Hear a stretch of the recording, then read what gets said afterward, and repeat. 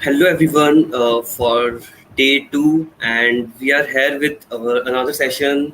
Let me introduce them, and then we can go.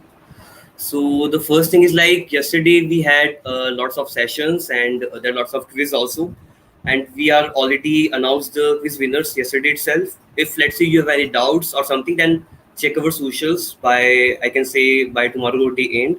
Okay, so we will be posting everything there. If you have any queries, then ask them on Slack or just put uh, on Slack hash random channel.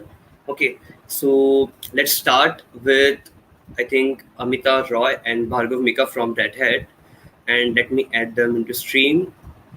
Yeah, yeah. Hi Amita. Hi Bhargav. How are you? Hi, very well, thanks. How are you? Yeah, I'm good. Hi Aditya, Yeah, hi have a, everyone. yeah. So let me first introduce them, then we can just start. So in the screen you can check like Amita Roy is there. So they heads the solution architect team for Red Hat India, uh, and is responsible for providing technical leadership and direction to the team. Okay, so for like there are lots of solution architects are there. So Amita Roy is heading a particular team there, and they are providing a good solutions for I can say open source technologies or any of the best fit for the particular I can say enterprise. They just providing it. So Amita Roy leading the team as this I can senior director, and there is another person we have from Red Hat. That's Bhargav. So Bhargav is senior solution architect, and with famous on Red Hat Cloud I can say Red Hat Cloud platform and portfolio supporting cloud and services with partners of Red Hat. Okay, so you can check the session on Rosa today. So it will be like Red Hat OpenShift on AWS. So you will be get lots of insights from them, and we will be having a quiz according to the session. So please be focused and try to learn as much as you can. So over to you, Amita and Bhargav. Thank you. Yeah. Thank you, Yeah. Can you Aditya. please share the screen? Yeah. I will start sharing my screen.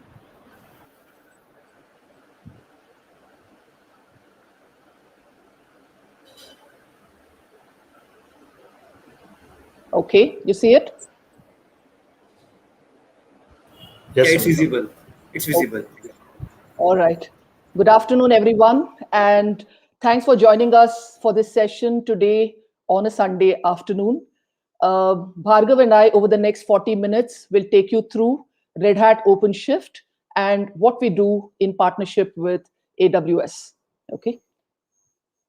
So as you know, business today is driven by a lot of innovation, a lot of big ideas, right? And business is moving faster than ever before. So today, if you want to do things, you can do it the kind of things that we were only dreaming about a few years ago. And technology, open source, and new ways of collaboration are all helping us really achieve what we want to do. And today, innovation is not just in the realm of some of the startups or Web 2.0 companies. Today, if you really look at it, every organization in every geography, right, can really innovate. They can really look at how they can create more customer value, and they can look at how they can create differentiation and compete on almost an equal playing field.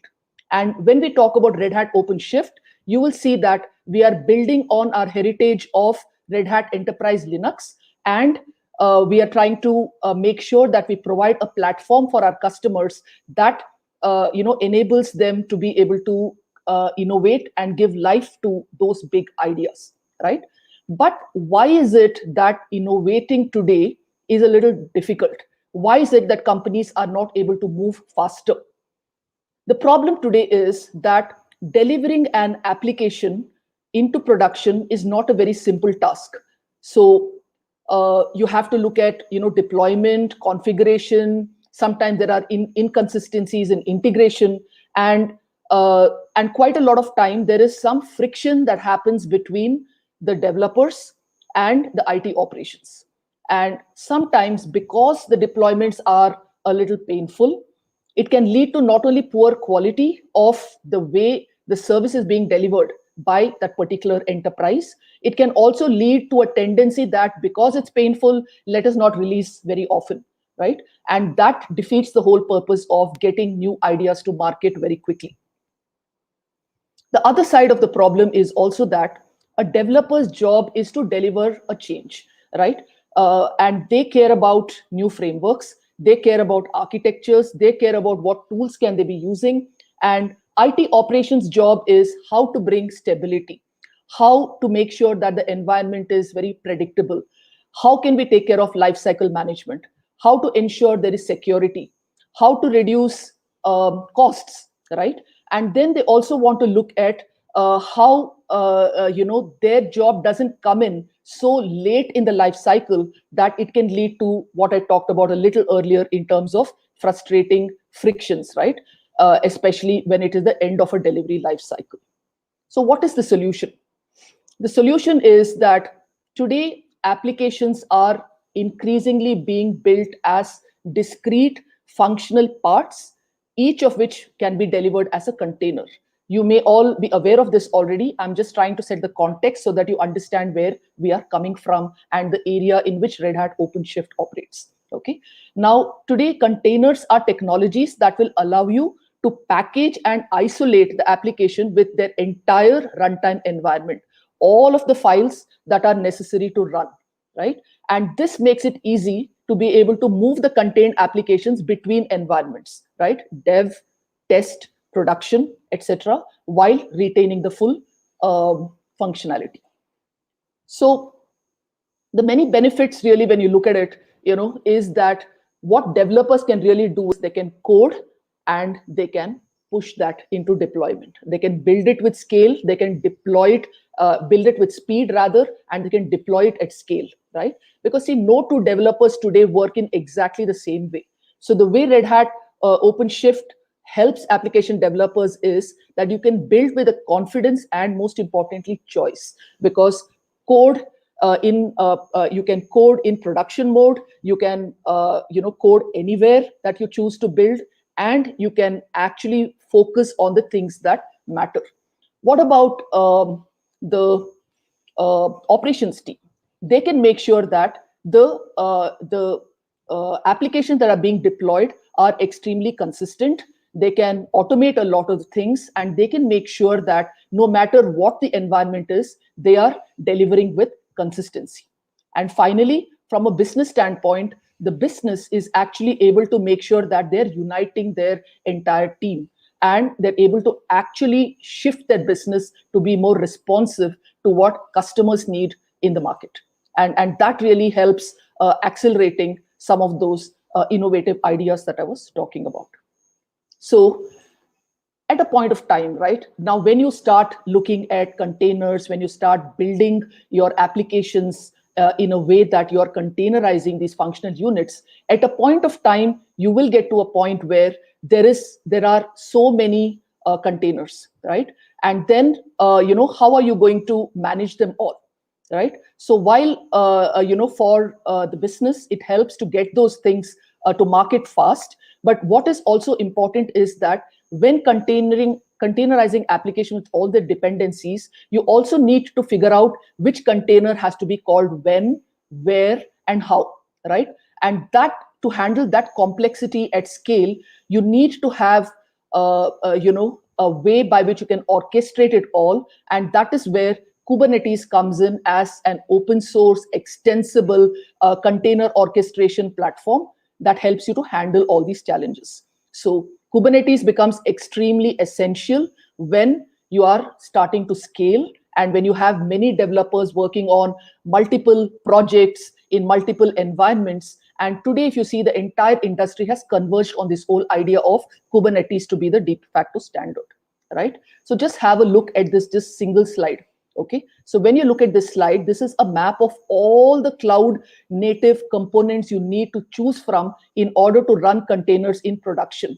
And this has been compiled by the CNCF, which is the Cloud Native Computing Foundation. So just imagine, okay, it covers everything from infrastructure through application developer services, as well as observability tools for the entire stack. And it gets bigger and it becomes more complicated every few weeks when a new revision is rolled out, right? And this slide, by the way, does not include frameworks like serverless, etc. And that's a completely different map altogether. And like I mentioned, this is getting dynamically changed every day.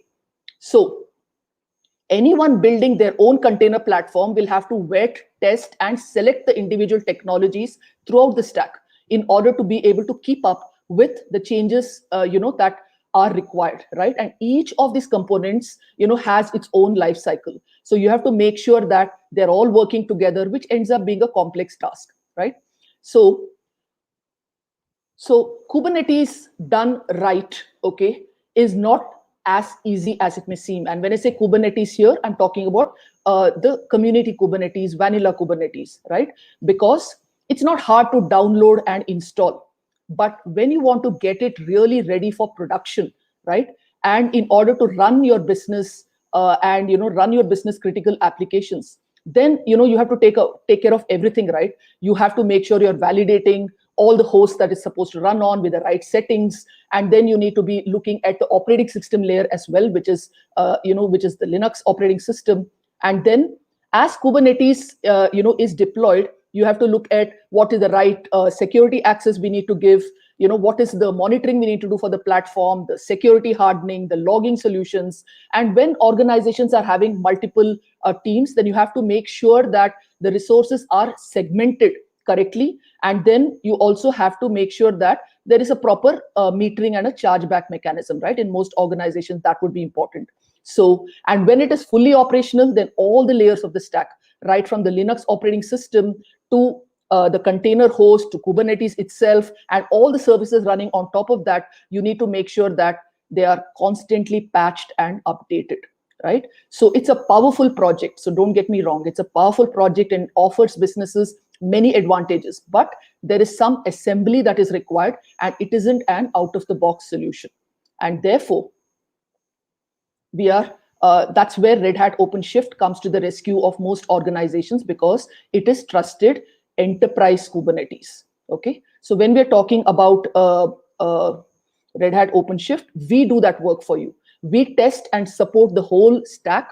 We include all the validated integrations, whether it's for networking, for storage, for metrics, or for logging, monitoring, authentication, authorization, languages, frameworks, middleware, database, etc., right? And you can be up and running with a fully configured Kubernetes in a matter of a few minutes, and you have everything you need from the metering, monitoring at the cluster level, at the application level, and developer services, right? And all those updates, the security patches, and other things that I was talking about, you can get them. They can be deployed in a single click.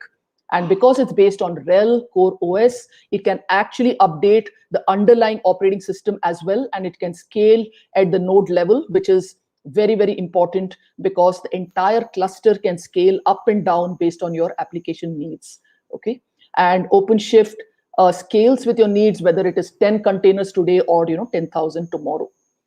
So today we have a number of customers that are successful. It's the industry's leading enterprise Kubernetes solution. And you can just look at the names that are scrolling there, right? Several customers' names that you'll be very, very familiar with and that have modernized their entire existing application portfolio based on OpenShift, right? So while we've always been a pioneer when it came to modernization, okay, our platform is also providing you very, very core capabilities to power the engine that enterprises need today in the fast-changing environment. And hybrid is really how the world is innovating today, because if you really look at it, there are new projects and there are future requirements. But customers also have to look at their current challenges, right? And how are they going to take those opportunities that come their way head on? So they are not going to dismantle everything that is there in the legacy environment, right? It's going to be a gradual process. It's going to be a journey. So if, you are like most of our customers, then, companies will have a mix of new and old when it comes to their applications that they need to run. And many of them have huge existing applications that are built with traditional architectures, monoliths, N-tier applications, enterprise service buses. And there are also, traditional languages that they're using like Java, like .NET, maybe C++, and in some cases, even mainframe apps.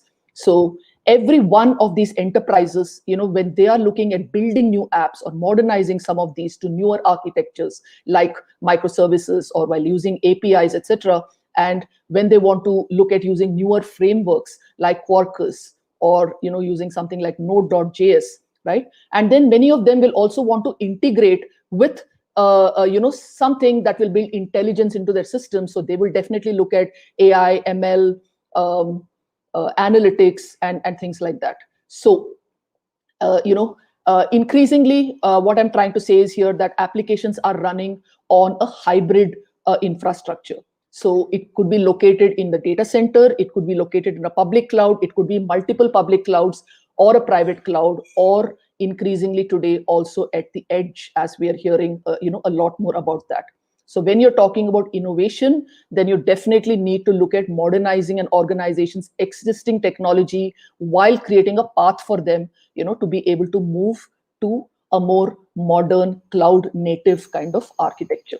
So why customers choose Red Hat? It's for all the reasons that I talked about. It is trusted enterprise Kubernetes, right? It allows for continuous delivery and continuous development, CI/CD, continuous integration, continuous deployment.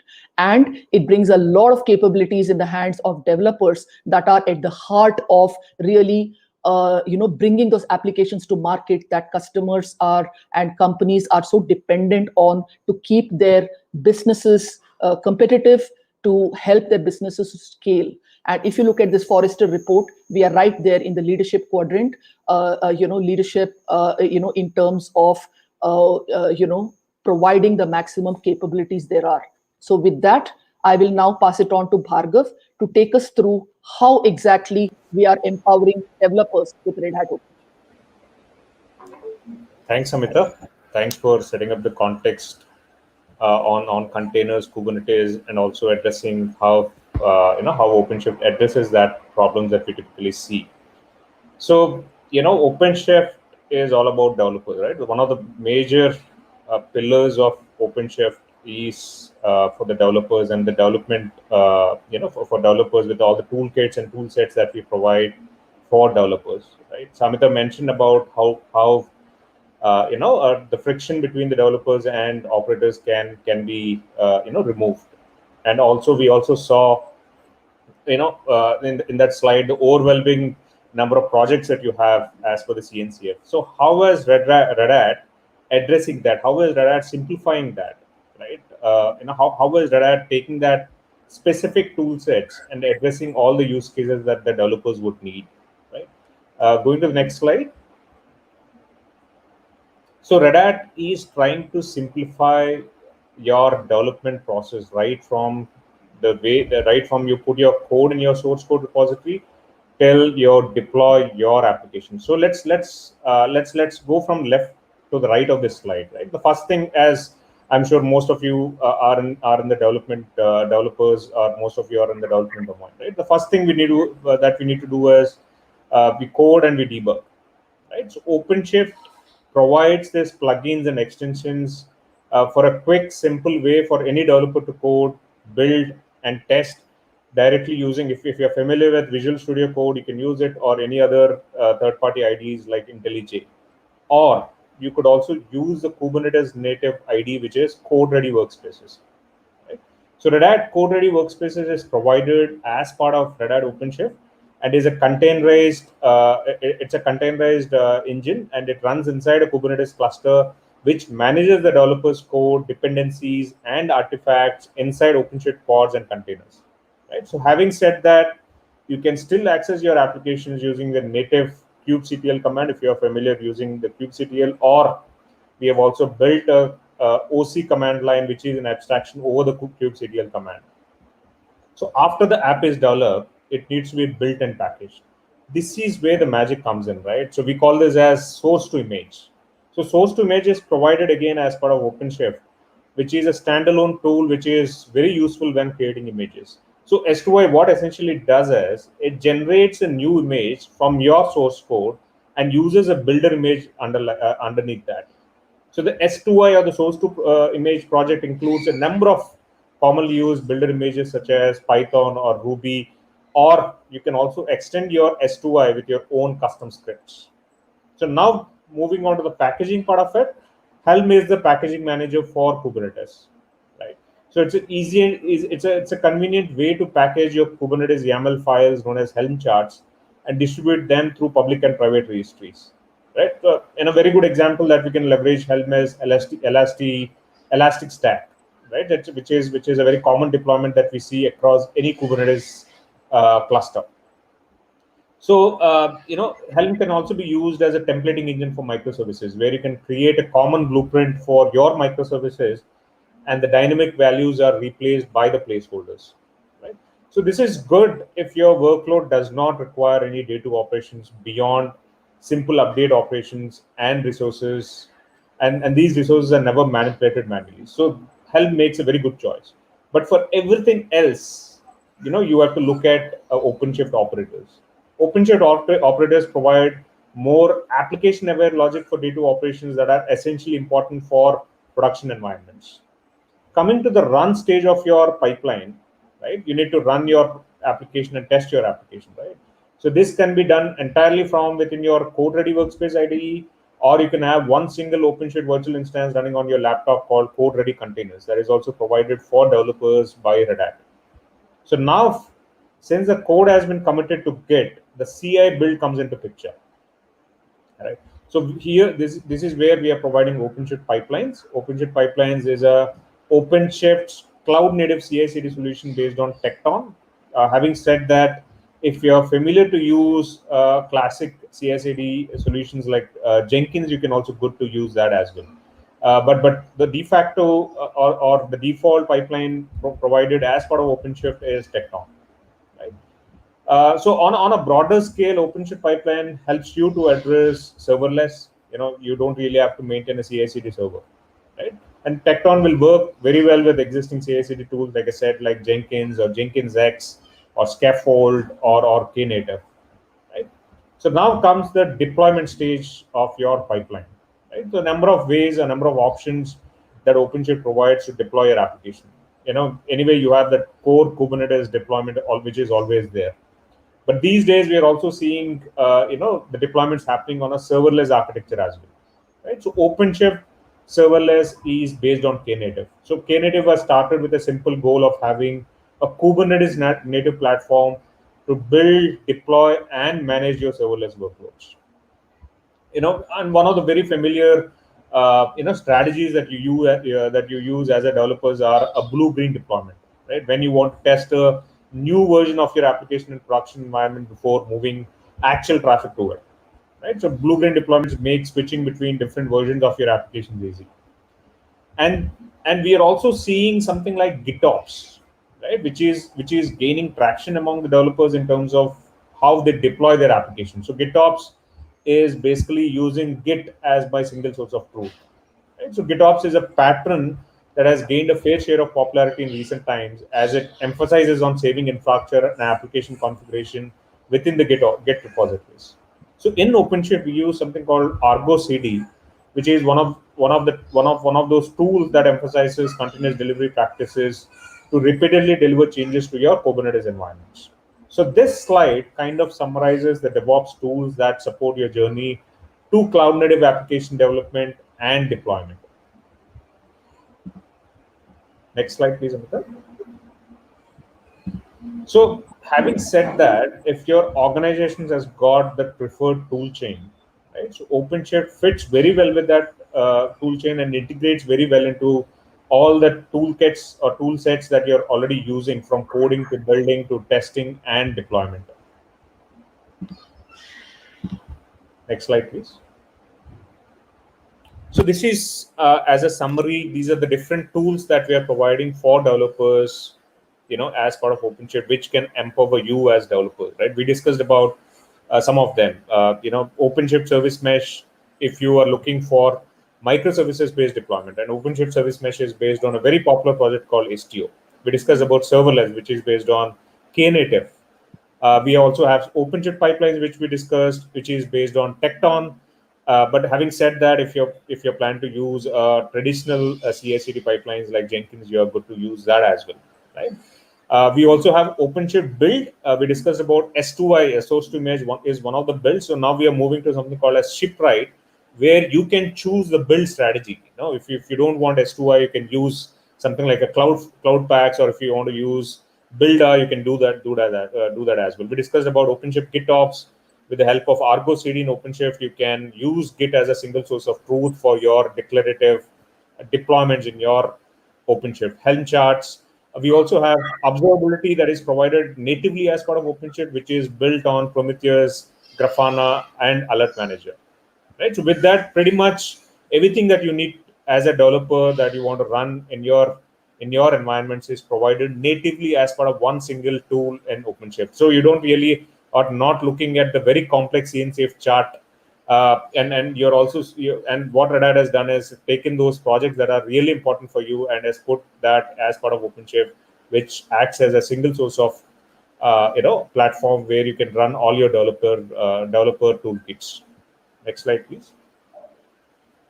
So this is the reason why we put this slide is, most of you are familiar using Jenkins CI/CD, right? So you can still use Jenkins CI/CD as your de facto CI/CD pipeline, and OpenShift provides a very nice visualization in terms of the progress of your pipeline as well. Next slide, please, Ankur. Yeah, and we are also providing a very intuitive developer perspective or a developer console, right? You as a developer, you don't really have to know about the Kubernetes YAMLs and the Kubernetes operations and underneath the complexities that under the Kubernetes YAMLs and all that bring in, right? You as a developer needs to focus on building your applications, creating those pipelines. If required, you can scale up and scale down your pods, right? So Red Hat OpenShift is providing a very beautiful OpenShift console meant only for developers. But having said that, if you want to perform a dual role of both a developer and an administrator, you can easily seamlessly switch between a developer perspective and the administrative perspective in OpenShift. Next slide, please.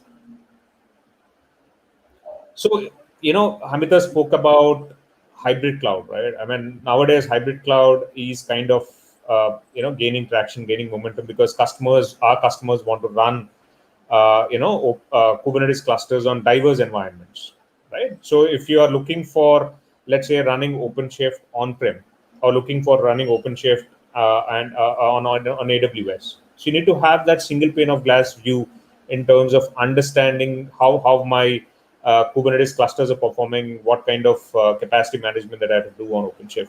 This is exactly what Red Hat ACM does. Red Hat ACM stands for Red Hat Advanced Cluster Management, which is provided by Red Hat. This is an add-on tool that you'll have to procure in order to manage your clusters, right? It also helps you to do policy and governance across your OpenShift clusters, which are running on diverse environments.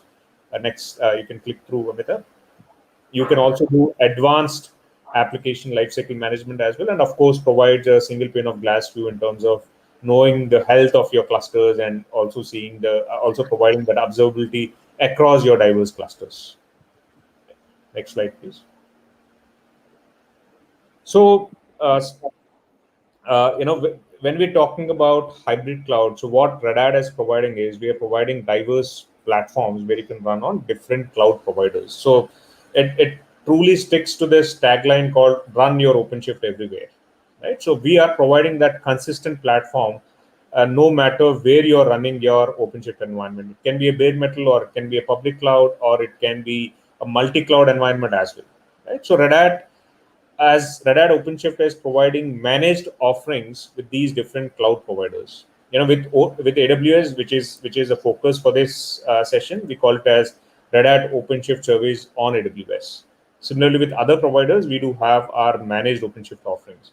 If on the right hand side, you can also see Red Hat OpenShift Container Platform. This is where you get that OpenShift platform, and you get the choice to run OpenShift platform any cloud of your choice.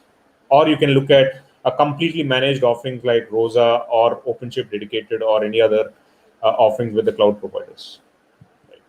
So next slide, please. So with AWS, both Red Hat and AWS have partnered to launch OpenShift on different models, right? We have a managed model, which we call it as Red Hat OpenShift Service on AWS. So Red Hat OpenShift Service on AWS, in short, ROSA, is a joint offering of both Red Hat and AWS. So it is a native offering. If you go to, I'll just show you in the next slide as well. If you go to AWS, you can see this as part of their console as well. Yeah. So Red Hat OpenShift on AWS, in short, ROSA, like I said, is a jointly managed, jointly supported, and jointly engineered offering of both Red Hat and AWS. So it reduces that operational complexity, right? So Kubernetes done right is hard. That's what you saw in the previous slides as well.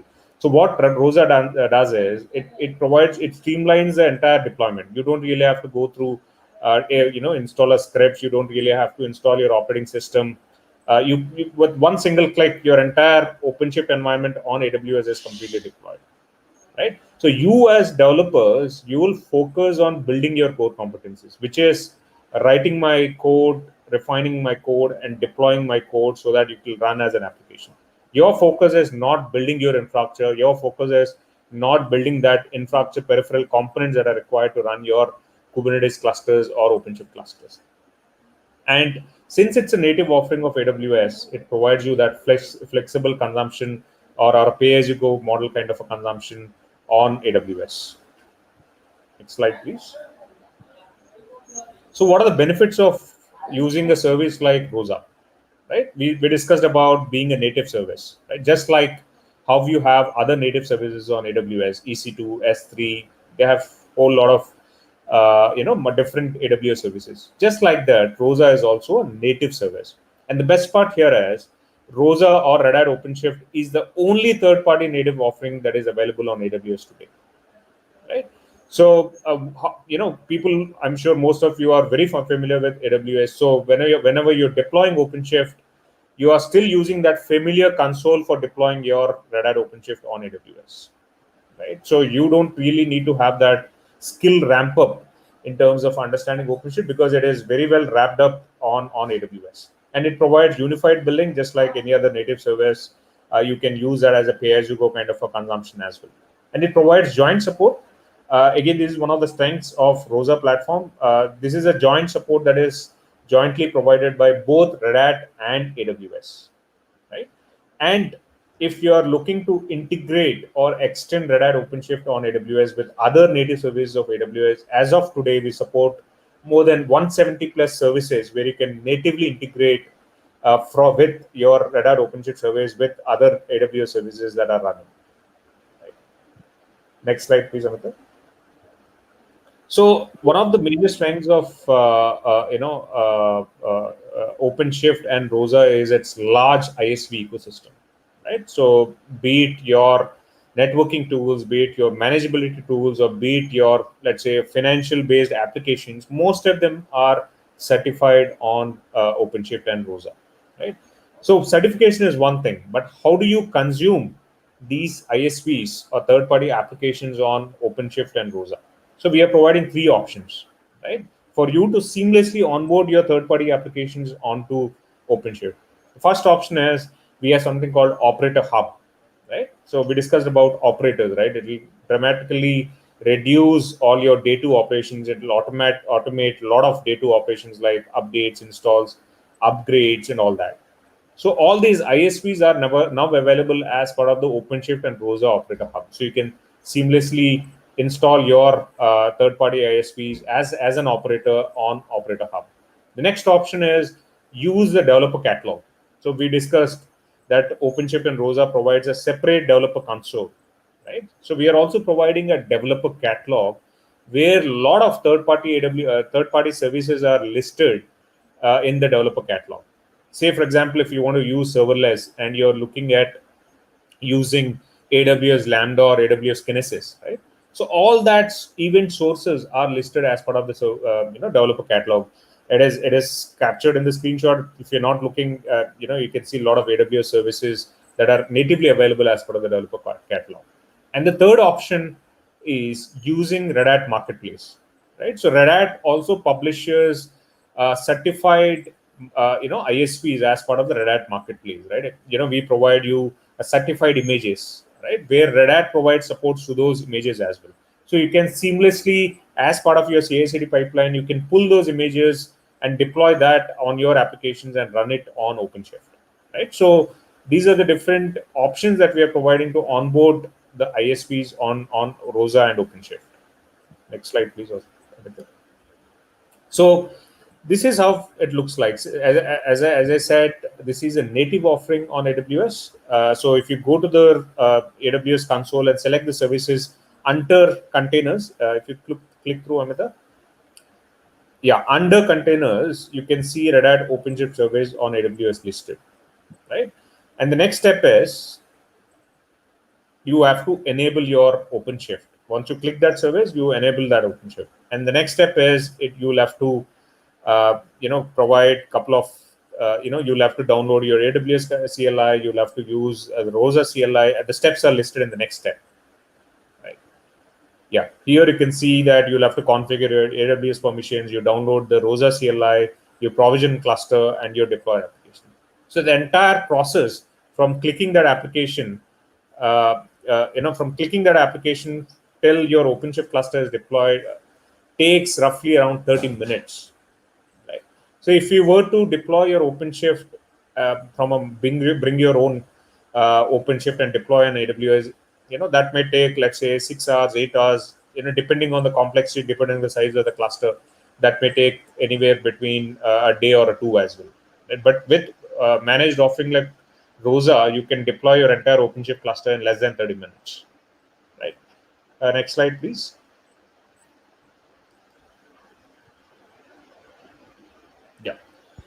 So this is a survey that Red Hat has conducted with some of the existing customers, and as you can see, whoever customers are using a vanilla Kubernetes offering, they'll have to write their integrations to interact their software with Kubernetes. That's not the case with OpenShift and ROSA. In the next slide, you can see that so Kubernetes will not suffice running your applications in production. You would need that entire surround and entire peripheral services that are required for running your applications on Kubernetes in production, right? And typically, as per the survey, you would need anywhere between 10 to 20 individual services for you to run your application in production. This is exactly what ROSA and OpenShift provides. We are not just providing enterprise Kubernetes, we are providing that entire surround or entire peripheral applications that are required to run your run your cluster in production. Most important ones like authentication, automation, CI/CD, monitoring, everything is provided as part of one single platform, that is ROSA and OpenShift. Next slide, please. So ROSA also comes with SRE, which is site reliability engineering, right? We are not just providing a support, right? We are also providing a proactive SRE as well, right? As you can see from the screen share, the responsibilities are clearly listed in terms of what you as a customer has to do and what Red Hat and AWS are going to, what support that Red Hat and AWS are going to provide support. So we provide proactive alerts, we proactively manage your clusters, we provide support in terms of integrations with your external parties. All that is provided as part of site reliability engineering of ROSA. Right? If you're interested, you can quickly Google ROSA SRE. First or second link will take you to that SRE page of ROSA as well. Yeah. Next slide, please. So these are research paper that IDC has published based on interviews with dozens of customers who have deployed OpenShift on ROSA and OpenShift on AWS. As you can see, it increased developer productivity, it helped in ease of management, it provided that ability to have a consistent multi-cloud platform. There are many reasons why our customers are deploying OpenShift on AWS. The most important reason is when you read the quote from the hospitality customer, which says that they were able to increase revenue by 15% with the help of OpenShift on AWS. Right? So when you generate that tens of millions of dollars more in revenue, the business case is pretty clear, right? So now, moving on, we'll talk about one use case which talks about the scale, right? I mean, which basically reiterates what OpenShift provides. The reason why we took this use case is BMW. You guys are all familiar, right? So basically this reiterates the kind of scale that OpenShift can provide. As you can see the numbers. Basically, BMW is posting their entire connected drive platform on OpenShift, and connected drive is like smart connected car that you use for turning on your ignition, for switching on AC. You can do pretty much a lot of things. It gives you that telemetry data in terms of how your car is performing. The entire backend is hosted on OpenShift, and you can see the scale, right? There are like 12 million plus connected cars that are running on OpenShift. I mean, that are basically using this connected drive experience. And OpenShift processes more than 1 billion requests per week, right? So that talks about the scale that OpenShift provides for large environments like BMW. Next slide, please. So if you want to know more about OpenShift, the best thing to start is Developer Sandbox. It basically gives you a sandbox environment with a decent CPU and memory. I think it is available for 15 days or so. So if you want to quickly create a Red Hat OpenShift environment, you can go to developers.redhat.com and create your developer sandbox. There are other avenues in the next slides. We can, it basically talks about if you want to know more about OpenShift features, for example, Istio service mesh. If you want to know about operators, you can also register for your DevNation Tech Talks. It happens every week, typically ranges from 30 minutes to 1 hour, right? And the next slide, we also have OpenShift TV, right? It basically it's a subscription base. It's free of cost. You can subscribe to the channels of OpenShift TV if you want to know more about OpenShift and ROSA. Next slide, please. And this is a very great start. I mean, this is easy start if you want to quickly know about OpenShift. If you want to get quickly hands-on experience on OpenShift, you can go to learn.openshift.com, which in the background will create Katacoda environments if you want to know about specific use cases that are running on OpenShift. Right? And we also have OpenShift Commons in the next slide, where we invite our users like you, partners, our customers, to come together to collaborate and work on OpenShift, right? So it helps you if you want to participate in any of your OpenShift projects. You are good to be part of OpenShift Commons. So you can register yourself in commons.openshift.com. So with that, we have completed our presentation on OpenShift and ROSA. So we are now open for your questions. Yeah, thanks for listening to us. Yeah, thanks a lot, Amita and Bhargav. That was a great, I think, presentation, and people are really enjoying it. So there are, I think, one or two questions. Let me put them. So, so one of the, I think, Jim from Japan, as you mentioned previously. So he's asking like, our organization is now using default Kubernetes on premises, and we want to move to Rosa. So do we have anything for testing or any of free trial? As you shared the sandbox something. So, so how they should go or something like that. So let me take that. Rosa, as I said, is a first-party offering of AWS. Right? Okay. If you have any free credits that are available in AWS, or if you can reach out to your AWS teams, where they can help you provide some free trials, you can always reach out to AWS teams, right? So you can use that as part of your free trials or any other commercial contract that you have with AWS. Okay, yeah, that answers the question. And again, it's like, yeah, for learning the OpenShift, like where one can start. Yeah, I think we addressed this. There are a lot of avenues where you can learn OpenShift. The best way for starters is go to learn.redhat.com. You have all the pre-configured use cases.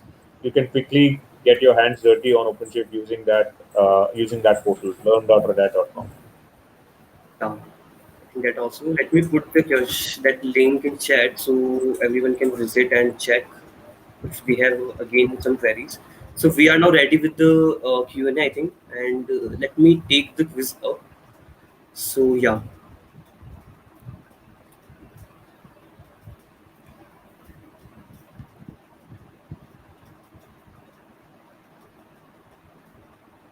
yep, can we start it? Yeah.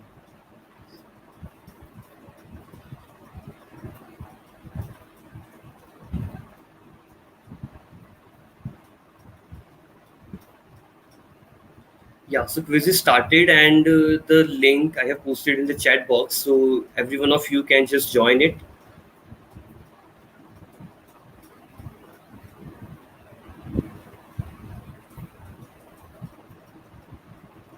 Let's see how much people can join today. Yesterday we were having a great number. Yeah, people started to join. It will be open for 3 minutes, like to start the quiz, and then quiz will be having 5 to 7 minutes. So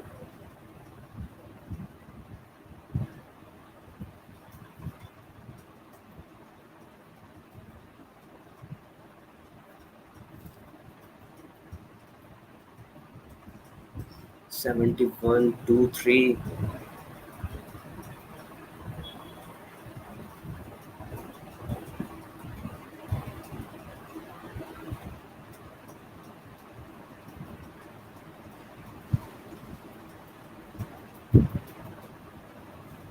Let's wait till 100. I think 95 is done.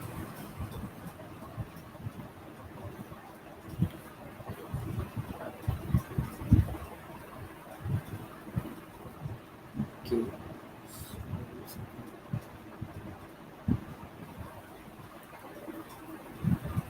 Yeah, I think we will start the quiz. Okay.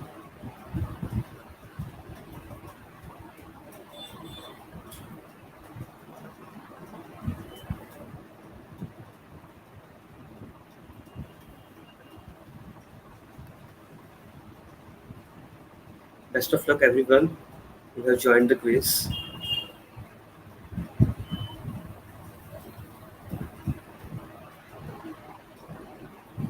So basically, the quiz will be based on what you have learned till now upon the Kubernetes, OpenShift, Red Hat, some kind of Linux. So the questions are the mix of them, and I think we are getting lots of answers.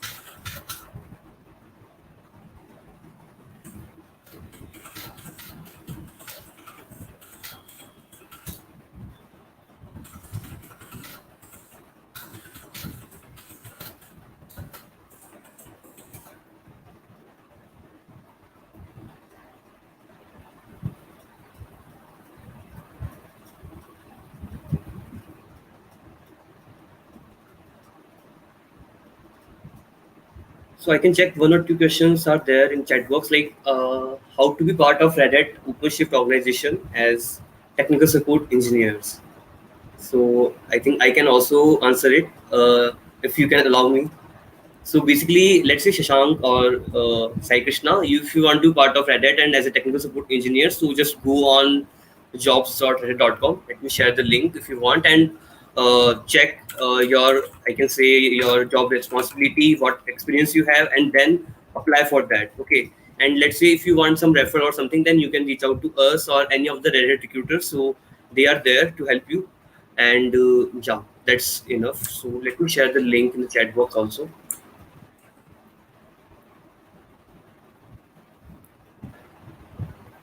Yeah, so you can go this link and just apply wherever you are checking, like I am fit in this particular role or these are the criteria that I'm looking for. So you can always apply there. Okay, two people are having 100% off. That's great.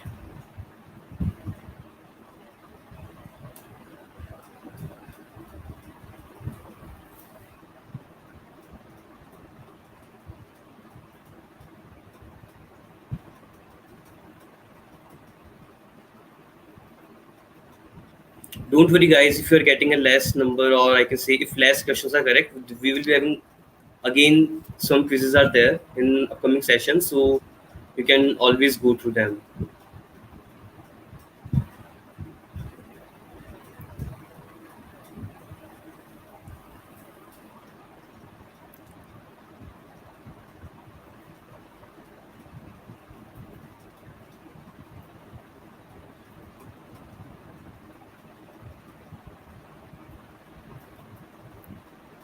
Okay, so we can start. You can stop it, Abhineet. You can just end it because we are already having lots of responses. Yeah.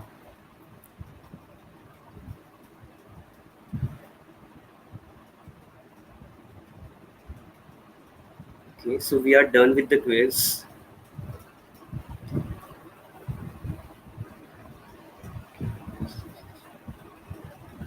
Yeah, thanks a lot, Amita ma'am, Bhargav, for joining the call. I think they have left. I have taken it. Yeah. Right. So thanks a Thank you lot very for much. joining. Yeah, and Thanks for giving the inviting insights us. about. Yeah, we are so Thank glad to you. have you actually. Yeah. Thanks. Have a good rest of the day. Bye. Yeah, you too. Yes, sure. Yeah, bye Bye. bye. Bye. Bye. Thank you.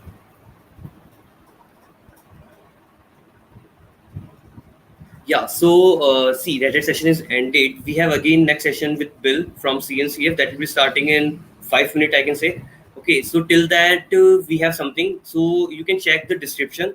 There's the link we have posted for the Agora contest. Okay, so what you have to do, you can just check that contest. That contest is live and that was a surprise contest by Agora itself. Okay, so what you have to do, just follow. There one link given for the reference. Okay, so just follow the reference link. There they have given like what you have to do, how you have to integrate that particular Agora API by VS Code or something. So you have to integrate that, and at the last you will get some project link.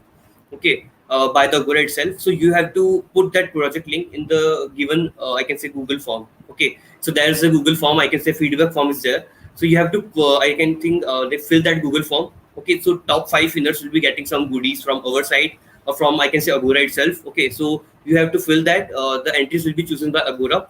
So it's not like you have to contact us for it. Okay, the winners will be announced so soon by us or by Agora itself. You will be contacted. Okay, so just start with it, and if you have any of the queries, just go to it. Okay, so I think Agora contest live, so you can check the description. And we are having another thing for you all, like I have checked like lots of queries, because I can check like there are 138 people, and you must all having queries for AWS certifications, like how we can go with it, or is there any vouchers we can get some for the AWS certification, or can practice exam can be free. Okay, or let's say there are some queries like I'm preparing for practitioner exam, but I need some vouchers because these are so need some money, or we have to spend a lot of money to get certified. Okay, so what we have for you is like we can provide you some practice exam vouchers. So what I will do, I will just put a link in comment section. You have to follow that particular link and just fill that particular link. Okay, and you will be getting the vouchers for practice exam. So that practice exam voucher can be for solution architect, developer, associate, or I can say there is SysOps. So you can get any of them practice exam voucher. Okay. So practice exam voucher also you have to pay something, $20 or $50 I can say. So that money you don't have to pay if you will get that particular voucher. So I'm just putting the link in the comment section, and you can just go with it, or I can share my screen also and then let you know. So just give me a minute. Let me just check the link and share with you all. Okay. So yeah.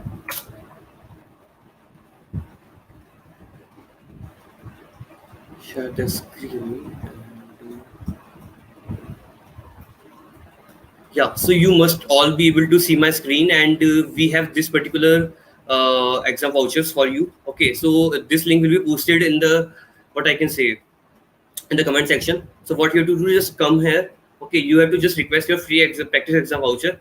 You have to fill all these details. Okay, so you can type your email, first name, last name, phone number, company name. If you are a student, just fill NA. Okay, don't put any company name. If you are not from any of the organization or working professional, you can fill NA, and the country region you can select India, and postal code wherever you are in. Okay, and then industry you can select. Okay, so industry, let's say you are a student but still you want to fill the form, or you are a working professional, then you can choose the computer electronic or any of the IT. Okay, but still if you are a student, then you can choose the, I can say, there must be, you can choose other, or instead of other you can choose the computer also, because if you are from college then you can choose your branch or anything you can put. The job role is like you can put the student if you are a student. If you are a developer or engineer, then you can choose that, and accordingly you can choose whatever fields are there. The job title, if you are a student, just put student there, and if you are any of the job title you have, just put that. And level of AWS usage, so it will be depending on like how because this will be actually monitoring, they will monitor it like how you are using the AWS. Okay, and why you need practice exam voucher, so you have to just fill this, like you are using it or does not use it, so you have to fill this particular thing also. And use cases like you can choose a learning and certification, because you are in the learning phase. Okay, so you are not only implementing something, you just want to learn, so you can choose any of them. Okay, and yeah, we have, and then you have to submit it. I think that's so clear for you, and we have just put it the link in the chat box. Let me check if not, and then we can just start. uh, yeah, so if link is not there, let me just share with you all. Okay, so just go there and you can get the practice exam vouchers for the free. And we have Bill joined, so let me take Seema up. And yeah, hi Seema. Hello, Aditya. Yeah, over to you. And Bill, let me go. Yep. Yes, sure. Hello, everyone. So the next, we have a very special guest from CNCF. Okay, let me introduce him to you. So Bill is a community manager at CNCF, helping the cloud native community grow and make cloud native computing okay, I don't know ubiquitous. He runs strategic programs around telco and edge computing, helps students see cloud native as a career path, builds local communities through Kubernetes community days, and creates immersive media experiences through cloudnative.tv. He is always looking to connect with the community. Yeah. Hi, Bill. How are you? Good. How are you? I'm also great. I will hand over to you the session and you can start. Sure. Yeah, thanks. Let me just share my screen really quick.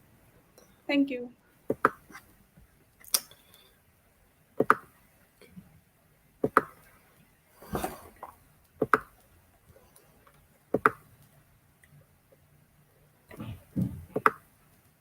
Okay, great.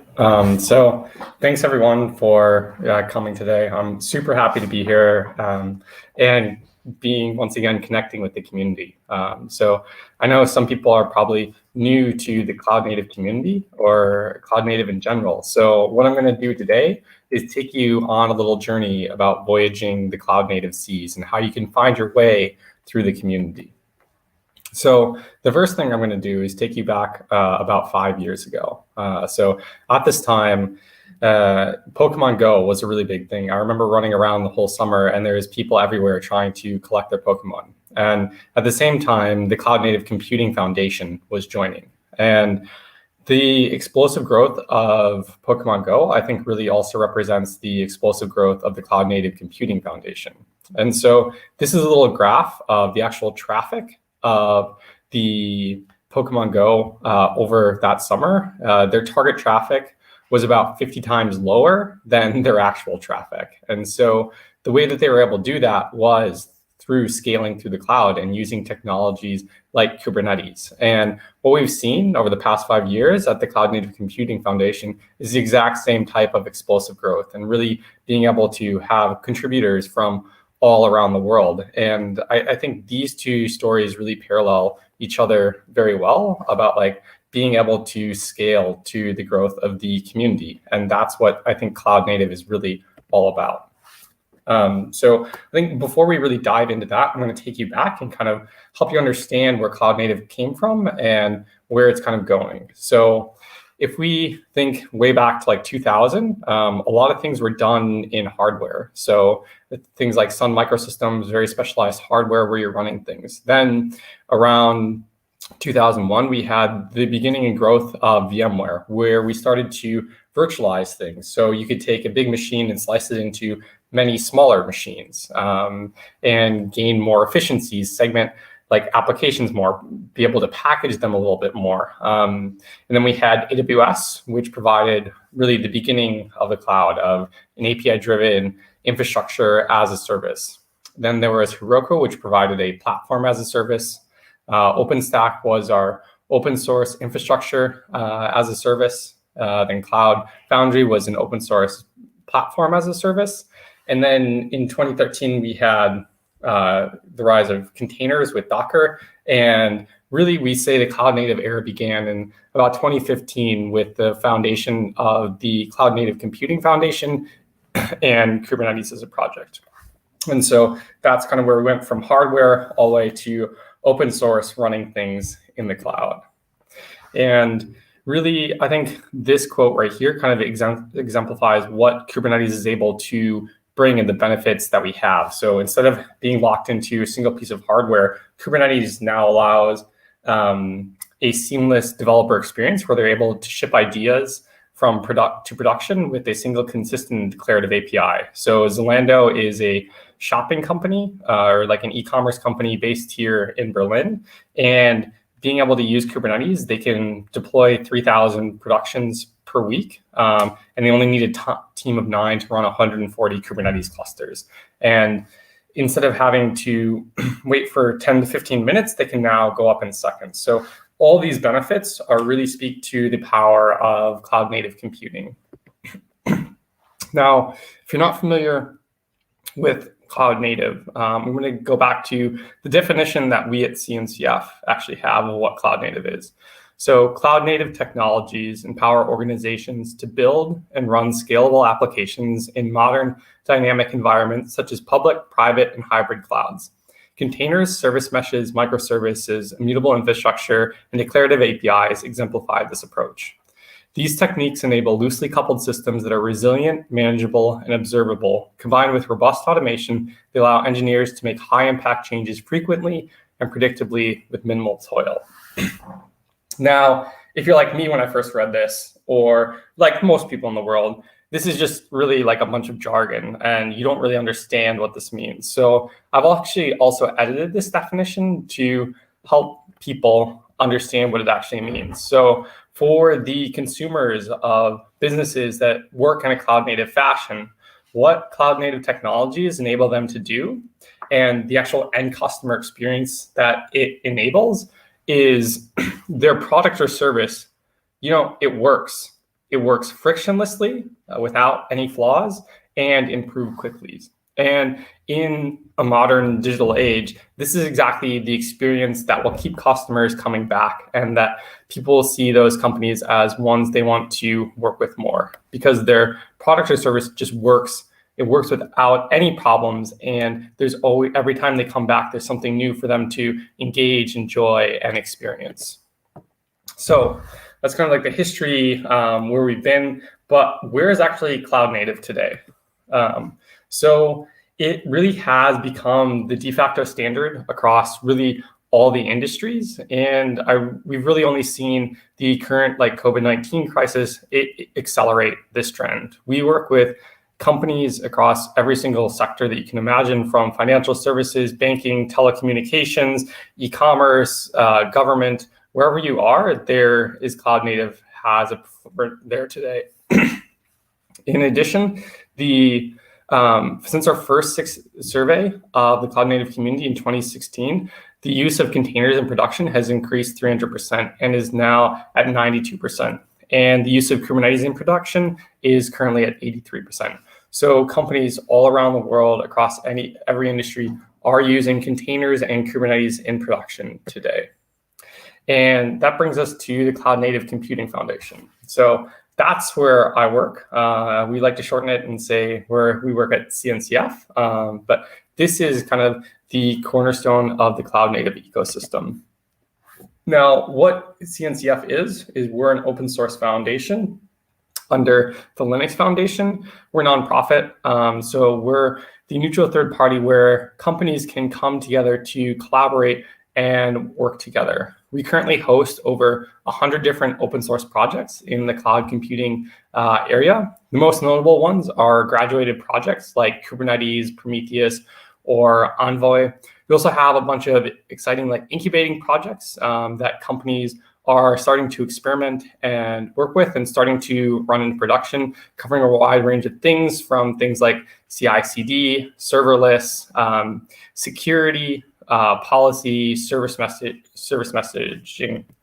And the other exciting thing that we have are what we call sandbox projects. So these are new and experimental projects that are really kind of the bleeding edge of technology, where companies have exciting ideas about where they see the industry and technology are going and want to be able to come together to collaborate and work on these projects. And so I think the range of different projects in the sandbox really speaks to what companies are trying to do in the cloud native industry. So things like load balancing, GitOps, running Kubernetes for edge computing, running storage on Kubernetes, doing different types of networking, doing bare metal host management, providing high performance computing, or providing hardware security. All these different range of projects, I think, speaks to the impact that the CNCF has on the cloud computing industry. And the other thing that the sandbox projects represent is an amazing variety of different projects to get involved in or to utilize, but we'll get to that a little bit later. So the CNCF currently has over 600 members. It's growing almost every single week. We have our platinum members, which represent really, I think, the whole range of the tech industry. All the major cloud providers like AWS, Google, and Microsoft are all represented. Apple, ARM, you can read all of them. We also have a bunch of gold members. And I think the most exciting thing about the CNCF ecosystem is our end user ecosystem. So these are the day-to-day companies that people will actually interact with. And so these companies are using cloud native services to provide actual cloud native technologies to provide services to actual companies. So here in Germany, where I live, N26 is a bank, MasterCard is a bank, SAP is Deutsche Bahn is our national train system, Toyota is a car company, right? So these are all the companies that we know on a day-to-day basis that are using cloud native technologies, and they're part of our end user ecosystem. And so that's kind of the high level overview, but how do we conceptualize what are the building blocks of the actual community and how do we put things together? And I think there's really three key things shaping cloud native innovation today. The first is collaboration among Team Cloud Native. The second is really this innovation driven by the end user community that we have. And the third is more diversity and more diverse development. And I think these are the key things that have made the cloud native computing community so successful. So the first one is Team Cloud Native. So there are currently about 6.5 million cloud native developers around the world, and it's increasing all the time. 2.7 million people use Kubernetes, and 60% of backend developers are now using containers. And we really see the people in the community as the foundation of everything that we do at CNCF. It is a awesome variety of people. We currently have, I think it's 130,000 contributors from 178 countries all around the world. And the next contributor could be you, and we'd love to have you. And because for us, every single contribution, whether it's just a small change to a documentation or anything else, really matters to the community. Speaking from experience, my first contribution to the cloud native community was just fixing a broken link in a documentation. And now I'm working for the CNCF. And so every contribution does really matter, and everybody has to start somewhere. And where we really see ourselves is a cross-company collaboration zone where people can work together to create interoperability, and really a place that people can trust us. So when people come and join the cloud native community, they put our trust in what we at the CNCF do. The second part, I think that's really the key to the success of the cloud native community, is the end users. So we really see what we do as end user driven open source, because they are the companies actually putting these technologies into production. And they're also the ones that the people that have to wake up at 3 a.m. if anything goes wrong with any of the projects. So these projects really wouldn't be where they are today without these people, really putting them into production, putting their sleep on the line. And the feedback that we get from these end users is invaluable to the continued growth and success of the projects. What it does is it really helps prove the value, the reliability, and the security of these projects. And we really see these end users as playing a critical role in kind of this second wave of cloud native. They use our projects, they create projects, and they are really the largest audience of developers adopting cloud native technologies. And having the end users in the ecosystem really creates this virtual cycle where the end users feed back their experience into the projects. The projects can then take that experience to create enhancements, create features, and improve the project. Those improvements and then help the end users running things in production. And the cycle repeats and repeats faster and faster until we get a better and better experience for our end users, allowing more companies to adapt and develop, and utilize these cloud native technologies. And I think the third and most important part of the cloud native community is really its diversity powered resilience.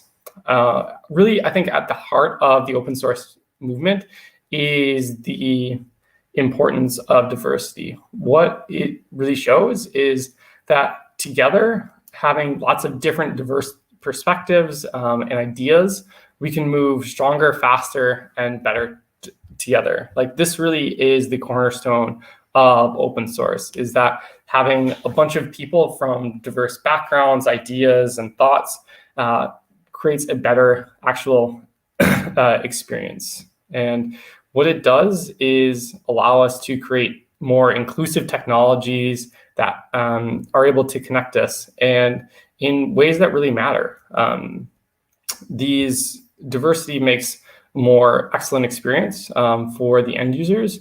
And we at the CNCF see that it's critical for us to help nurture this within the community because of the power that it provides to the community. We see this support, this web of support based on diversity is important to what we do at CNCF. And so if you're excited about what I've said so far, I'd love to help you find ways to join Team Cloud Native on this journey today.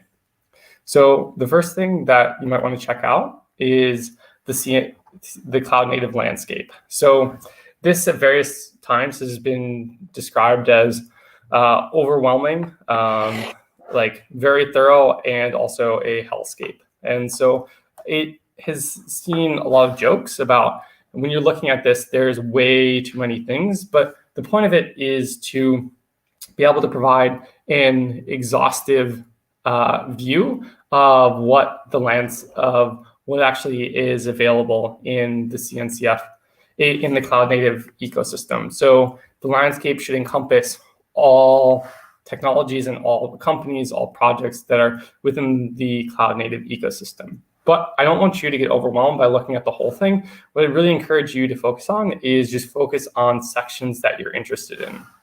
So if you're, for instance, looking for a container runtime that you can use, if you just zoom in on a single section, you can see that there's two CNCF projects in the container runtime. One is graduated. It's really production proven. You can try it out today and probably put it into production. There's also an incubating project.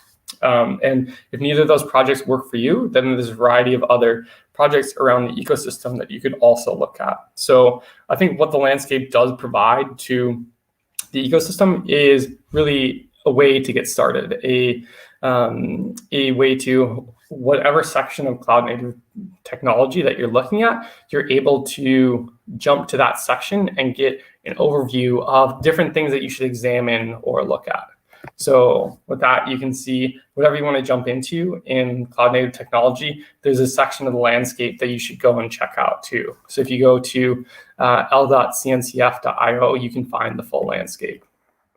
The second part is the CNCF end user tech radar. So when I was talking about the end user ecosystem before, I was talking about the people actually putting things into production, and they have the actual experience of what works and what doesn't work in production, and they have great feedback for the community. And part of that is our tech radar. And so what these are kind of evaluation frameworks for different areas of technology. And users can say whether they're adopting certain technologies, trialing certain technologies, or just assessing them. And one comes out each quarter, and they cover different areas like continuous delivery, observability, databases, and secret management. The latest one was actually on multi-cluster management. And so what these end user tech radars help companies understand is, as they're once again looking at a certain part of the ecosystem, say they're trying to understand how they can update or start implementing continuous delivery, they can understand what other companies are actually using in production. And so they can jump into the continuous delivery, and they can see that, oh, a lot of other companies are actually adopting Flux and Helm right now. So as I'm getting started in this space, I might want to check out those projects too.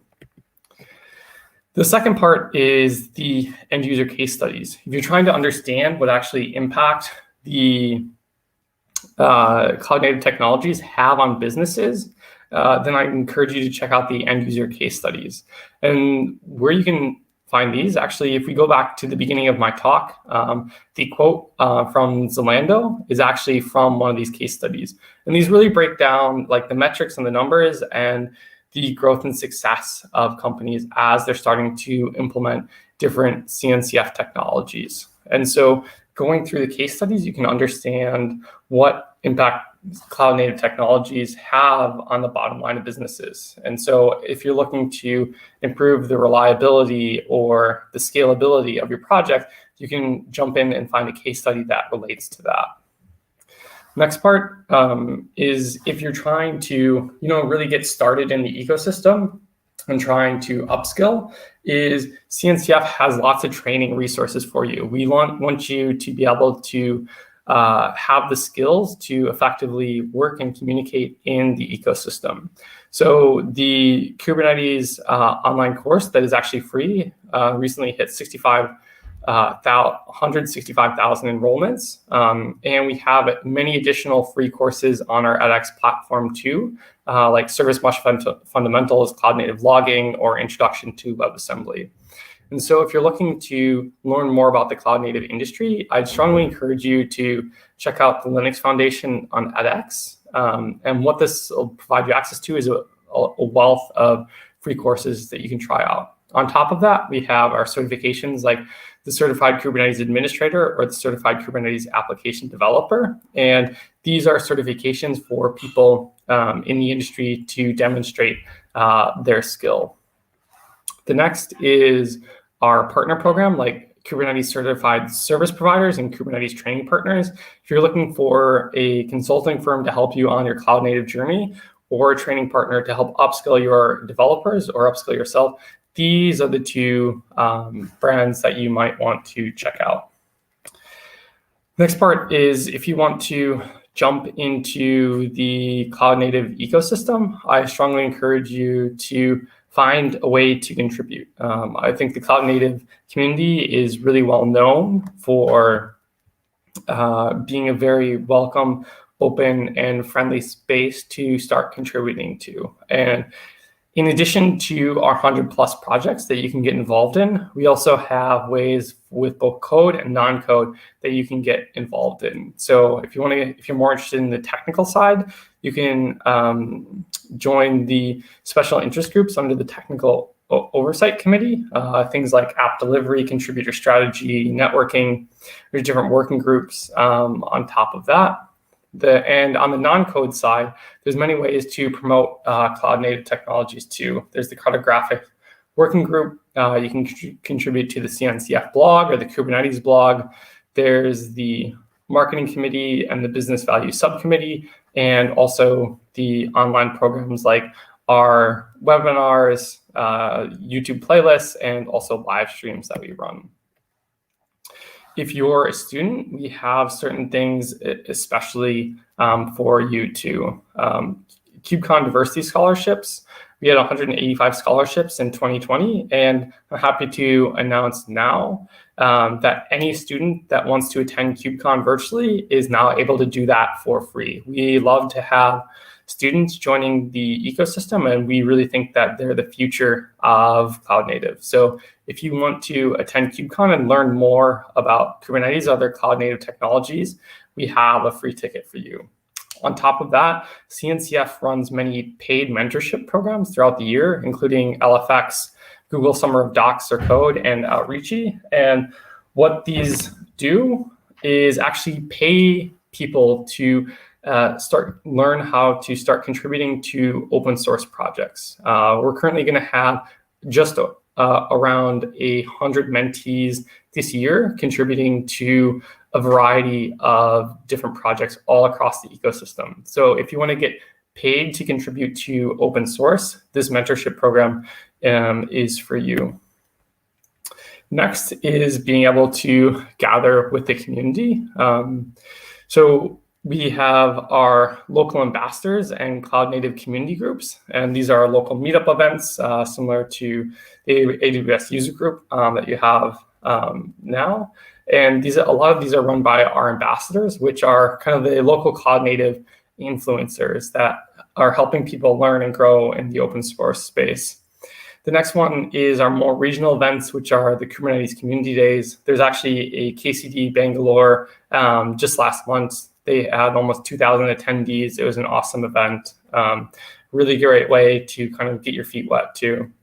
The next one is KubeCon plus Cloud Native Con. Our next one is upcoming is in North America, which is October 12th to 15th, and it's in Los Angeles and online. And so even if you can't travel to LA, there's a virtual ticket, and if you're a student, there's a free virtual ticket for you, and I'd love to see you there. And there's also the speaker bureaus if you want to find speakers for your next event. And the last way to get involved is, as a company, is to become a members. CNCF provides a wealth of resources and other promotion for the members that it has, including marketing amplification and brand awareness, cloud native community engagement, and thought leadership across key technology trends. And we'd love to have your organization as a member too. So with that, thank you for having me today. Feel free, if you have any questions about the cloud native ecosystem or how to get started, to reach me at any time. There's my email, my Twitter, and you can also just book a meeting with me. Like I said before, I love to meet and engage with the community, and I'd love to connect with you too. So thank you. I'm happy to answer any questions that people have now too.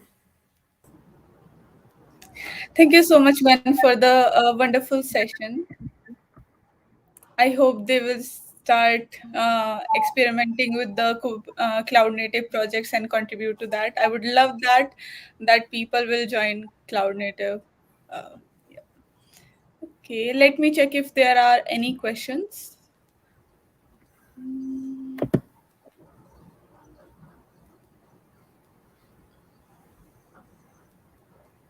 Can I provide the case study link?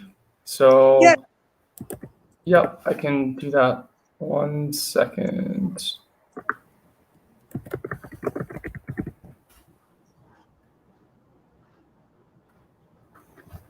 I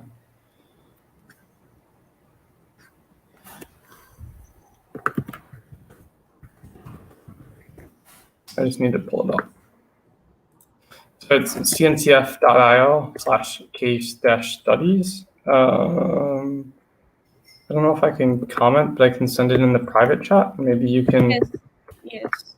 Okay, so I just sent it to you. How to join CNCF? So there's lots of different ways. Like I said before, you can get involved in one of the 100+ projects. A really good one to get started with is actually Kubernetes in the contributor experience. And I can drop the link for that too. 1 second, and just show up to one of the meetings. I think the people there are super friendly, but obviously all the projects are great too. It just depends on what your interest is. If you want to contribute code, if you want to contribute non-code, and what else you want to do. But I would recommend starting with Kubernetes SIG contributor experience. Yeah. Next question is, how can working professionals join the mentorship program? Yeah, so that is actually also open to working professional too. So you can actually find more information in the mentoring repo. So I can provide a link for that too. And just read through, there's a couple different programs. They all have like slightly different requirements, but it's not just for students to join the mentoring program. It's also open to professionals too. That's great. Okay. How to get started with contribution? Well, that's a pretty common questions from all the students. Yeah. So the other link I want to drop in here is contribute.cncf.io. And what this provides you with is a wealth of resources about how to contribute. So if you click on I am or want to be a contributor, it lists all the different projects, like where to find them, the language that they're written in. And so I think that's a great resource for getting started. Okay. How to learn cloud native? Yeah. So sorry, something popped up. So let me drop the link to the edX Linux Foundation. And so this is a great variety of resources that we have. So these are free online courses. I think that's a great way to get started about learning about different cloud native technologies. Yes. Okay. Okay. There is another question, difference between cloud and cloud native. Yeah, that's actually a great question. So cloud is where like you actually run things, and cloud native is a way things can be built. So you can run any type of application in the cloud, but it doesn't mean that they're being cloud native and actually taking advantage of what the cloud enables. So being a cloud native application or working in a cloud native ways means you're taking advantage of what the cloud offers to you. So being able to, like I said in the definition, is being able to automate things, being able to scale things, being able to break things down into different microservices, being able to package and reuse things. So these are all cloud native ways of thinking and of working. And so if you're you can work in the cloud, but you don't have to work in a cloud-native way if you don't have to. So the cloud is a place where you can run things, and working in a cloud-native way means taking advantage of what the cloud offers to you. Yeah. Next question is, what is the best platform to utilize the true power of cloud native? Yeah, I think it really depends on your use case and your needs. There's a lot of great platforms. If you check out the landscape, you can see all the different places that you can run things, and I can drop a link for that too. And this is a great way to check out like all of the different platforms. And right, it's hard for us at CNCF to have favorites. We really can't. I think it really depends on your use case, but I would check out the landscape to figure out like all the different choices that are open to you, and help you evaluate, and you can evaluate which is the best for your use case. In terms of like the platform though, like we're very biased. We think Kubernetes is a great platform to really utilize the power of cloud native technology. True. Okay. Next question is how to plan all the things collectively to move to cloud native. Yeah, so if you're a company and looking to move to cloud native, there's the Kubernetes certified service providers. And so I can provide a link to that too. And so these are the people that can help you on your journey. So let me just pull up the link to this. One second, sorry. Clicked on the wrong link. Okay, and so if you want to get started on that journey, I'd recommend talking to a certified service provider. Okay. Okay, there is a question. What was the first project you have contributed to? Yeah, so the first project I contributed to Kubernetes was Kubernetes, and it literally was just fixing a broken link in the documentation. I actually want to see if I can find, let me see if I can find the pull request really quick. And then you can see like my first contribution wasn't anything crazy. It literally was just, fixing a broken link. Yeah, I think the open source journey starts always with the small bugs and pull request. Mine also started with the small documentation contribution. Yeah. So you don't have to start big or anything crazy. So you can see my first contribution to open source right here. It was just one line fixing a broken link, and that's it. So it's really easy to get started. People are open to having contributions too. Yeah, I think students are just overwhelmed by the open source thing, but it's not that difficult as they think it is. Yeah. Yeah, okay. There is a question. I'm a student in 10th standard and I want to be a member of CNCF community. What should I do in order to contribute to it? Yeah, so I'd recommend checking out the contribute.cncf.io. That's a great place to get started. Okay.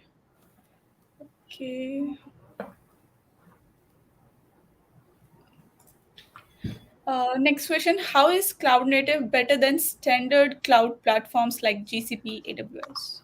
Yeah, so I think that's a little bit of our discussion earlier between cloud and cloud native, where platforms like GCP are the cloud, and you can work in cloud native ways on top of that. So for instance, Google offers a managed Kubernetes service called 𝐦𝐞𝐫, Google Kubernetes Engine. And what that allows you to do is to run Kubernetes in the cloud. So cloud native is a way of thinking, it's a way of working, it's a way of acting, and you can use that to work on cloud platforms like GCP. Yeah. Okay. I think we are done with the Q&A and we can move on to the quiz. So okay.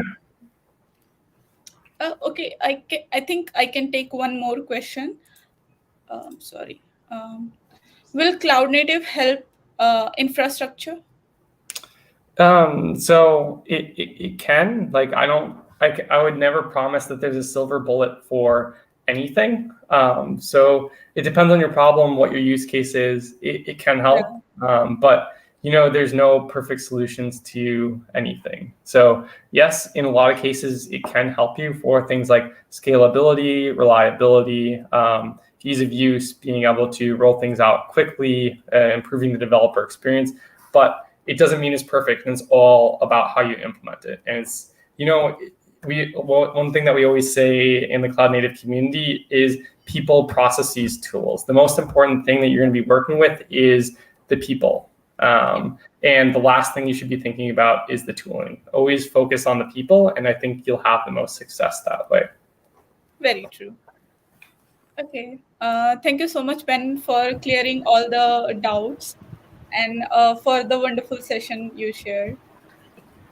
Yeah, hi Bill. So we will be having quiz now, so we can start with it. Cool. Yeah, so these are some winners from the last quiz. So yeah, you can check the name on list.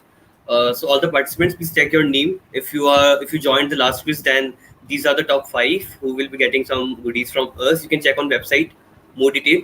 And now we can move to the quiz for this session. So yeah, let's start it. All the best, everyone.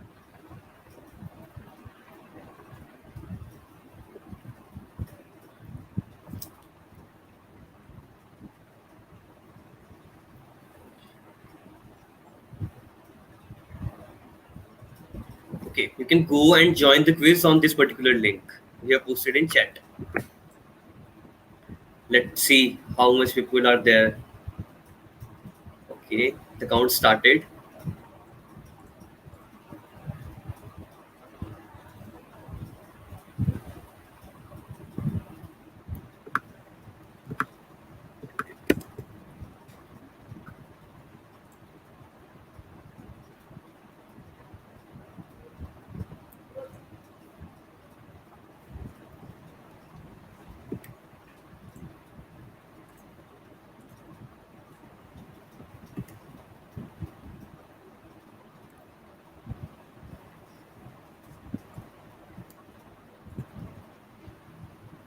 We will be giving 2 minutes more to join the quiz, so please join quickly.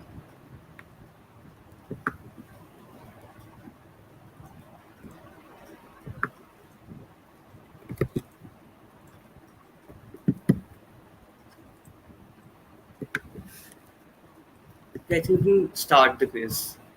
Abhinit.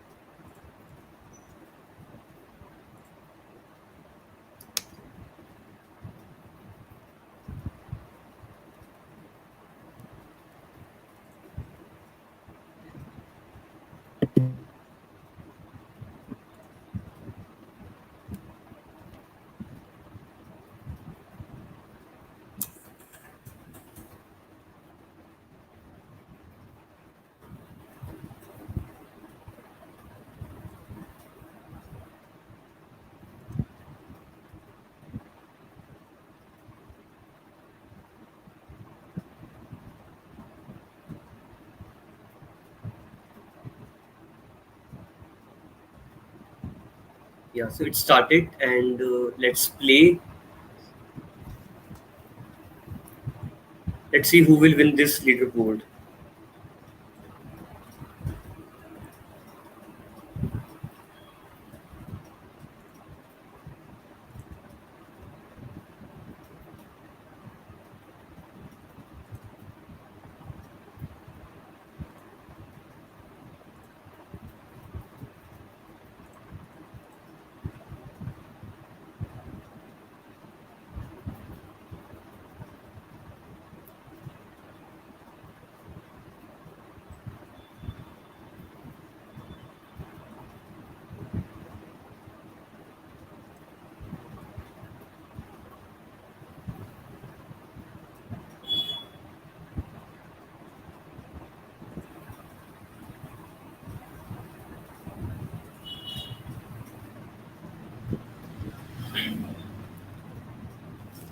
So don't look for the right answers, guys.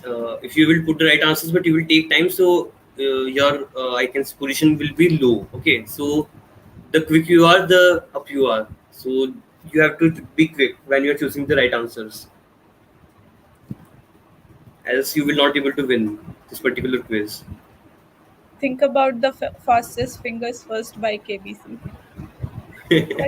Yeah. Yes, Siva.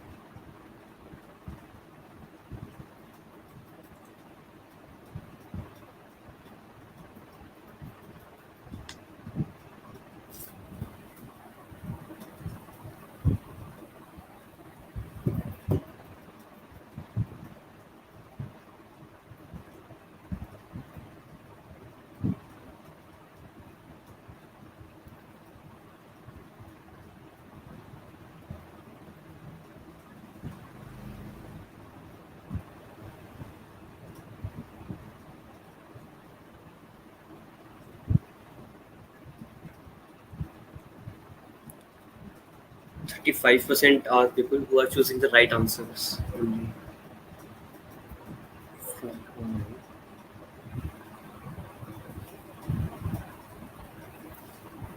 Okay.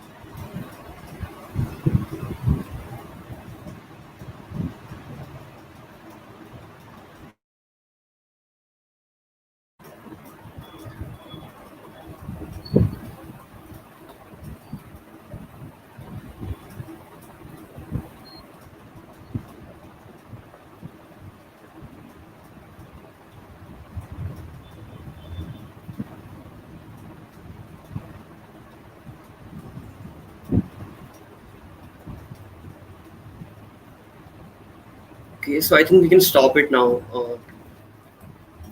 Can end the quiz.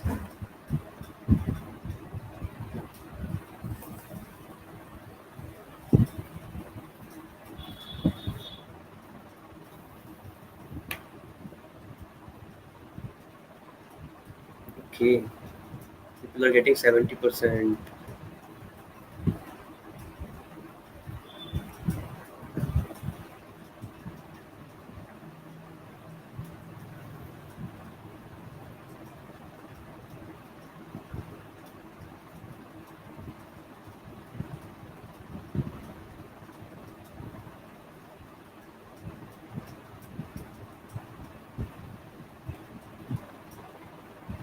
Yeah, thanks a lot, Bill, for joining us. And I can see like a lot of folks have a good insights about like how you have shared the things, and they really enjoyed it. So thanks a lot again. If you want to share something, if you have, then please go ahead. Else, I think we can drop off. Yeah, there are lots of people who are just loved this session. Yeah.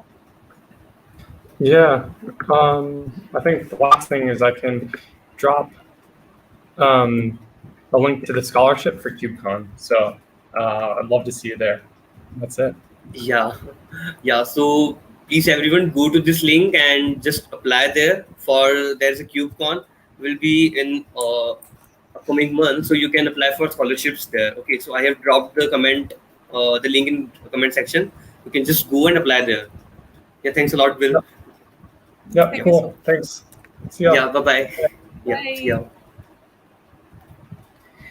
Yeah. So hi, Seema. How are you? I'm great. How are you? That's great. Yeah, I'm too good. So now what we have for you all is like, let me check. Yeah. So we were having lots of thing inside. So you all must be knowing about the Agora thing. Okay. So Agora contest is live till 28th. The link you can check in description. So for that, what you have to do, just check the reference first and then apply for the feedback form. Just don't fill your entry in feedback and put something else. Okay. Just check this again and just check the reference.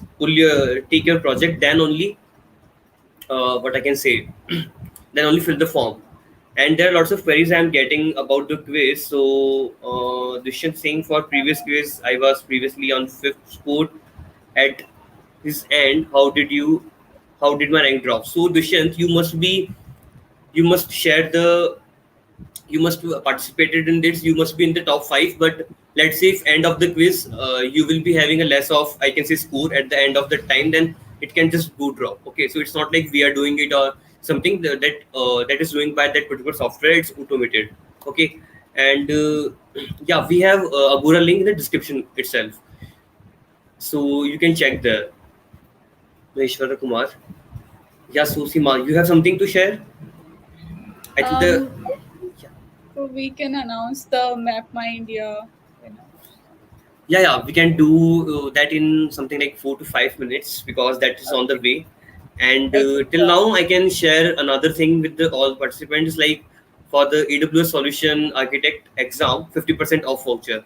Okay, so if you are interested or if you are learning the certifications or if you want to give that, okay, so just go through.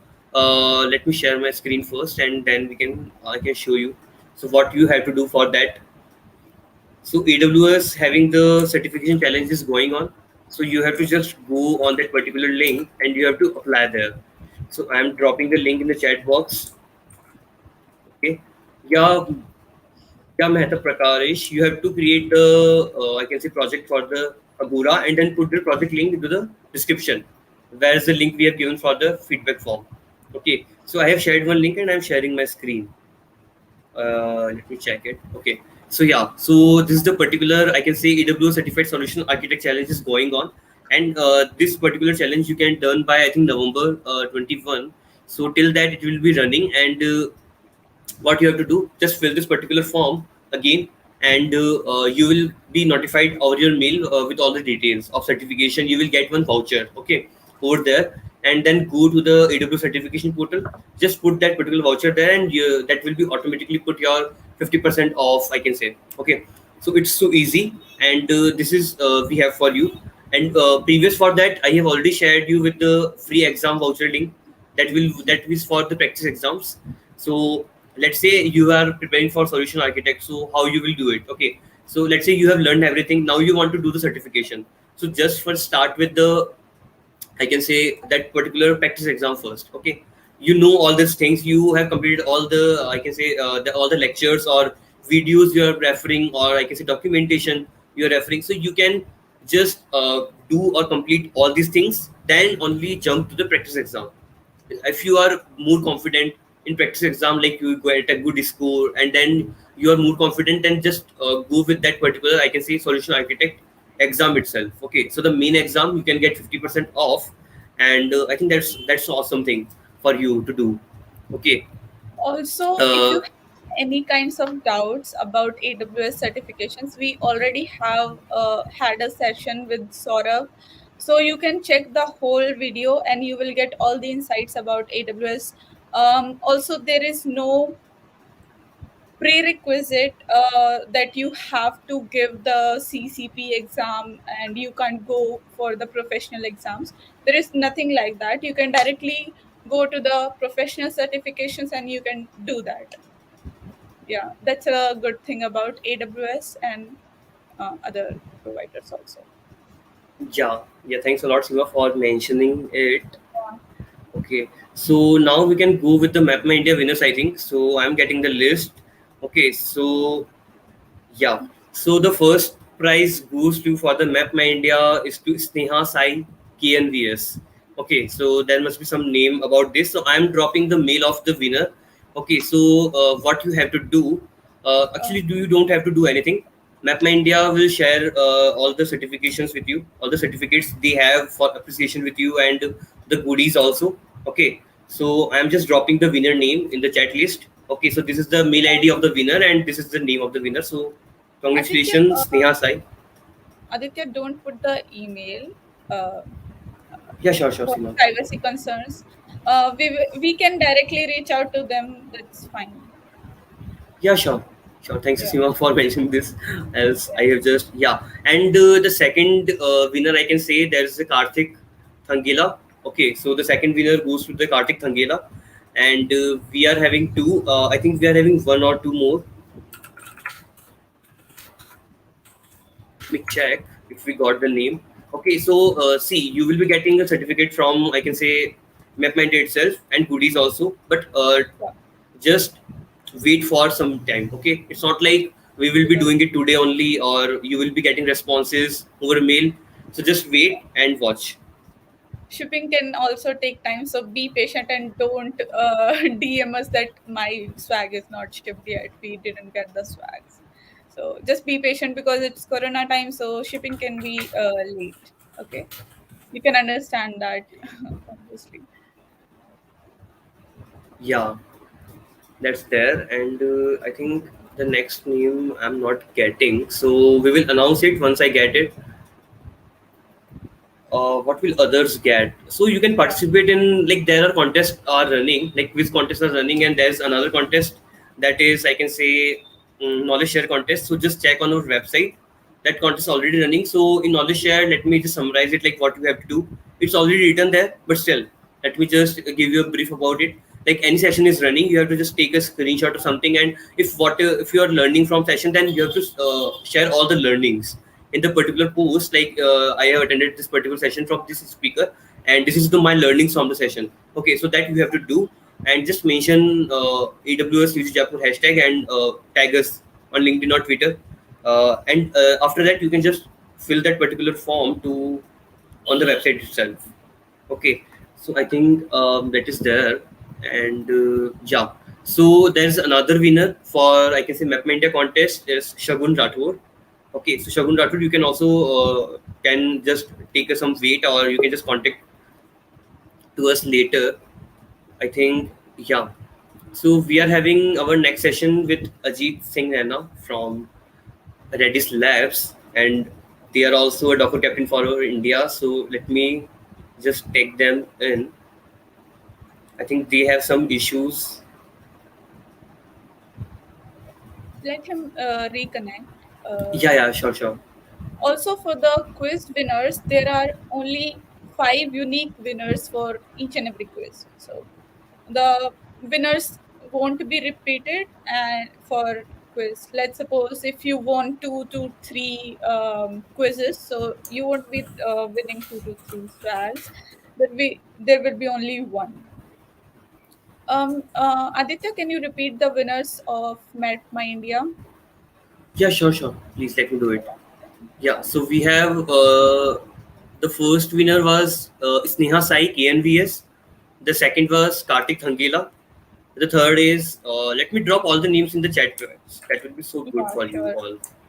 Yeah, give me a minute. Just yeah. The third one is Shagun Rathod. Okay, yeah.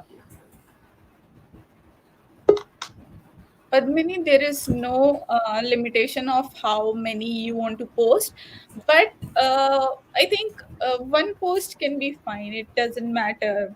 It's just that we want you to learn something from this conference, and maybe you can decide what interests you more and decides your career. I don't know if it's cloud native, if it's Auth0, GitLab, Docker, Kubernetes, anything, any career path you can just choose. One of the main aim for this conference was to get you, I mean, there are so many technologies, right? We might get confused whether I want to do CP, whether I want to go in web development, Android development. So you can just get a clear idea what interests you more. So, students really face that. I faced that too for 2 years in my BTech. So that's pretty common. Don't be worried about that. You will find your interest soon. You just have to work for that. Okay.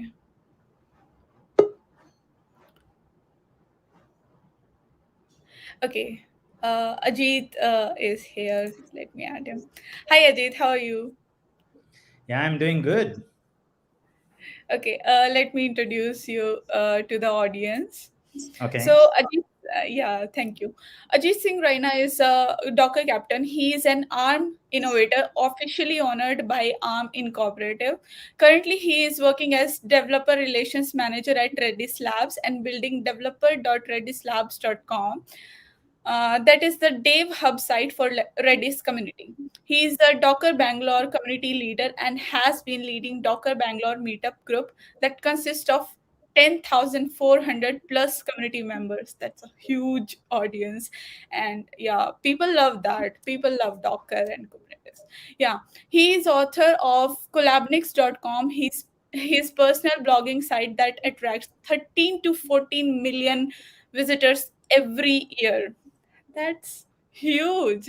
He bagged the Docker Community Leader Award in 2019 and has been awarded the Tip of Docker Captains Award in DockerCon 2019, held in San Francisco. He worked in Dell R&D for almost 8.5 years and also worked in companies like Logica, CMG, and VMware in the past.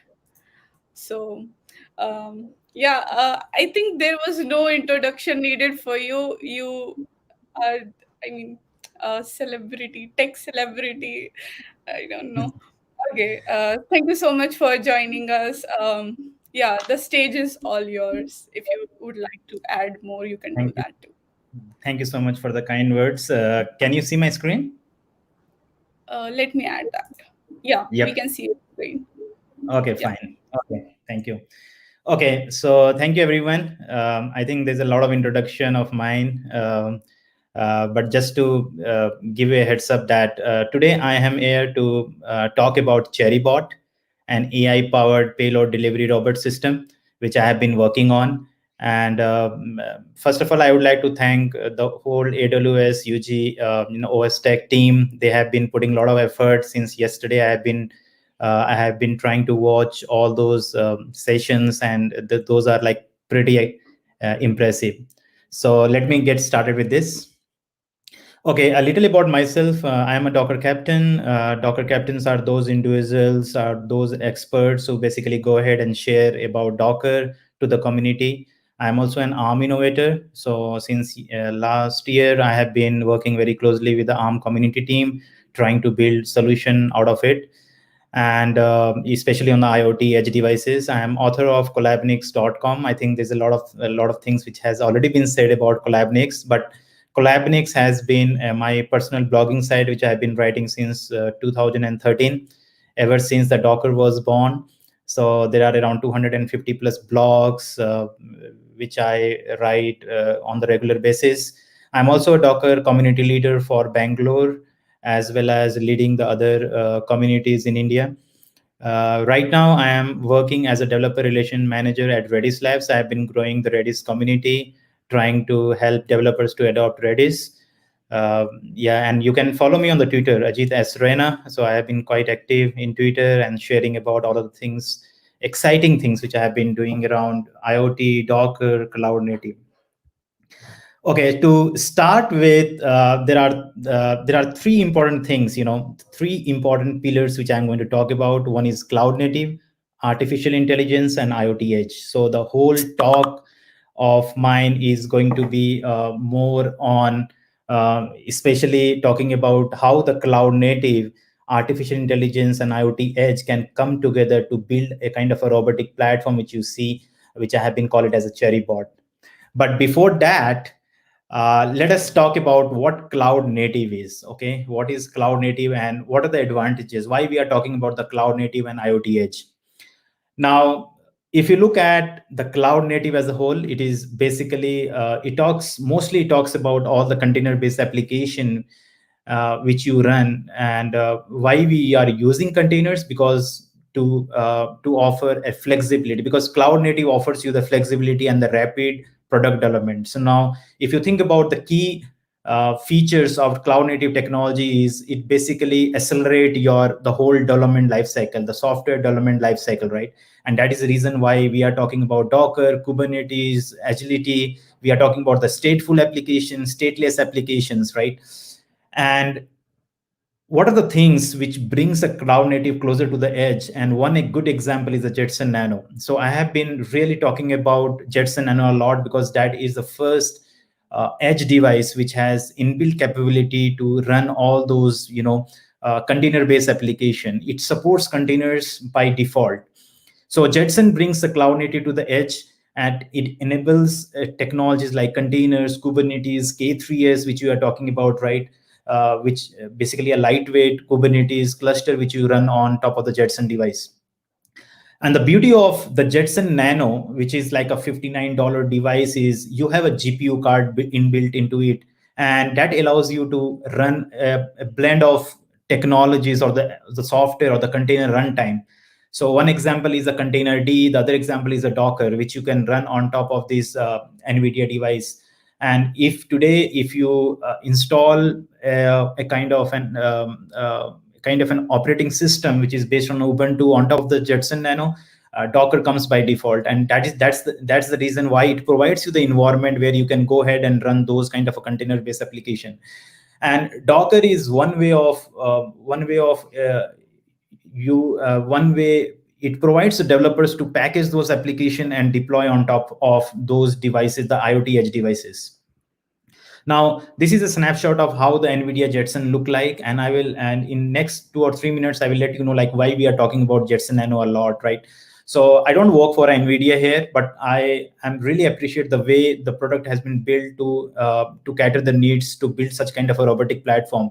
So one of the beauty of the Jetson Nano is it comes with a GPU device. So if you look at the Raspberry Pi, right now it's good for automation, the home automation. It is good for when you have a bunch of Raspberry Pi to automate things. But when you are serious about deep learning, when you're serious about artificial intelligence, machine learning, so Jetson Nano is a device which you can use it. And look at the configuration itself. The 2 GB, it comes in two variants, 2 GB and 4 GB. 2 GB is more like it costs you around $59. 4 GB cost around $99, and you get all those of things which you need for the deep learning, right? The first thing is 128 core NVIDIA Maxwell GPU device where you can run a deep learning platform. And other than that, you have a Type-C USB, which you get a display, the camera modules, almost all the low-end camera is supported into it. And that basically builds the robotic platform altogether. Now, I'm going to play a short video here of just like 1 minute to give you an idea what I am going to talk about. So let's watch it out.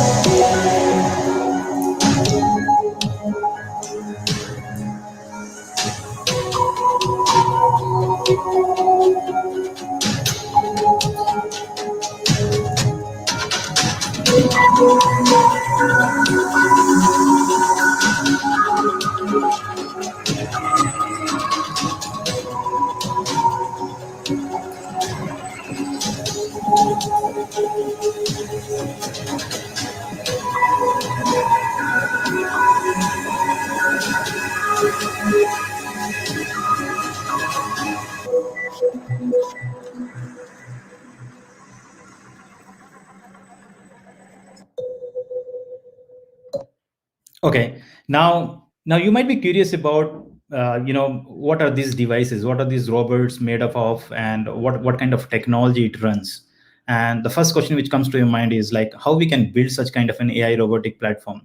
Now, to give you just a hint, these are the robots which are like a food delivery robots. They have been delivering around 1.5 lakh deliveries in 1 year. Okay, and these are built by a company called as the 𝐦𝐞𝐽. And if you get a chance to go to the San Francisco, these are the food delivery robots. Just like, think of it as like they are the Swiggies. Okay, they are the Swiggies with all sort of deep learning, with all sort of the infrastructure which lets them go ahead and deliver the product. And these are like a semi-autonomous robotic platforms which you can find in the streets of California delivering the food, right? And there has been a few of the products the other companies have been producing, but this is one product which I came across in 2019, and ever since I have been so impressed by the way they have been built, the functionality they come up with, and the components which they have been using. And that made me think about something, a low-end autonomous system called as a CherryBot. So CherryBot system is something, it is kind of a right now it is a work in progress. It is an AI-based payload delivery robot which is equipped by the Jetson Nano board, a low-powered AI deployed as an edge device. And then you have the sensors like LiDAR sensors, GPU modules. It has a very attractive digital face which basically detects the face and then try to come near to you to deliver the swags, and or it could be delivering the medicines, or it could be like delivering the food within a university, right? So it has a mechanism wheels, the swappable batteries which last for around 5 hours. And if you are really interested to know more about it, so this is my GitHub repo, github.com/ajitranna/cherrybot, where you can get all this information. But this was one of the first diagram which I created along with one of the Python developer to see like how we can create such kind of an AI autonomous system. And the best part is these are like a kind of fully autonomous system, robotic platform which can identify the object, which can identify the people. It can so that it can avoid the collision in a safer, reliable manner, right? So so these are the three things which I'm going to talk. I was talking about the three best use cases which I could think about. One is the food delivery, one is the swag distribution, and the medicine delivery. Think of it as like within a university, if you want to go ahead and deliver the food, so you just go to the mobile app, try to order the food, and these devices will deliver a food to you. In the same way, if in a conference, if you want to distribute the swags, these robotic platform can be so useful that it can deliver a swag for you. And think of it as like if you want to deliver medicines, maybe the doctors want to deliver medicines to the patient without even handing it over, or sort of a kind of a touchless delivery mechanism. So doctors or the nurses can deliver those medicines to their patients. Now, how we started building such kind of a robotic platform, it all started with one of the Python developer known as Tarun Singh. He is like, we met for the first time when I was working with Dell, and then we started looking into this particular solution. And this is the things which you write. So we started with a small lab, near to the office, and then we try to order the things. So believe me, it was like very difficult initially to get all those components apart because they are not available in India. But we ordered it from Dubai or China. We got around the 3D printers from China to get it printed. But the thing is, like all those components, first thing what we do, we create a kind of a bill of material having all those components in place. And to just give you an idea about these are the snapshots of how we built. This is a whole platform itself. You see on the left hand side on the top is the mechanism wheels. These wheels has to be they are powerful wheels. Okay, they were part of DJI RoboMaster, which we plan to take it as a kind of a foundation, because those are powerful. You can even go for a jetbot kind of devices, but those devices doesn't have such kind of robust power where you don't get stuck on the road, or it can be tested outside when the surface is not smooth, right? And this is a kind of a snapshot of the RoboMaster, which we took as a baseline and then started creating. And the one which you see on the below is a battery system which lasts for like 30 to 1 hour. This is just for the prototype which we used, right? And this is the foundation where we started with the hardware first, and then during the course of time I will explain you like how we started with the software part. But this is like the 4-wheeler cherry board system based on the RoboMaster and all these components. And so after we had all those components in place, we started. Now we have to teach robot, right? We need to teach system in order to go ahead, recognize us. And this was done based on, we use a programming language called Scratch as well as Python.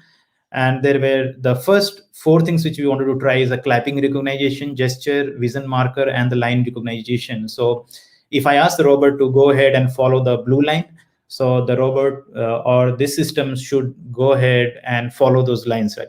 So the clapping recognition is more like a 2 or 3 consecutive claps or be programmed to execute the custom responses. The gesture vision marker is like if I ask the robotic platform to go ahead and try to identify the object or any mark, say 1 or 2 or 3, so it will go ahead and try to hit that particular target. And the line recognition is more like what I talked about. It is like the follow a specific color or specific line and then take that particular traverse to the path.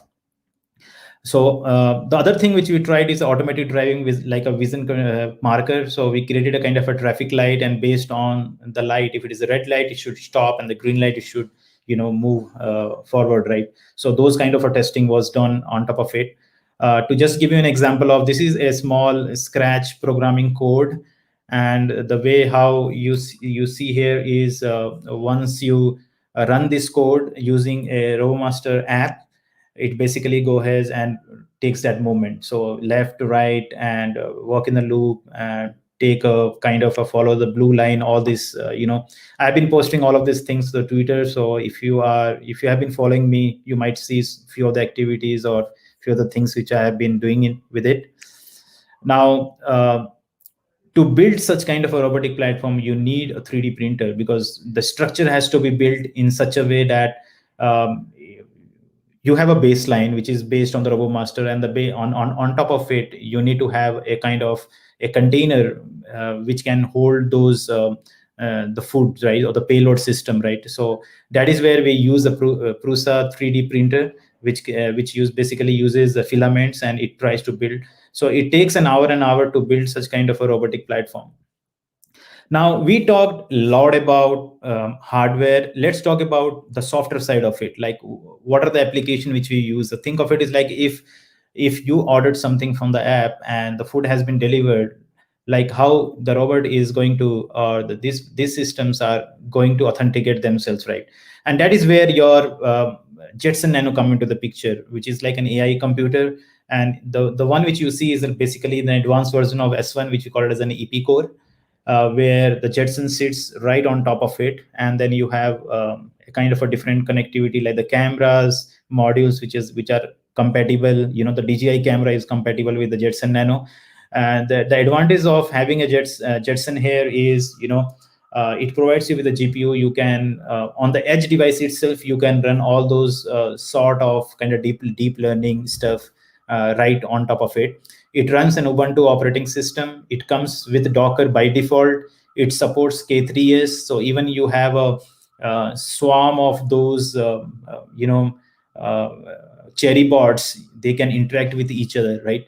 So it has a complete operating system. It has all the things which you need whole the Jetson stack sits on top of it. So each and everything which Jetson Nano supports today are compatible with this kind of RoboMaster EP core, right?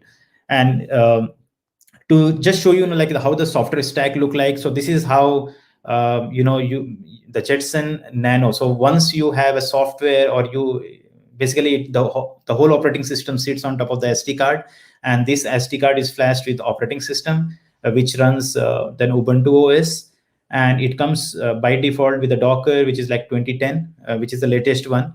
And on top of it, you have an interface. You need an interface which basically allows these Docker containers talk to the GPU devices, and that is where your CUDA comes into the picture. Your operating system, how it is going to interface to the GPU, that is where your CUDA comes into the picture. At this point of time, we have support for CUDA 11. And on top of it, you have a Jetpack SDK, which supports all sort of artificial intelligence capabilities like deep learning, computer vision, accelerated computing, even the graphics, multimedia, and sensors. Like all the sensors which you connect are supported out of it. And then you have each of these software modules. And the beauty of the whole Jetson software is that these are basically nothing but a small containers. So depth estimation is in the form of the containers. Object detection, you have a deep learning, which they call it as a deep streaming, which you see deep streaming SDK. They are delivered in terms of containers. So I have written a couple of blogs around it. If you are on collabnix.com, you might see most of those stuffs which I have been writing about it. Now, how you get started with the Jetson first? The first thing is we are going in depth into like how the things have gotten started. Like, so the first thing is when you have a Jetson Nano, the whole operating system sits here, which is an SD card. You need a 5-volt, 4-ampere power supply. If you are trying to use the same power supply which you use for the Raspberry Pi, is not going to work because it has a GPU. It needs more power out of it. You can attach all those USB Type C as well as Type A. And this is a SD card image which you need to flash it on top of the SD card. And this is where once you install it, you get a kind of a Docker. Now, why we are talking about containers here? The reason being, containers can package your application. Even when you look at the tech stack altogether, right? Those even if you have compiled an OpenCV for the first time, the pain, right? How it takes a lot of dependencies. You have to basically compile all those packages again, OpenCV packages. The first time when I try to package the OpenCV or compile it, it took me around 30 to 40 minutes to just install OpenCV on top of the Jetson or even in the Raspberry Pi. So the best thing is if you can containerize OpenCV and use it on top of Raspberry Pi, that is going to save your time. And container obviously is a lightweight. It consumes very less CPU and memory as compared to the virtual machines, right? Better performance with the GPU, lower latency, AI inferencing. If you really want to go ahead and try to train the system, you can train it on top of the GPU itself, right? So the good news is compared to the Raspberry Pi, where you need to go ahead and compile or install Docker, or the other Pis like Banana Pis or Arduino, in Jetson, Docker comes by default. So you just flash the SD card, Docker is already there. And the best thing is it has the latest version of Docker, so you don't really have to worry about it. The other thing is, if you really want to go ahead and install say if there is any release which happens last week, so you can also do that. You have to install the latest version of Docker with get.docker.com, which which is kind of a popular way of how you install it on Linux.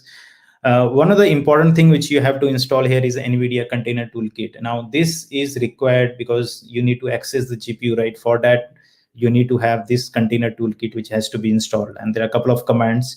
And NVIDIA Docker 2 is a package which you have to install it. And then you can run an ARM-based Docker images on top of your Jetson Nano. Today, we have also a support of Docker Compose for NVIDIA Jetson Nano. This is a part of the feature request, which I created around like 2 years back. And now the good news is starting 1903, we have support for Docker Compose too.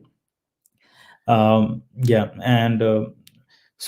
if you now for the application which you have containerized, they have to access the GPU, which is sitting on top of the NVIDIA Jetson Nano, right? And that you can enable it through the Docker Compose. So you just go ahead and create a services, ensure that you use specific ARM-based images. So the images which you built on your laptop is not going to work on your ARM devices.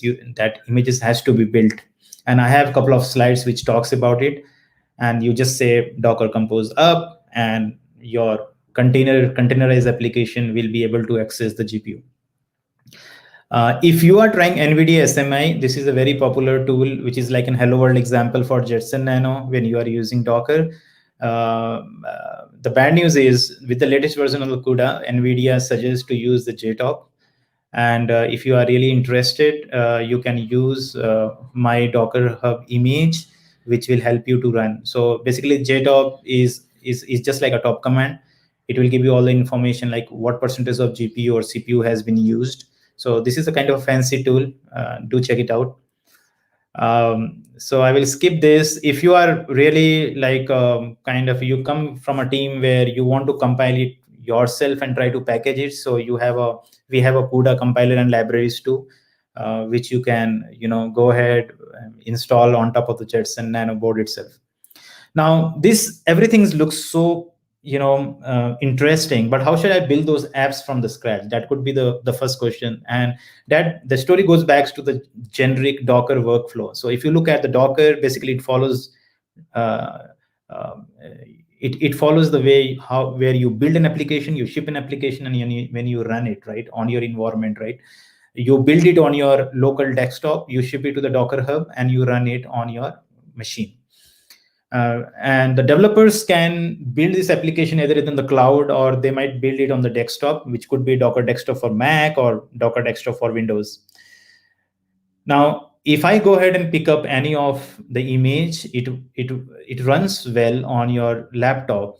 The reason being, if you try to use some kind of a Docker images like M platform or M query kind of a stuff, it shows you the manifest. It basically shows you the supported platform, and that is where you identify the Docker image. So M platform, M query is a Docker image which lets you to find out whether this particular Docker image supports the platform or not. Now, if you try to do on the edge device, it's not going to work. The reason being, the image which you build on the laptop is basically x86. It is not an ARM based. One example which I can give it is like let's pick up the Hello World example. Now the Hello World example is the Hello World image is a Docker image which has been built for almost all the platform, which includes ARM, and that is the reason why you are able to run those images on your edge devices like Jetson Nano. And if you really want to go ahead and build such kind of so the next question would be like, do I really need the ARM-based devices to build it? Is it necessary that I need to have an ARM-based system? So think of it as like, if you just have a Jetson Nano board, or you don't have a Jetson Nano board itself, like, can you build an application? Yes, you can build it.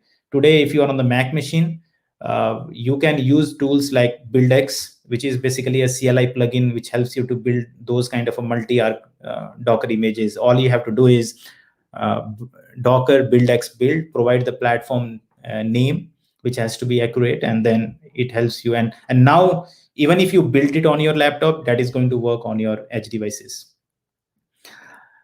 So the next now, since we had everything in place, even in one of the sessions which I talked about K3s, where you can run those applications on the Kubernetes cluster also.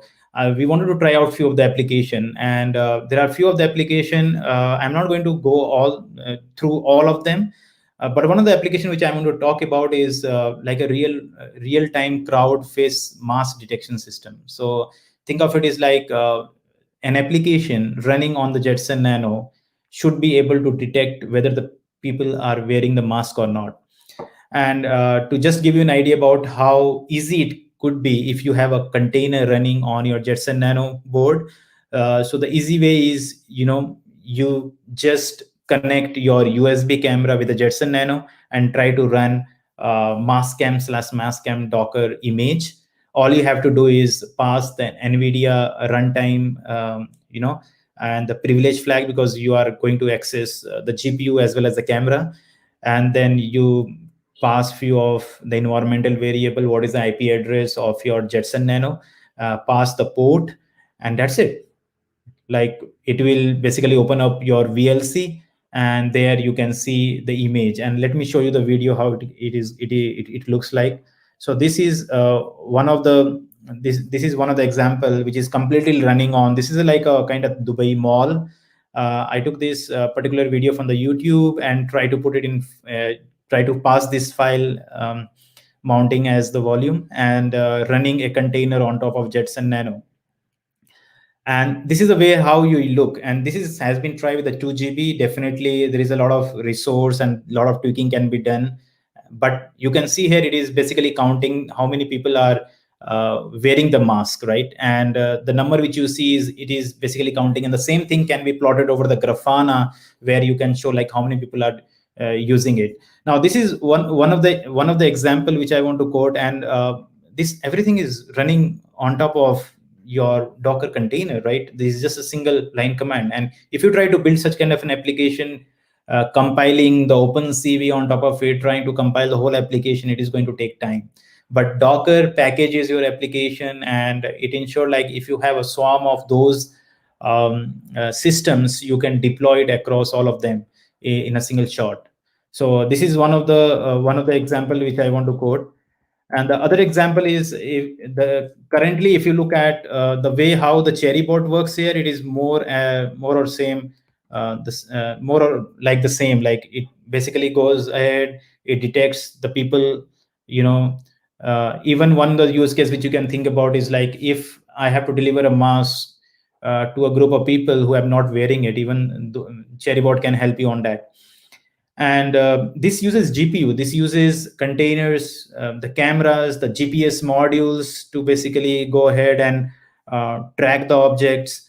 And all of the things basically can be tracked over the cloud too, because now it becomes so easy, right, to push the data from your IoT edge devices to the cloud, because these robotic platform has been using those the intelligent components which are in place. And believe me, these kind of an implementation, you just can't go ahead and use a very general purpose sensors. You need a powerful sensor like LiDAR sensors, which can sense the objects around you, so that it ensures that you don't hit any object which comes in front of you. And if you look at the whole how the camera is operating, it is trying to detect each and every component which is coming in front of it.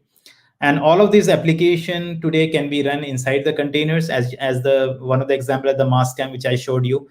So so this is how this right now the Cherrybot is still in the prototype. We are trying to see like how the software part of it, because right now we have just have the hardware part in place. Now the software part, the part of it would be more like how we can do the authorization, authentication, try to traverse it through certain location without hitting any object. So those kind of things which we are currently looking at. So I'm at the end of the presentation. Maybe in the future presentation, so I will come along like what is especially about the improvement which I have been doing with these devices, what are the new things which I are bringing into it. But if you are really interested to be part of this journey, so just go to github.com/ajitrenna/cherrybot. And this is a place where I have been, publishing most of the open source stuff. If you want to learn about the RoboMaster, I have a collabnix/RoboMaster where I have been trying to put all this, the step-by-step guide on how you can build such kind of a robotic platform. And obviously, I have been, consistently posting the blogs in collabnix.com, where you can find all of those fancy stuff which we have been building. So thank you so much. I believe I am on time.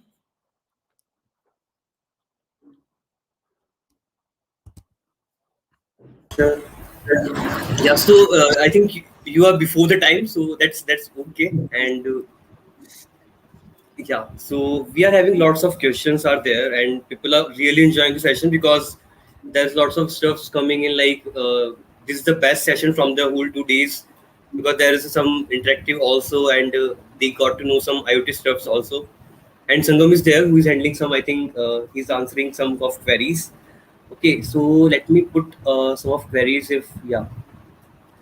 So this is the query asked by someone like who is the best cloud provider for ARM based container for Jetson in the market. Okay, so if you look at the whole stuff, if you look, so nothing is best here. It is more like there are different cloud vendors who have been providing the interface into it. So think of it as like the NVIDIA. Since NVIDIA Jetson is the product which is built by the NVIDIA, it's all depends upon their own cloud. They call it as the NVIDIA GPU cloud, which also works with the AWS itself. So if you ask me, one of the leading cloud providers is AWS because I have been using that since a long time. Even I worked in the past related to the Pico project, which uses the AWS recognition system. In the same way, if you talk about the machine learning or the deep learning, we also have the Google Cloud, which is the leading cloud, provides you all those services which deals with it. So there is nothing called as the best. It's all about the type of the project. It depends upon the type of the project which you have been working on. For my project, the AWS was the one where I try to build a kind of a Pico project where you fetches all those images from the Raspberry Pi and push it to the AWS Lambda. And the moment, so we use the Apache Kafka for that, but it helps in object detection and analytics. So there is nothing called as the best. It's all about your particular use case, and based on that, either you can go to Azure, either you can go to AWS, or even I would say the Google Cloud has certain services which can help you in your project. Yeah, I think that's answerable the question. And now we will be moving with the quiz. So let me just take the screen off. Yeah, so we are having the first previous quiz winner, so we can just go with them. Or if there is a need to change, let me check. Yeah. Give me a minute just. Yeah. Yeah, I think can we go ahead with previous quiz winner first? Abhineet at the back. Yeah, so previous quiz winners are these. So you can check the top 5 winners who are just uh, give me a minute. Yeah.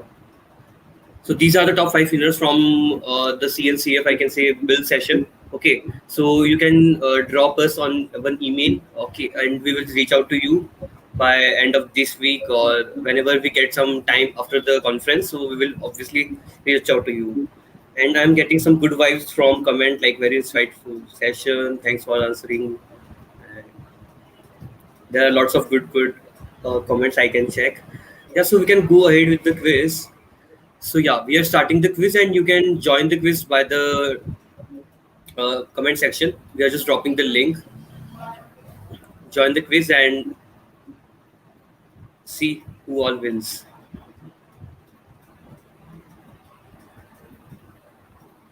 Okay, so people started joining.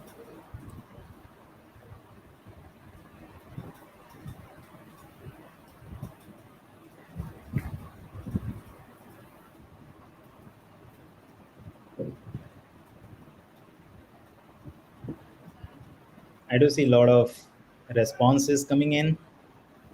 Yeah, there are.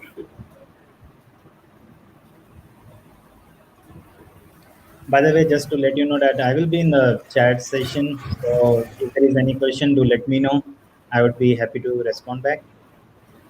Yeah, if anyone have any queries, just reach out to Ajit sir, or I am just dropping. If you, Ajit sir, you can drop the Columnix Slack link or Columnix community link, then that would be good. They can reach out to you there also.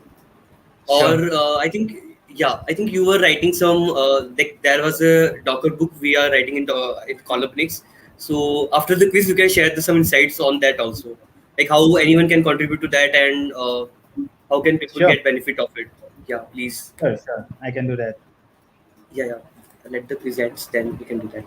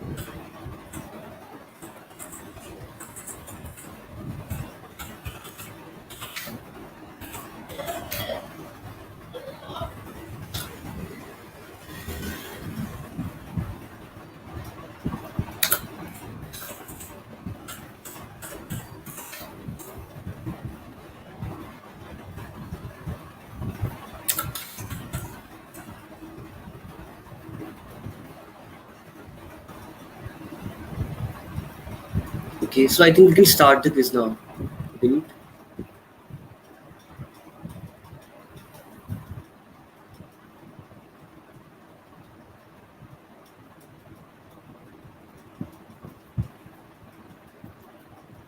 Yeah, so the quiz will be showing only the the top leaderboard.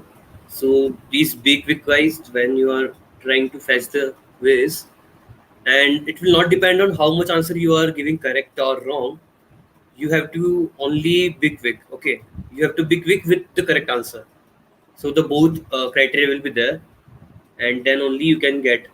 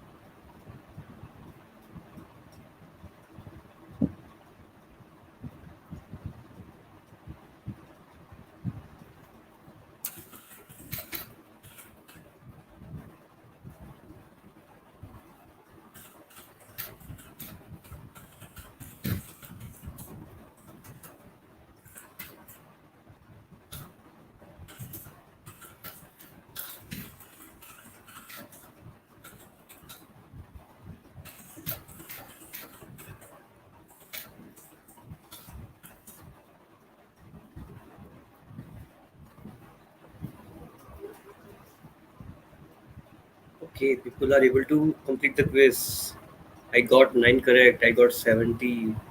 Great. 50.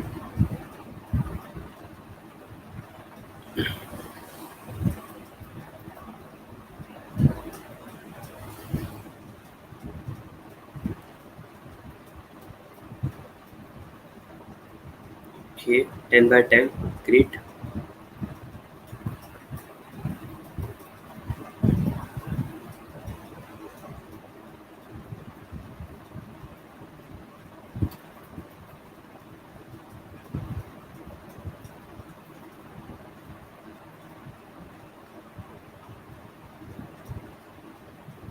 Also, with the quiz, there is a knowledge share context that is also live. You can just go on AWS UG Jaipur.tech and check context section. There you can check this context live there, so you can participate in that also. That will be so good.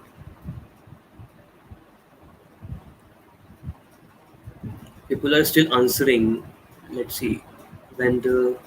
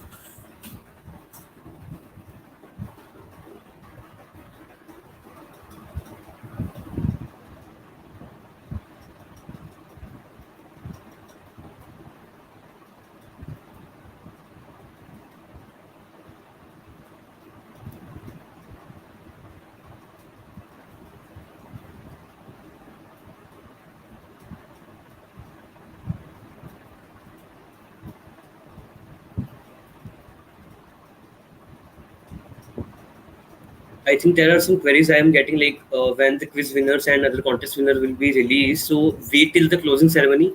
We will be having closing ceremony around 5. So till then you can wait, and then we will announce everything on that session. Okay. And now there are 2 sessions all remaining, so we can wait till then. I think we can end the quiz. Vinny, you can end the quiz. That's all. Yeah.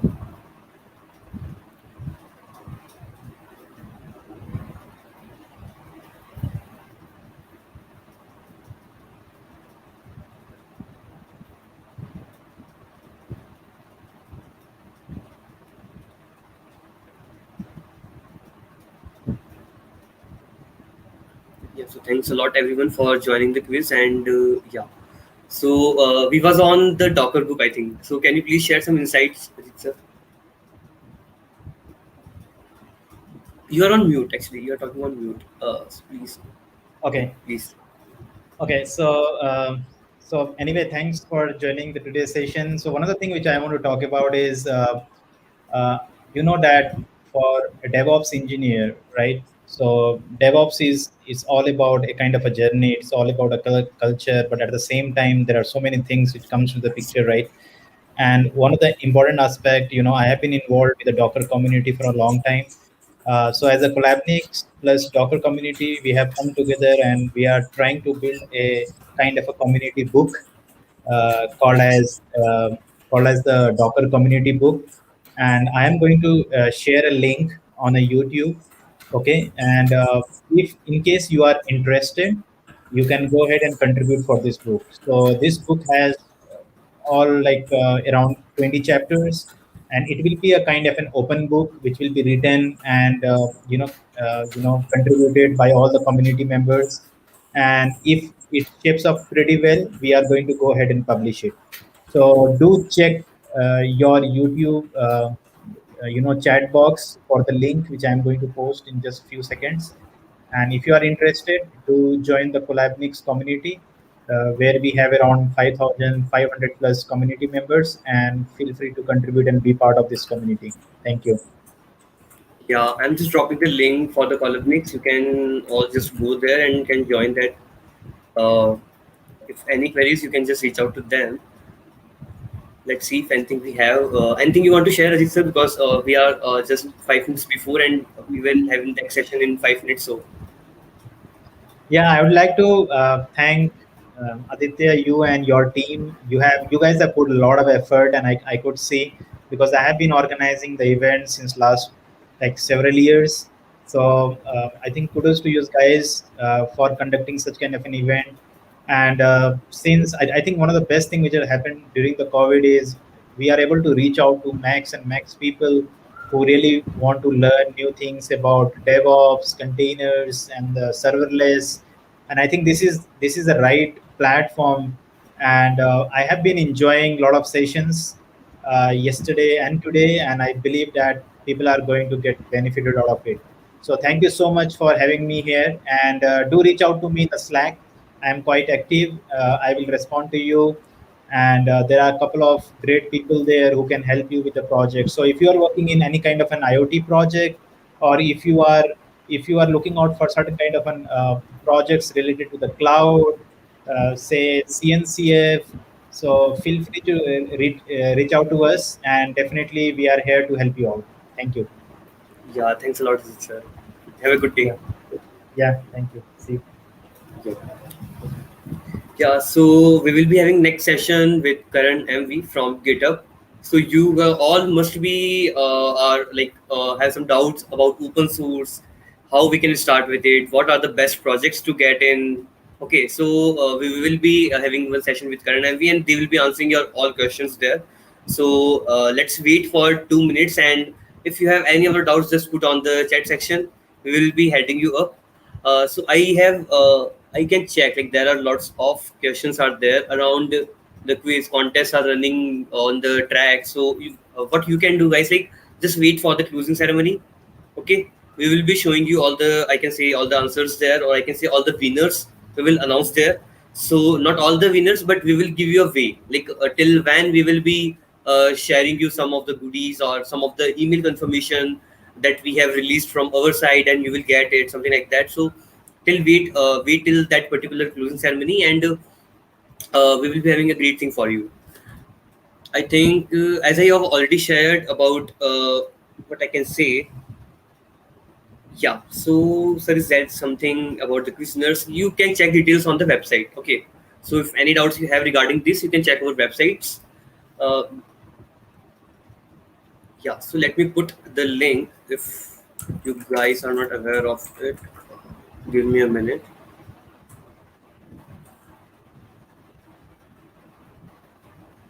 Yeah, so I think Karan is there. Let me take them in slide. Yeah, hi Karan. How are you? Hi Ditya, I'm good. How are you? Yeah, I'm too good.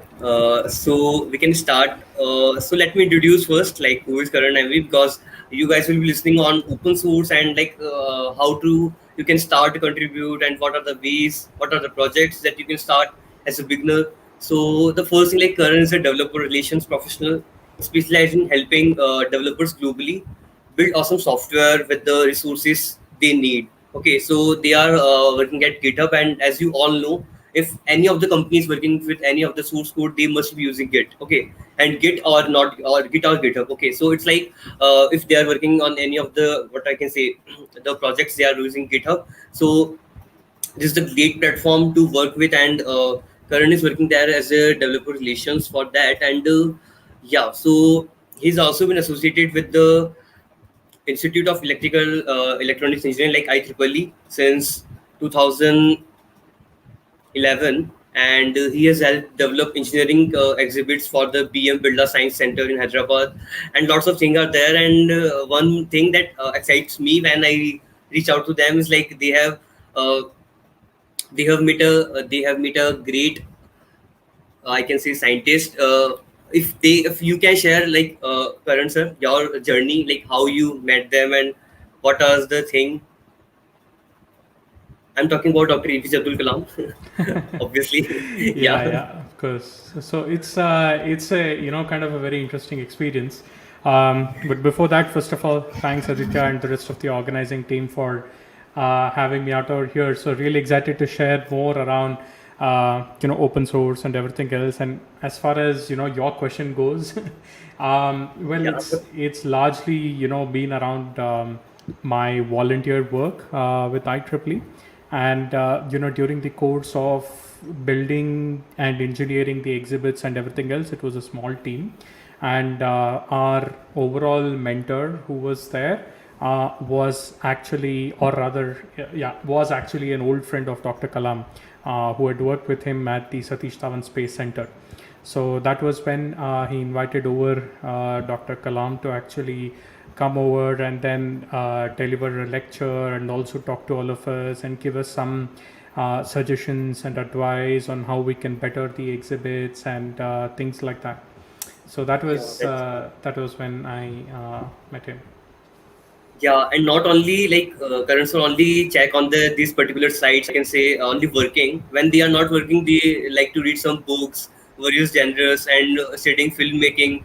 And like they have lots of stage anchoring skills also. So it's not like they are only working in the tech side, or they are not having any of the like personal skills. So you can find lots of interesting things if you can meet them or if you will listen them. So I think over to you. You can start the session. Thanks a lot. Great. Thanks a lot, Aditya. And all right, so I see you have my slide deck brought up. So, all right, hello everyone, and thanks for joining in. So Aditya gave a really nice introduction over there, but still quickly, let me give my own introduction quickly. So like how Aditya mentioned, I'm Karan, and I'm a senior developer relations manager here at GitHub, and I work very closely with my peers in developer relations, a lot of the developer communities, etc. And I am very close to the cloud and the DevOps ecosystem, and also very much into open source. So I work very closely with all of the open source maintainers, contributors, and a whole lot of the projects, supporters, investors, etc. Across India and other parts of the world as well. And of course, Aditya has already mentioned, but I'm very passionate about a lot of the books that I read, various genres and acting, anchoring, and filmmaking, etc. So you can find me on at MV Karan pretty much everywhere: LinkedIn, Twitter, GitHub, also, etc. So over the next, say 20 or 30 minutes and a little more, I want to talk to you some more on getting started contributing to open source. Now, I know you might have come across a whole lot of talks or content, etc., where folks will be telling you about how to get started. These are some of the projects, etc., and these are all really great sessions.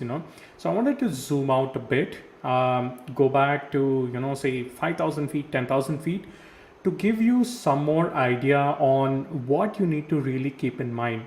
And this is based on my own experience as well as the collective experience of GitHub, working with millions and millions of open source projects, talking to maintainers, contributors, and various other developers just like you all out over here. So one of the really basic questions that many of them really get when I talk about or when they hear about contributing to open source is, why contribute? So contributing to open source can be a very rewarding way to learn, teach, and build experience in just about any skill you can imagine. So why do people contribute to open source? So there are a lot of reasons, and I want to give you some idea of this first before moving on to other parts. The main thing, one of the very first things is that improve the software that you rely on. So lots of open source contributors start by being users of the software itself that they contribute to. So when you find a bug in an open source software you use, you might want to look at the source to see if you can patch it yourself. If that's the case, then contributing the patch back is the best way to ensure that your friends and sometimes even yourself, when you update to the next release, will be able to benefit from it. The other aspect also is whether it's coding, user interface design, graphic design, writing, or even organizing. If you're looking for practice, there's a task for you on an open source project. So you can really improve your existing skills by contributing to open source. Another key aspect is that you meet people who are interested in similar things. So open source projects, with really warm and welcoming communities, keep people coming back for years and years. So many people, in fact, form lifelong friendships through their participation in open source, whether it's running into each other at conferences, or if it's someone like me, staying late up at night with online chats and talking about favorite food or books or movies and things like that. So it really helps people to come together and form peer groups. And the next is one of the most important things is you find mentors and teach others. So working with others on a shared project means you'll have to explain how you do things as well as ask other people for help. So the acts of learning and teaching can be a really fulfilling activity for everyone involved. So by definition, all of your open source work is public, which means you can really get free examples to take anywhere as a demonstration of what you can do. You can build all of these public artifacts that can help you grow reputation and even a career. So most often, if you're working in an organization for some of the proprietary code, chances are you might not be able to showcase that elsewhere. But it's a different aspect when it comes to open source work itself. So open source also offers opportunities to practice leadership and management skills, such as resolving conflicts, organizing teams of people, and also prioritizing work. So you can really learn a lot of people's skills. And the last thing, which is somewhat really very important and close to me as well, is that you are empowered to be able to make changes. It feels very empowering. So you don't have to become a lifelong contributor to enjoy participating in open source. So if you have ever seen a typo on a website and wish someone would fix it, on an open source project, you can just do that. So in a way, open source really helps people take action over their lives and how they experience the world. And that in itself is really very gratifying. So these are some of the reasons, in case you're thinking, why is it that people contribute to open source? Why are even people involved? You can see there are, of course, various benefits which are over there. Now the natural next thing that might come to your mind when I'm talking about why people contribute is the key question of what it means to contribute. So if you're a new open source contributor, the process can be intimidating. How do you find the right project? What if you don't know how to code? What if something goes wrong? Yeah, so you don't have to worry, because there are all sorts of ways to get involved with an open source project, and a few tips will help you get the most out of your experience. And I'm going to be sharing a few ways in which you can actually contribute. So again, a common misconception about contributing to open source is that you need to contribute code. Now, I know you might have heard this a ton of times, that there are other ways. And in fact, it's often the other parts of a project itself that are most neglected or overlooked. So you'll do the project a huge favor by offering to pitch in with these type of contributions. And even if you like to write code, other types of contributions are a great way to get involved with a project and meet other community members. Building those relationships will really give you the opportunities to work on other parts of the projects. So let's take a look at some of the examples. What are some of the other ways? Do you like planning events? If so, then organize workshops or meetups about the project. Organize the project's conference if they have one, or help community members find the right conferences and submit proposals for speaking. If you like to design, then you can probably work on restructuring the layouts to improve the project's usability. You can conduct user research to reorganize and refine the project's navigation or menus. And again, a key thing is you put together a style guide to help the project have a consistent visual design. And this is sometimes very, very overlooked when it comes to open source projects.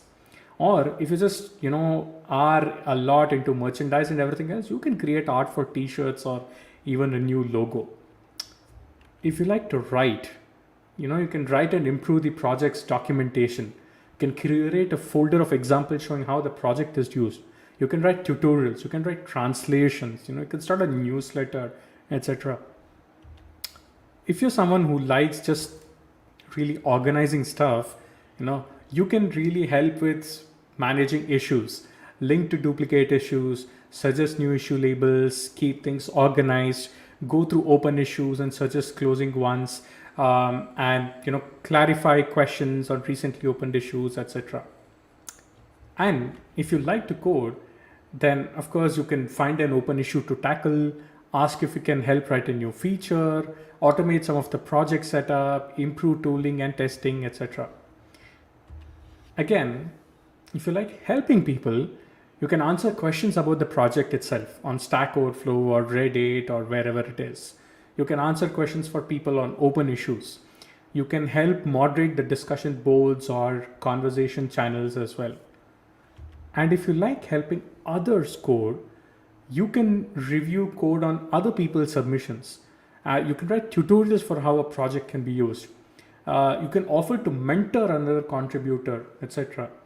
So you can see, there are really various other ways than just code that you can really contribute to open source.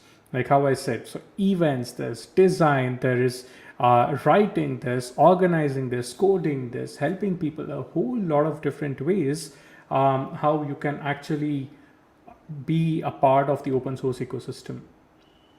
And again, you don't just have to work on software projects. I really want to emphasize this as well, because open source often refers to software, but you can collaborate on just about anything. So there are books, there are recipes, there are lists, and there are classes that get developed as open source projects. If you just go around on GitHub, you can find all of these awesome lists, which are just curated of different projects. Or even you can find potential interview questions and answers, etc. Or you can even just find fun facts and things like that. So it doesn't have to be just software projects. It could be open source, anything. And even if you're a software developer, working on a documentation project can help you get started in open source.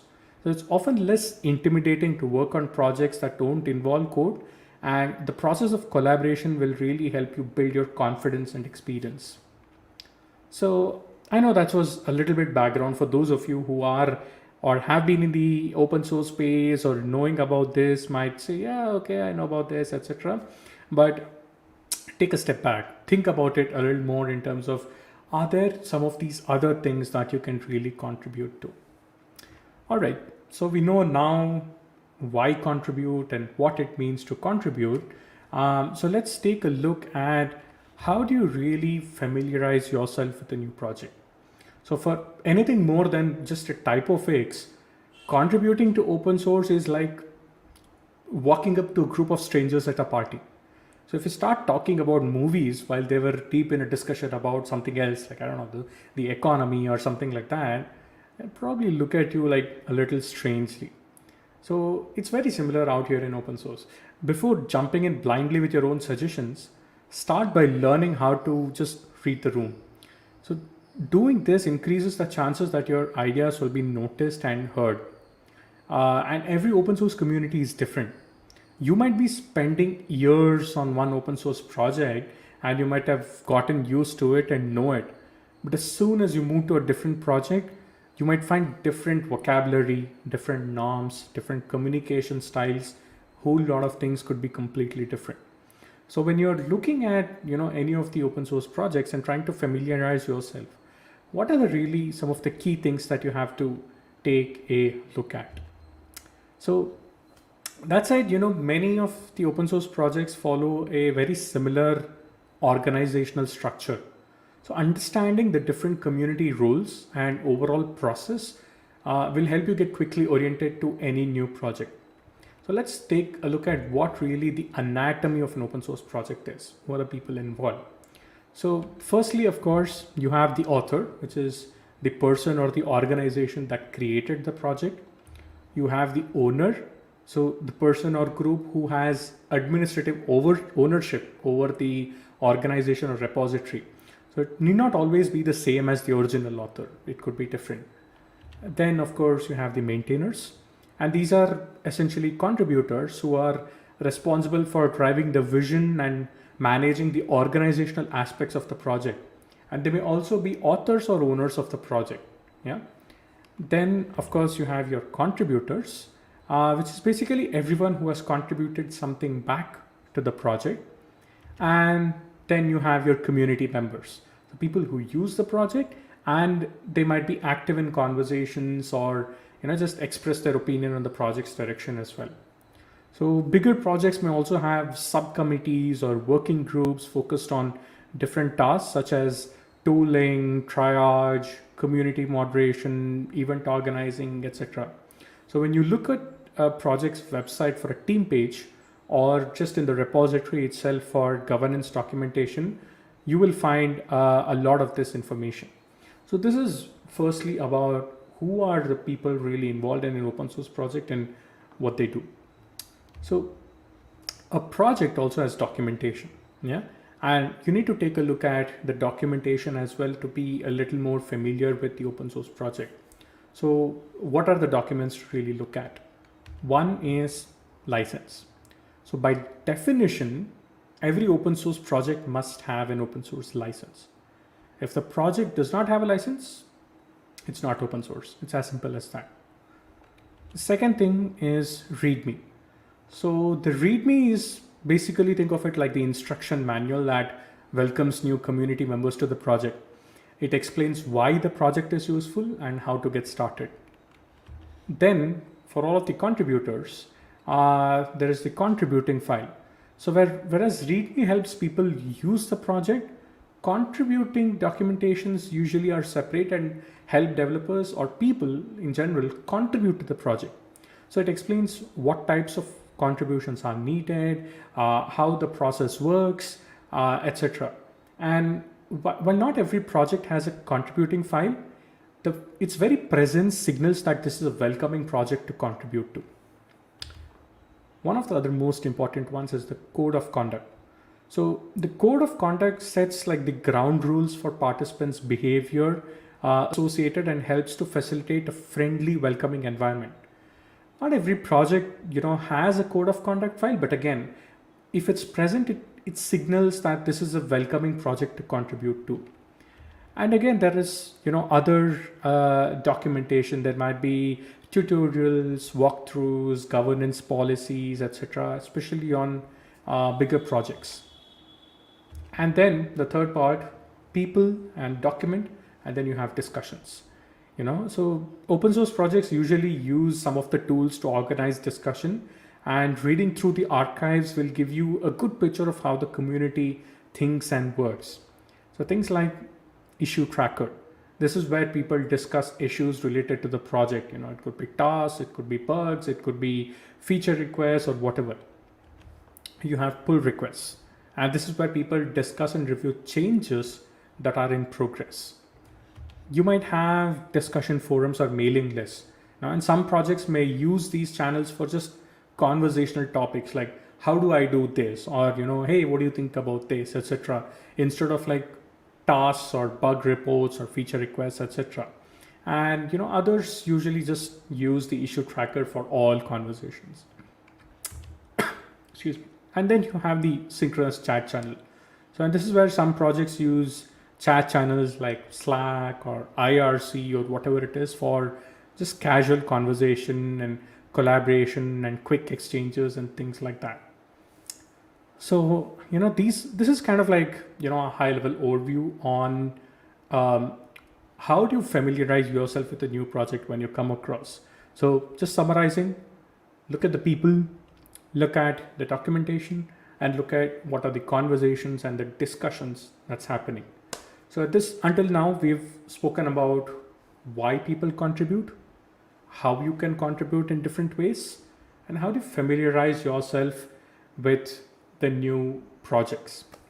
So let's go on to the next part, a key thing, which is finding a project to contribute to. So now you've figured out a little bit about how open source project works. Let's see a little more how to find a project to contribute to. So contributing to open source happens at all levels and across projects. You don't need to overthink what exactly your first contribution will be or how it will look. Instead, you start by thinking about the projects you already use or want to use. So the projects you actively contribute to are the ones you find yourself coming back to. And if you're already using this or want to use this, it will be easier for you. I know that was a lot of uses, but I know you get the hang of it. So, and within these projects, whenever you catch yourself thinking that, something could be better here, or maybe I could fix that, etc., you just need to act on your instinct. Open source isn't, an exclusive club. It's made by people just like you and me. In fact, I'll probably go out on a limb and then say that open source is, a really fancy term for treating the world's problems as fixable. Yeah, because anyone can go and fix it. So you might scan a README and find a broken link or a typo, or you're a new user and you notice something is broken, or an issue that you think should really be in the documentation. You can go and all work on it and contribute to it. Instead of just ignoring it and moving on or asking someone else to fix it, see whether you can help out by pitching it. And that's what open source is all about. That's the spirit of open source. So if you're looking for existing issues you can fix, every open source project, and here's the tip, you might or might not be aware of it, but every open source project on GitHub has a /contribute page that highlights beginner friendly issues you can start out with.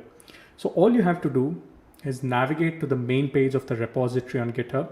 Say, for example, you take Facebook React, which would be at github.com/Facebook/React. Just add /contribute to the end of the URL, and you can find some good first issues to start off with. All right. So you can also use any of these following resources that you see on your screen to help you discover and contribute to new projects. The explore section on GitHub is, a really great way to look at your various different open source projects in your interest areas, people who are also of interest to you, etc. And there's a whole lot more out over there. Open Source Friday, first timers, code triage, up for grabs, and all of these things. You can maybe just take a screenshot of this and then come back and then refer all of these aspects as well. So these are some of the ways where you can discover and contribute to new projects. All right, so when you found a project you'd like to contribute to, do a quick scan to make sure that the project is suitable for accepting contributions. Otherwise, your hard work may never get a response. And I would say this is the crux of one of my sessions, because it's easy to find projects. It's easy to also understand, but it requires some amount of digging in to see whether this project is suitable for your contribution and whether worth your time. So there are a few key things that I actually want to share with you in terms of what are, if I were to say like a checklist to see whether your contributions could be accepted or not.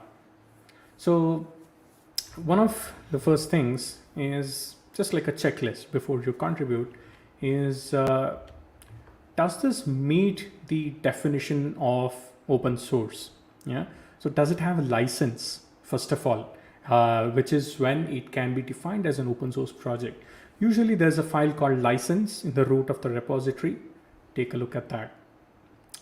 Next is a check whether the project actively accepts contributions.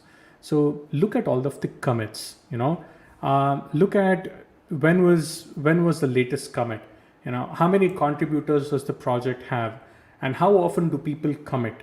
So on GitHub you can find this on the project's commits tab as well, and this will give you a fairly good idea in terms of what is it looking like when it comes to commits. Again, remember, this is to see whether the project is actively accepting contributions. The next thing is also look at issues. So how many open issues are there? Do maintainers respond quickly to these issues when they're open, or are they just lying around there for like months and years together? Is there active discussion on the issues? Even if they're open, someone has commented once a month and then comes back after 2 months and then leaves a comment. Are the issues recent? Were these issues that are open that were created like 1 year or 2 years ago, and after that no issues at all? And are issues getting closed, which means is there progress really that's happening and that's going on when it comes to all of these projects? So issues will give you a really good idea on the momentum, the speed, and a whole lot of things that's happening when it comes to the project. The other key thing to really look at is pull requests. So how many open pull requests are there? It gives you an indication of how many people are really contributing. Do maintainers respond quickly to pull requests when they are open? Is there active discussion on the pull requests? Are the pull requests recent? And how recently were any pull requests merged? So if you look at issues and pull requests, a lot of things are similar. How many? Are maintainers responding? Is it active? Are they recent? And in cases of pull requests, where it where any of these pull requests merged recently, which means is there contribution that's actually happening, or just a whole lot of discussion and everything else? And the other key part is also to understand whether the project is welcoming. The project that is friendly and welcoming signals that they will be receptive to new contributors. So do the maintainers respond helpfully to questions and issues? Are people friendly in the issues and discussion forums and chat, for example, IRC or Slack? Do pull requests even get reviewed? Do maintainers, a very simple thing, just thank people for their contributions. Thank you for your contribution. This is how we can proceed. Yeah, it kind of, all of this actually shows you whether a project is worth your time in terms of contributing for whatever it is that you're expecting, right? So just to summarize, look at one, the definition, whether it is open source, it has a license, and then look at the various aspects of the project, that is commits, issues, and pull requests. And then again, just generally look at how maintainers, contributors, and just the community is interacting. Is it really welcome? Do you feel really welcomed when it comes to contributing to an open source project? Yeah. So, all right. So up until this point, we have discussed about why people contribute, various different ways in how you can contribute, how do you familiarize yourself with new projects, what are some of the things to look out for, and then we've also seen how to find new open source projects, right? Let's come to the next part, which is how to submit a contribution itself. You found a project that you like and you're ready to make a contribution. That's great, but there are really some key things that you really need to think of, and this is what makes the open source project, the culture and the ecosystem really stand out, because there are a few things that you really need to keep in mind. And one of the things is my favorite thing, which I talk a lot about, is to communicate effectively. So whether you're a one-time contributor or trying to join a community, working with others is one of the most important skills you'll develop in open source. So before you open an issue or pull request or ask a question in chat, keep these points in mind to help your ideas come across effectively. Again, I want to emphasize this is really, really important, because this communication is a key part of the open source culture itself. The first thing, give context. Help others get quickly up to speed. So if you're running into an error, explain what you're trying to do and how to reproduce it. So if you're suggesting a new idea, explain why you think it would be useful to the project and not just you. I've seen so many issues, comments on open source projects where folks open the issue and then just have the body of the issue as, hey, this feature is broken, please fix it. That doesn't help. That doesn't give any context. What were you doing when that error came, for example, or what did you try, etc., or whatever it is, right? So a more useful thing would be, hey, I found this bug in this feature, and or something doesn't work when I do this. Give a little more context. And another thing when it comes to communication is do your homework beforehand. It's okay not to know everything and a whole lot of things, but you need to show that you tried. And before asking for help, be sure to check a project's README, the documentation, and the most important thing, which many people ignore, is just take a look at the issues, open and closed. Understand whether you have some idea of this. Do a little bit of homework and just try to understand if you already have an answer to it somewhere in the issues, in the mailing list, or even if you're just looking out for somewhere on the search engine. People will really appreciate when you show them that you're trying to learn. Instead of saying, how do I create a new CLI command, you just say that, well, I'm not sure how to implement the CLI command. I checked the help docs, I checked the contribution docs, I checked the project's website, I checked some of the source code as well, but I couldn't find any mentions. So it will show people that you're actually, interested and you've done your homework. The other important thing is keep requests short and direct. Much like sending an email, every contribution, no matter how simple or helpful, requires someone else's review. And many projects have a whole lot of incoming requests than the number of people who can actually help.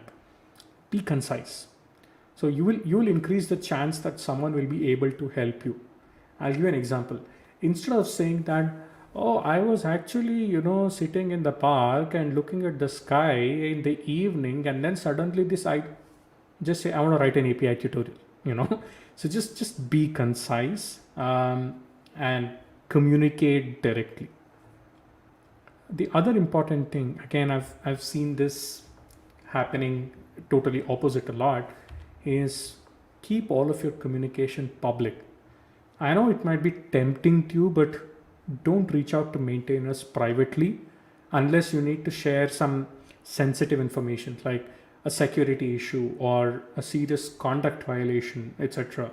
So when you keep the conversation public, more people can learn and benefit from your exchange. So all of that discussion that happens on issues or any other forum, that itself can become contributions, you know. So instead of like writing a maintainer an email and then say, hey, sorry to bother you, but I have this PR open, can you take a look at it, etc. Go back on that PR, tag the maintainer or someone else, and then say, hey, you know, can you please advise how to proceed this? Trying to keep it in public. The next thing, you know, I know this is very, very difficult, but it's okay to ask questions, but be patient. Everybody was new to the project at some point, and even experienced contributors need to get up to speed when they look at a new project.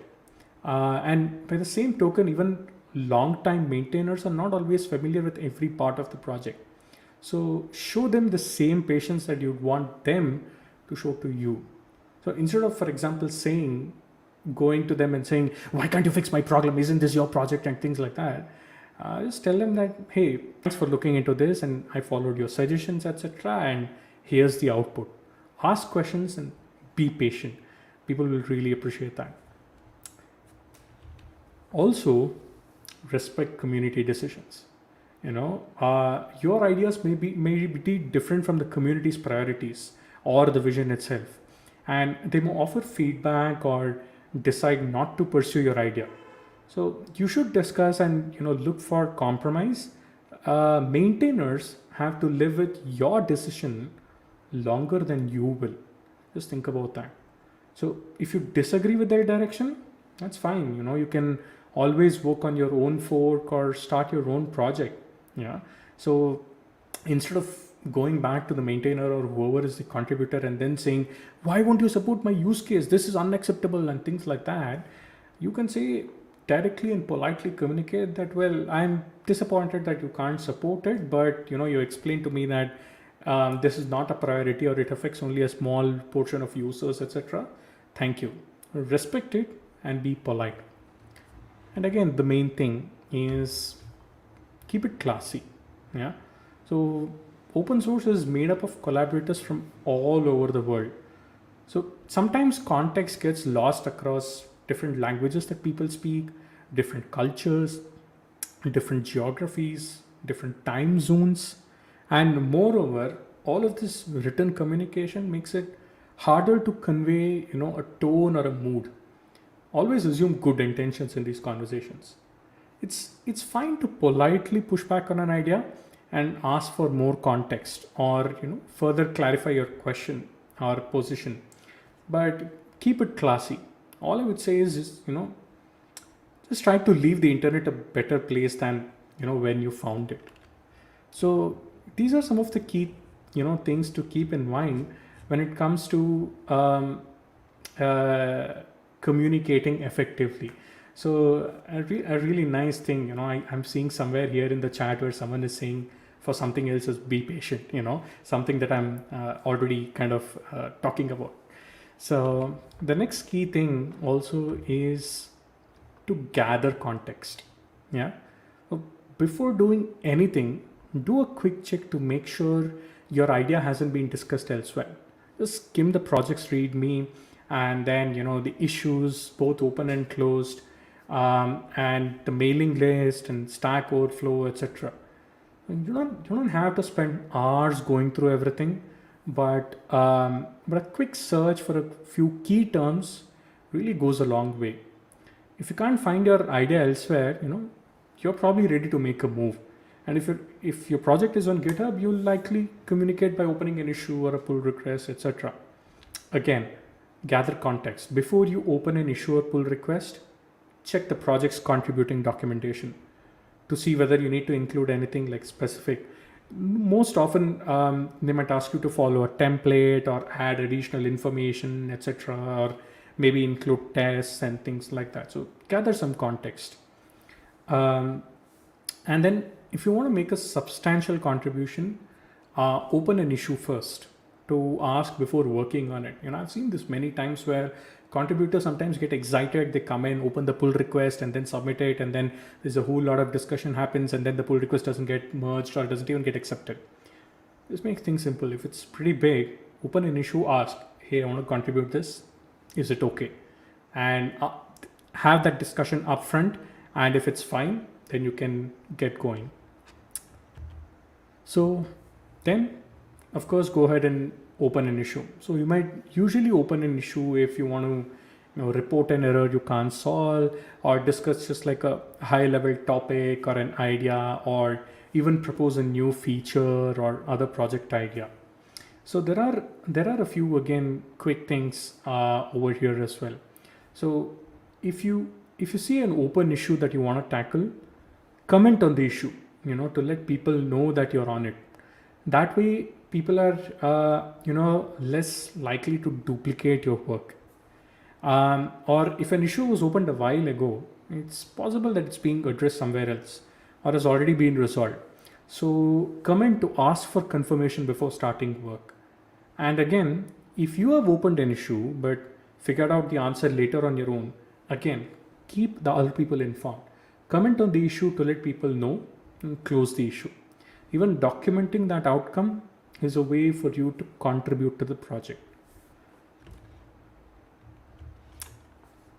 So again, the last thing is, once you're done, opening a pull request itself. So you should usually open a pull request when you want to submit some trivial fixes, for example, like a typo, broken link, or an obvious error, etc. Or to start work on a contribution that was already asked for, or that you've already discussed in an issue. So a pull request doesn't have to represent finished work always. It's usually better to open a pull request early on, so others can watch or give feedback on your progress. Just put as like WIP or a work in progress in the subject or in the label or something like that, so you can always add more commits later. And if the project is on GitHub, here are just some of the steps to keep in mind, and I think many of you might already be aware of it, which is, first, fork the repository and clone it locally. Connect your local to the upstream repository as well by adding it as a remote, and keep pulling in changes from stream often so that you're up to date. And that's when merge conflicts will be less likely. I've seen many PRs that I keep reviewing wherein they wouldn't have merged any of the commits from the upstream branch, usually the master or the main, and then a lot of merge conflicts keep on happening. Then create a branch for your own edits. Do it in a separate branch. Don't work directly on master or main, etc. And reference any relevant issues or supporting documentation. For example, you can say that this closes issue number 56. This fixes bug number 72 or something like that. Reference it so that there is kind of a trail in terms of what was the issue or what you're trying to do, or if there's some documentation, comment, etc. Also include screenshots of like the before and after. If your changes have differences in your front end, your HTML, CSS, etc., you can just drag and drop into your pull request. Test your changes. Run your changes against any existing tests if they're already there, or create new ones when needed. Whether they exist or not, just make sure your changes don't break the existing project itself. And then again, keep in mind that contribute in the style of the project to your best of abilities. This may mean use indents or semicolons or comments differently than you would in your own repository. Usually there are all of these style guides and ways of how projects want their code to be. And this makes it easier for the maintainer also to merge, and for others also to understand and maintain in the future. All right, so that's a quick brief on how do you go about contributing itself. So we spoke a lot around here in terms of how to communicate effectively, and then also around how to gather context, create an issue, create a pull request, etc. So now you made your contribution. After you submit a contribution, one of the following things will happen. First, maybe you don't get a response. Now, hopefully you, before check the project for signs of activity itself, which I mentioned early on, things to watch out for. And even on an active project, sometimes, however, it's possible that your contribution won't get a response. If you haven't gotten a response in over a week or so, it's fair to politely respond in that same thread, asking someone for a review. And if you know who it is who should be doing it, you can even mention them in that thread. Now again, remember, don't reach out to that person privately. Remember that public communication is really vital to open source projects. If you make a polite bump and still nobody responds, let's face the fact, it's possible that nobody will respond ever. It's not a great experience, but don't let that discourage you.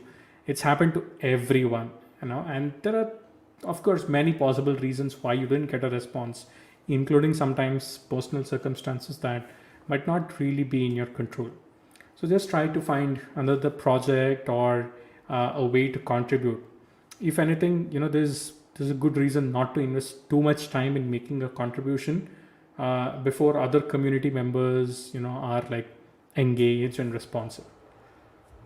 The next thing that could happen is someone requests maybe changes to your contribution.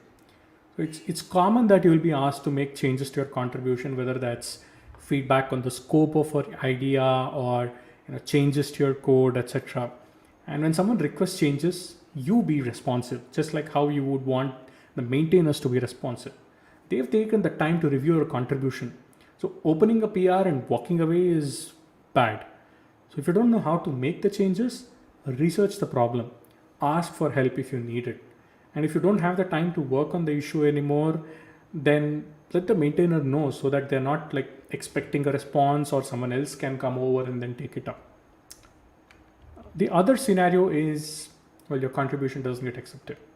So it may or may not be accepted in the end, and hopefully you didn't put in too much work into it already.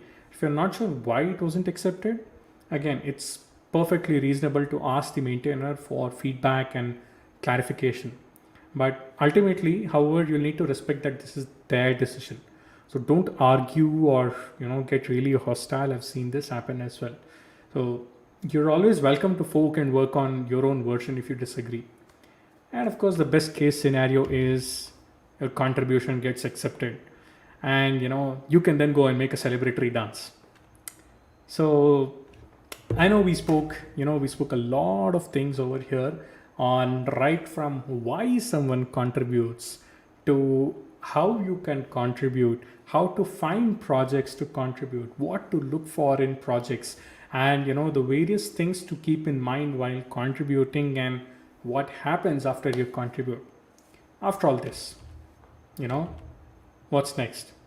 So whether you've just made your first open source contribution or you're looking for new ways to contribute, I hope you're inspired to take action. And even if your contribution wasn't accepted, again, don't forget to say thanks when a maintainer put in effort in helping you. Yeah? I just want to leave you all with one thing, right?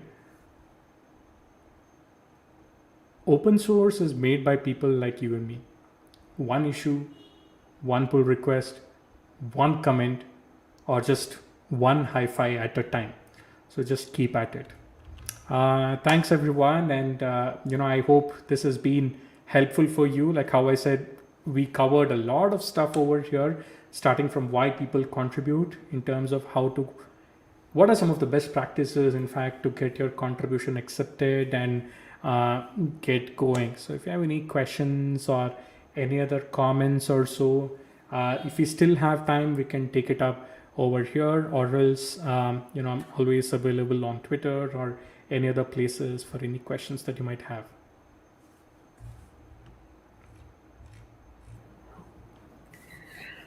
Thank you so much, Karan. It was like the whole package of how to start with open source and contributing to it, and the best practices that they need to follow.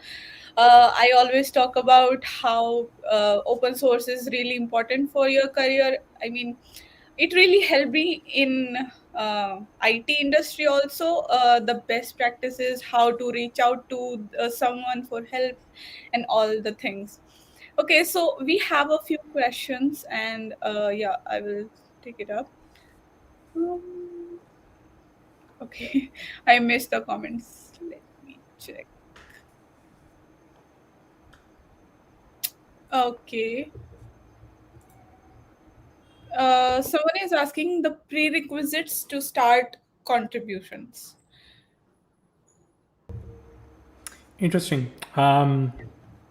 Interesting. And the prerequisite is only interest.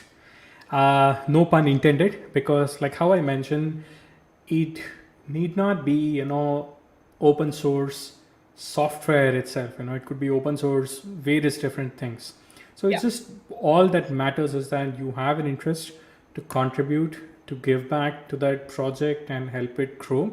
And you can, of course, decide how you want to grow the your own learning as well as that specific project. So it's purely just interest that matters, and also some of the key things that I mentioned in my session around learning how to do a whole lot of different things. Exactly. Okay. Many students have these doubts if they need to be pro at coding to start with open source. I know it's not necessary, but can you just show some light on that? Right. So I know I've definitely heard, of course, from many of the students who are Yeah. very intimidated from contributing to open source, because like, oh my God, this project is so scary. I don't know what is Yeah. happening here. I don't know how it's happening here. I can totally understand that. A few things which I would like to say over there is, one, the open source community is really welcoming. So Yes. if you are someone who is new, and if you just tell on that issue or a pull request or wherever you're contributing, you just tell them that, hey, by the way, I'm just a beginner, I might have made some mistakes, so please let me know. Then pretty much, a maintainer or someone, other contributor might come in and then help you. And the reason why I mentioned this specifically is, many of them feel very shy of saying that, hey, I am just someone who's just getting started, or I don't know this. It's perfectly okay, like how I said, excuse me, not every maintainer also might know every part of the project. So no one really expects you to know everything, as long as you're upfront and your objective is in adding value to the project and helping it really grow. Yeah. And I don't mean to say that, again, I've seen many times when people want to just get started, they might go to some real big project and then start correcting the grammar or the typos and things like that, right? Now, I'm not saying those are not contributions or valued contributions, but think of it from your end.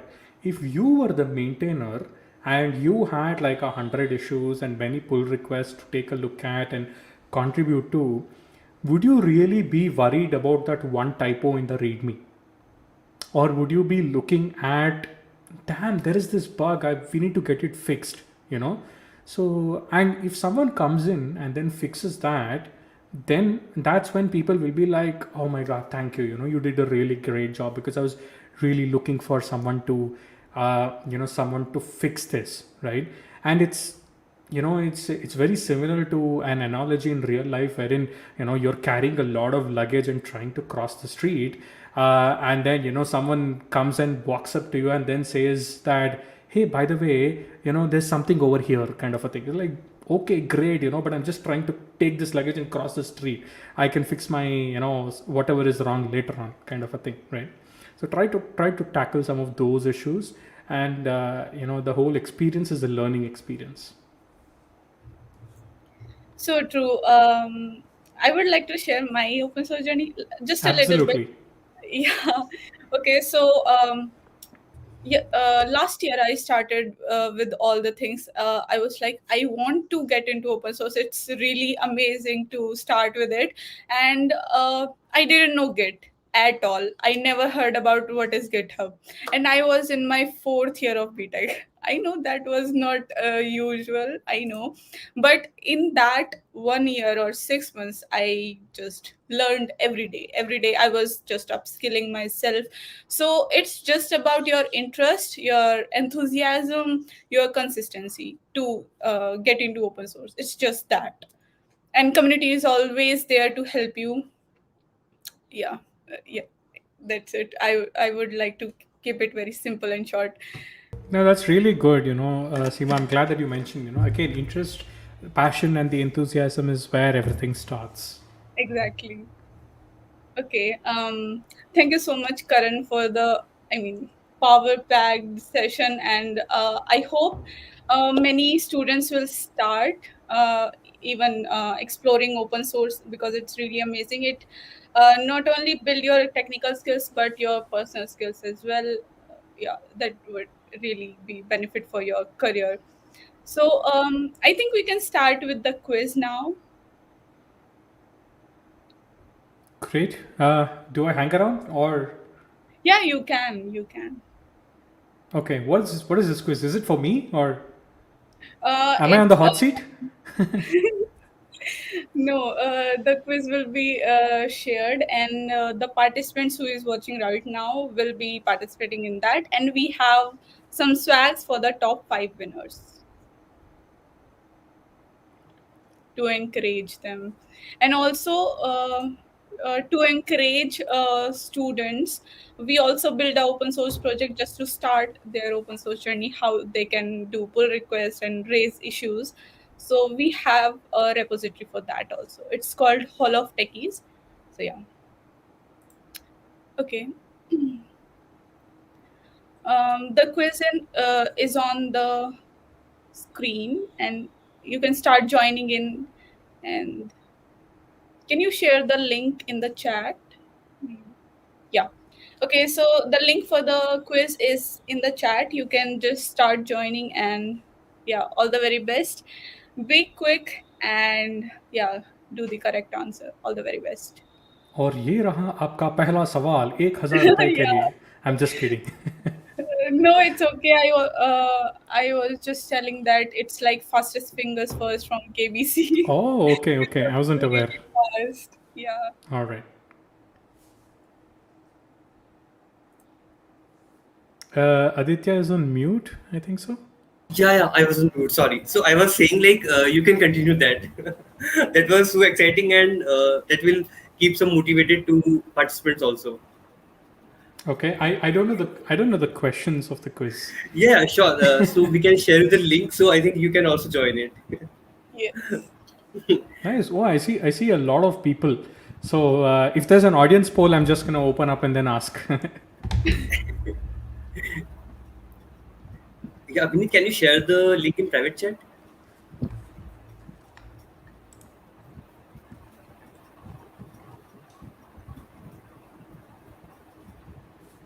Yeah, so quiz link we have in private chat, and I think you can also check the questions and join it.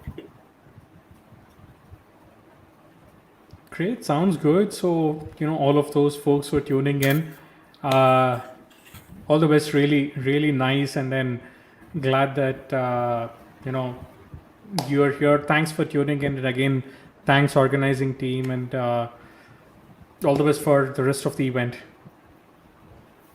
Yeah, thanks a lot. So we can start the quiz, Vineet. Yeah. Yeah.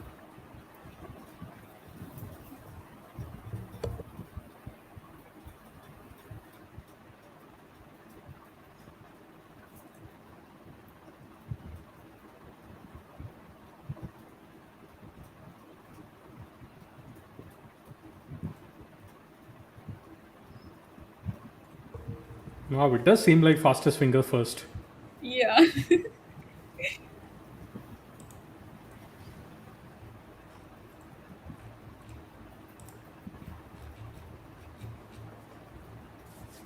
All right, folks, I'm gonna drop off right now. But again, Sure. thanks Seema, thanks Aditya, and the rest of the team for having me out here. And then I'll connect with all of you soon, and all of you who have joined in. I think my social links have been shared a few times over here, so you know where to find me. So thanks once again, and see you all again sometime soon. Yeah. Thank you so thanks much. a lot. Thanks a lot for joining. Yeah. Bye. Yeah, bye-bye.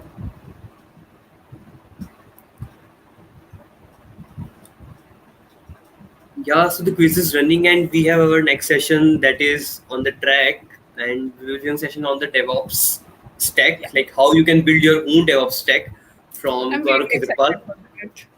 Yeah, yeah, I'm too excited. Like, so what are the insights we have for that? And you can join like building your open source DevOps stack, and that will be given by Gaurav Khetrapal from MTX. So we can just jump in. Let finish the quiz then. I think the quiz is running, but we have still got some answers. So let's see who won the quiz.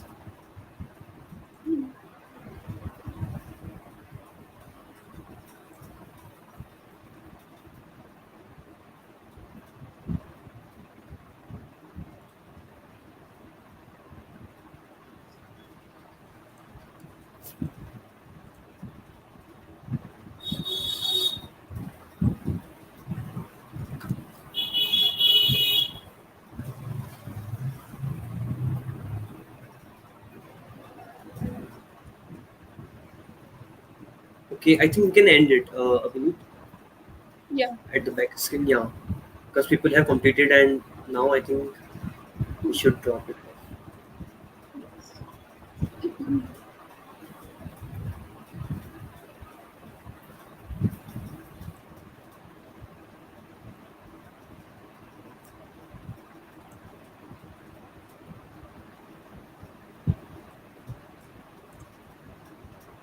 Yeah, that's done. And over to you, Seema, with Thank you, Aditya. Okay, so let me introduce Gaurav to you all. I'm really excited for the session already. Okay, so Gaurav Khetrapal is a well-known multi-cloud enterprise architect with 2 decades of industry experience in architecture and design of business solutions across multiple domains. He specializes in Salesforce, AWS, and GCP platforms. He has presented at several leading conferences all over the world, including Dreamforce, London's Calling, Days, and is a strong advocate of continuous learning. A developer at heart, an architect by experience, and a technology enthusiast by passion. He currently works as the Chief Learning Officer at MTX Group. Hi Gaurav, how are you? I'm really excited for the session Hi, already. Seema. Thank you for all the kind words. Yeah, glad to be here. Yeah. I think we can start the session without wasting any time. Okay, excellent. I'll just go ahead and start Yeah. presenting them. Yeah. Stage is all yours. Thank you.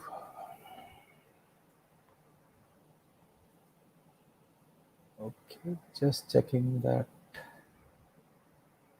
Okay, excellent. So let's get started. And over the next 40 odd minutes, I'll kind of walk you through a journey of how you can essentially build your open source DevOps stack for your own projects. Before I do that, and I just mentioned this to the organizers in the chat as well, that I have attended every single session since yesterday, and this has been a fantastic event. So thank you, Abhineet, Aditya, Seema, and all the root heroes. I don't know all the names, but it takes a lot of effort to do an event, even if it's for a couple of hours, and to do an event online across 2 days. And what a fantastic speaker lineup that you had. So hats off to all of you. I know it was a lot of work, and I could see how well you were prepared every time there was an update for the speakers. So thank you, and thank you to all the sponsors. No event can be possible without the support of sponsors, and I'm so glad to see that some of the big names like Red Hat, GitHub, as well as some names from India, they all came together, and a really good mix of companies supporting this event.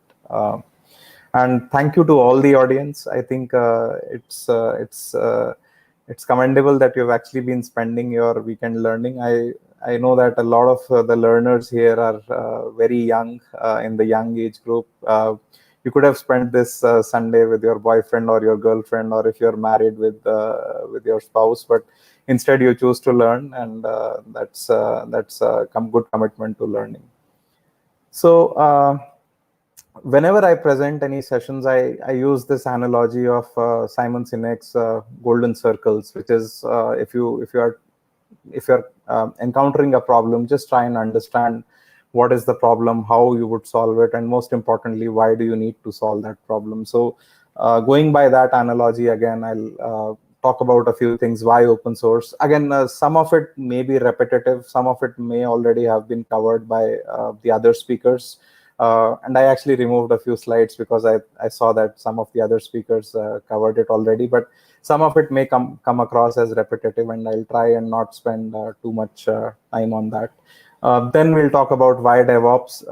When I started my journey, there was no term called DevOps, and the software industry, it's fair to say, it has completely transformed since then. So we'll talk a little bit about why DevOps and why DevOps is a critical part of all projects. Then we'll talk about how and why open source DevOps, and finally what open source DevOps solutions are available, which you can actually use in your own projects as well. So let's get started. Before we do that, and I think we have plenty of time because I was told that some of the earlier speakers finished early, so we do have a lot of time. So I'm interested in knowing where all people are joining from. If you can just type it out in the chat, which city are you joining from, and then I can see that. I'm really keen to know what's the geographical mix of people who are joining from. If you can just type it out in the chat, that would help me know that. So I see Mumbai, Jaipur as expected, Kashi, Bhopal, Ahmedabad, Gujarat, Bihar, Madurai, Delhi, Andhra Pradesh, Vadodara, Ahmednagar, Karnataka, Mumbai, Peshawar. Welcome.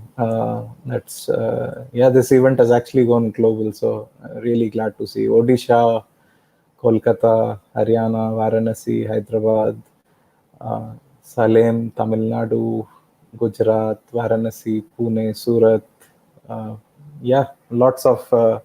Lots of people from different locations.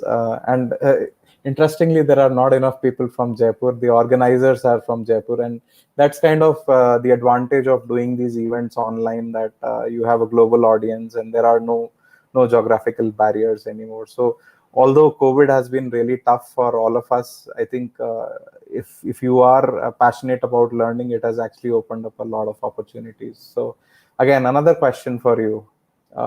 Who all in the audience are developers? If you could just write developer if you are a developer, and then I'll come to a few other roles as well. Just type it out in the chat if you are a developer. And I'm just monitoring the chat on my other window. Beginner, developer. Even if you are from other roles, can you just write it out what your role is? Okay, I see plenty of developers, which makes sense because this is a developer-centric event. Students aiming to be one. You're on the right path with events like these. Student. Developers. Okay, developers write code. What they also do is, anytime there is a bug in their code, they always say it's not a bug, it's a feature. And trust me, I mean, I've been doing that, and I still do that every once in a while. And if you are a developer, it's a line of defense which you can always use. Who is a DevOps guy in this audience? If you are a DevOps guy, just type it out in the chat. Developer, ML enthusiast. 𝐬𝐚𝐴 is a DevOps person. Infra DBA. Okay, a few others. Yeah, DevOps, it's a very critical role. As I said, the importance of DevOps, DevSecOps, and there are so many jargons, but I'll not go into that. But the idea is that whatever is the operational aspect of your projects, they take care of it. So this is a nice meme that I found on the internet where this kind of explains the power of your DevOps professionals.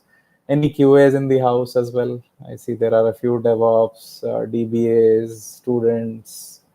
Yeah, if you are a QA, you know that you have a very special relationship with developers.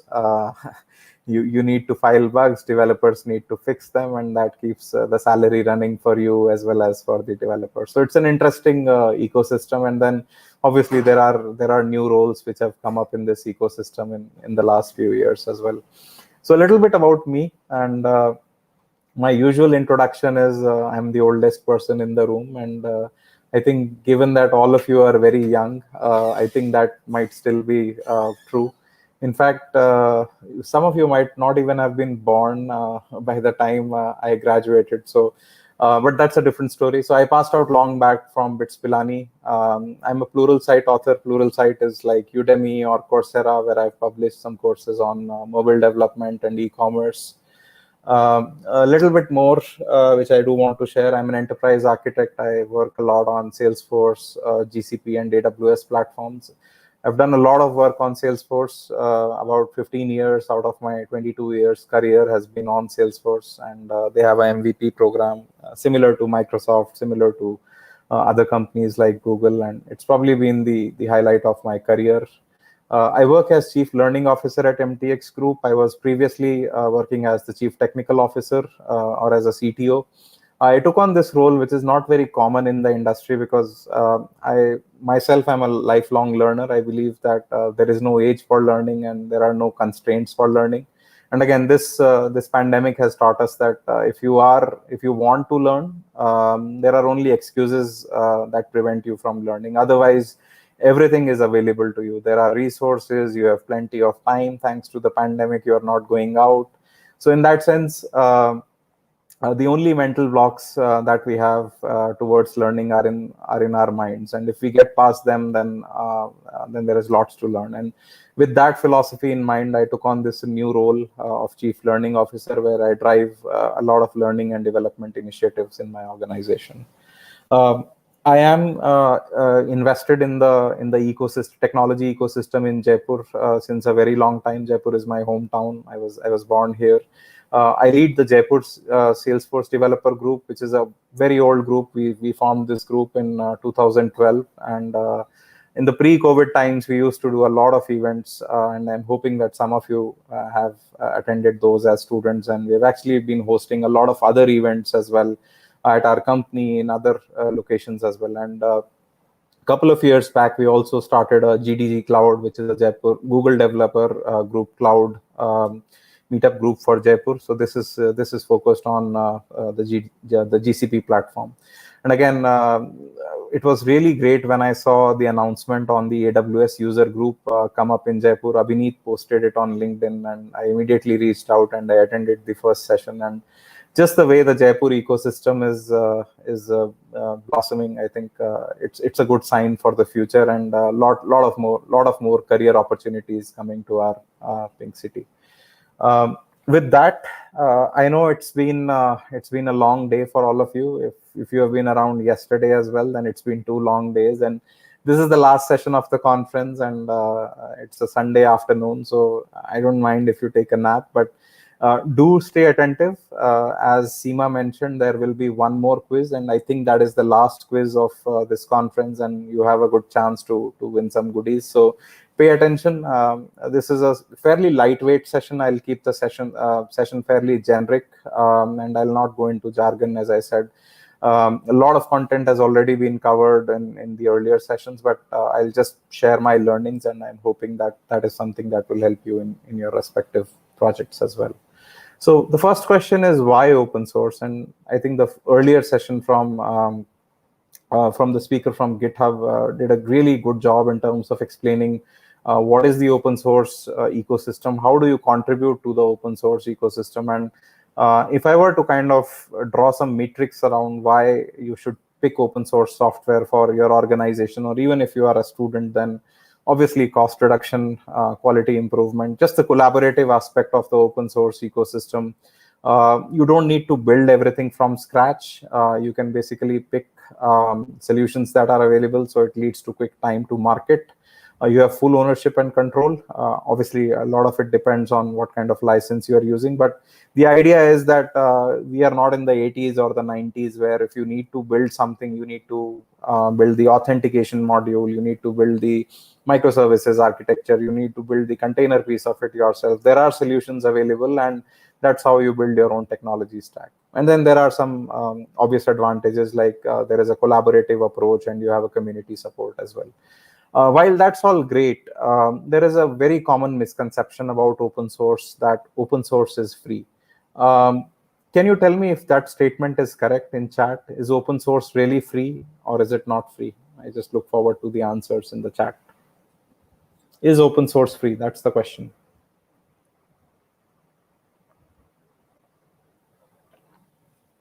Okay, someone says no. Thank you. Somebody is complimenting that I look younger, but the reality is I'm not. It is free. Yes, it's free. Yes, it's free. Okay.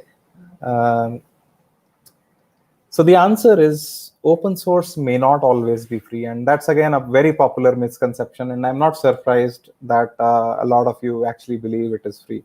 So there are multiple kinds of software. There is obviously free software, which eventually it means it is free as a matter of liberty, but not as a price. Look at this particular column which talks about free of charge, where it says yes, that is actually free. So for example, freeware, tools like Skype or Adobe Acrobat, these are free. Then there are public domain software, again, SQLite, that is free as well. Open source software may or may not be free. It really depends on what those licensing terms and what is the overall pricing strategy. What a lot of open source tools also do is there is a free tier and then there is a paid tier, and then as part of the paid tier you get a lot of additional benefits as well. Just a small misconception, but very, very popular misconception, and that's why I kind of wanted to eliminate it before we move forward. So let's actually try and understand why DevOps, and I think it has been covered in multiple sessions. In fact, in today morning session from Red Hat, I think they gave a good overview of it from their product perspective. But as a technology generalist, let me talk about it. Why do you need DevOps? So, and in case you didn't know, this term DevOps and is popularly known as the father of DevOps, and hint, hint, this may be a question in the quiz, is Patrick DeBois. So he started this revolution called DevOps, and it really comes down to two key roles. You have projects, you have developers, and then you have operational people. And you need to take care of communication. You need to make sure that these two roles are collaborating with each other. They are integrating, and then there are no conflicts. It's easier said than done. Typically, they have different priorities. A developer's priority is to write code, get things done quickly. An operations person's responsibility is to make sure that things are stable. And ops people don't really care if you go slow or if you go fast. They just want to make sure that you don't break things.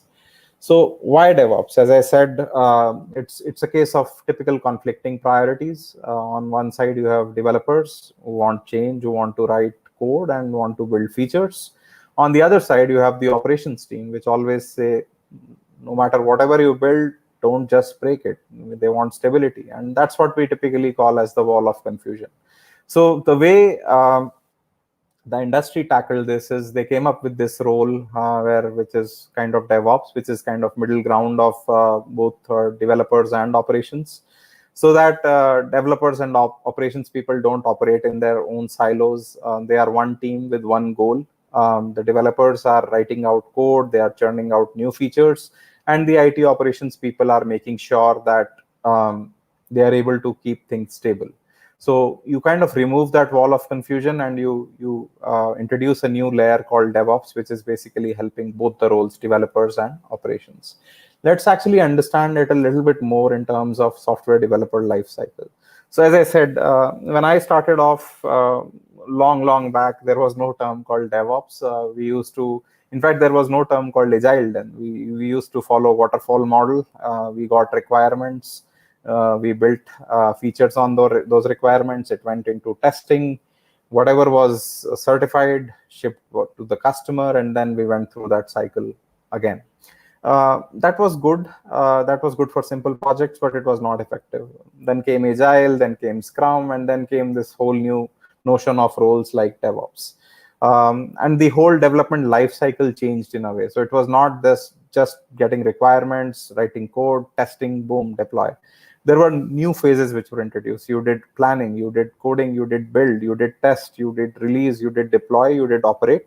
And then came these new terms called continuous delivery, continuous integration, agile development. And then you also needed a lot of collaboration between all of these phases as well. And that's where DevOps kind of filled a key gap.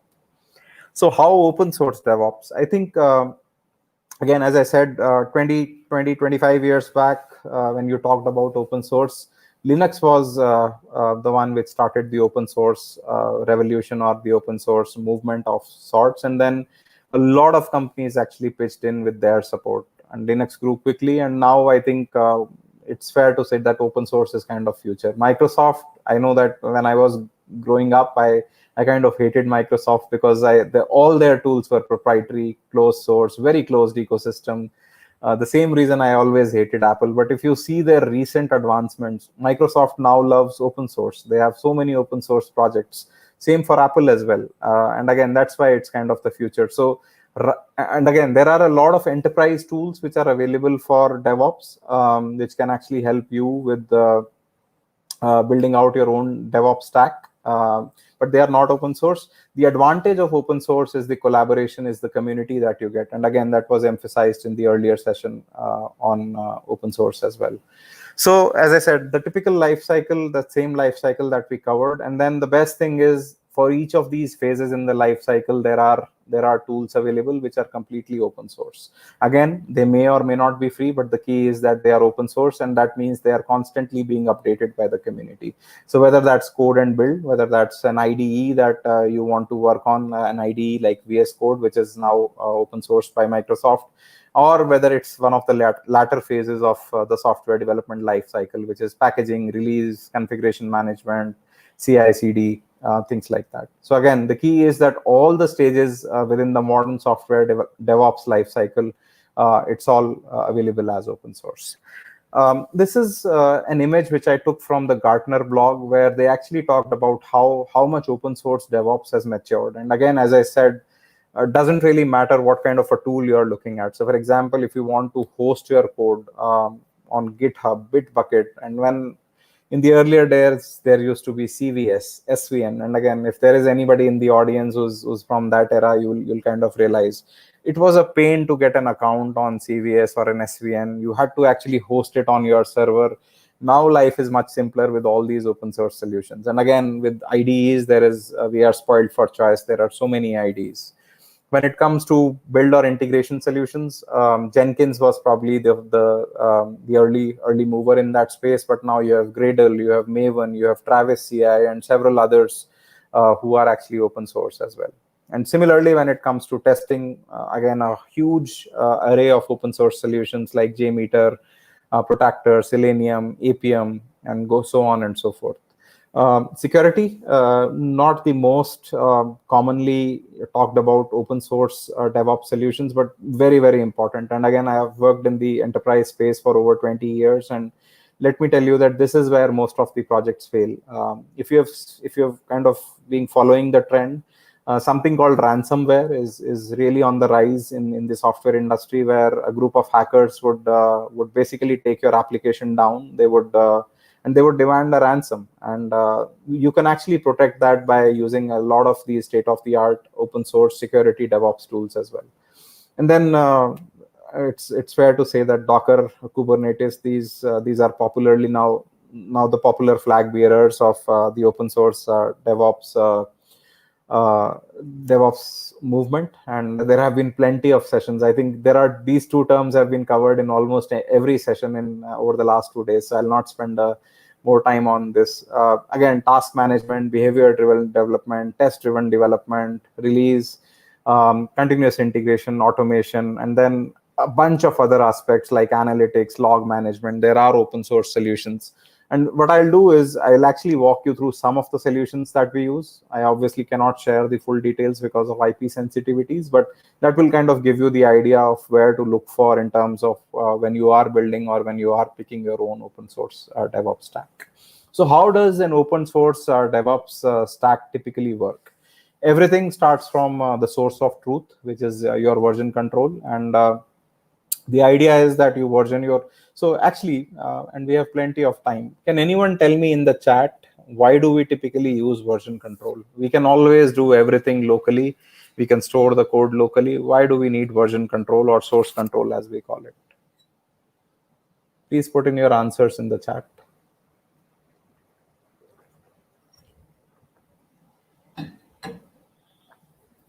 Nobody uses version control or source control, or nobody knows it.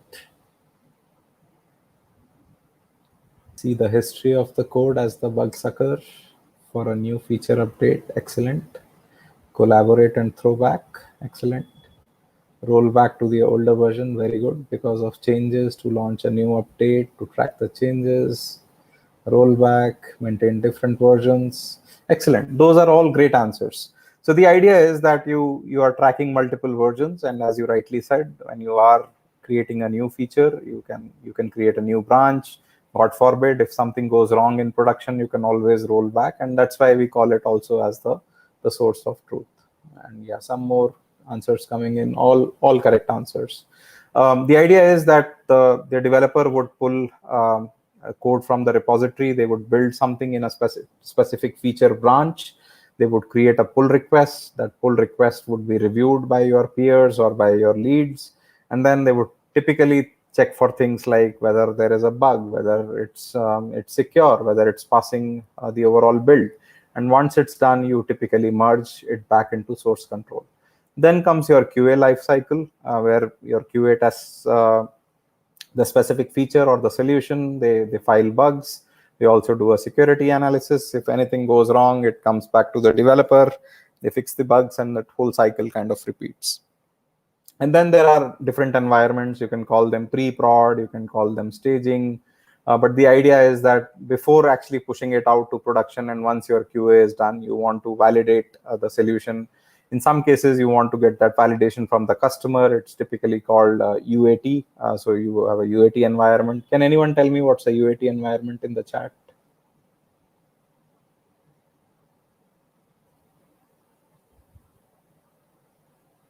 Okay, I think there is a lag in the chat, but I'll wait for a few seconds to get the answers.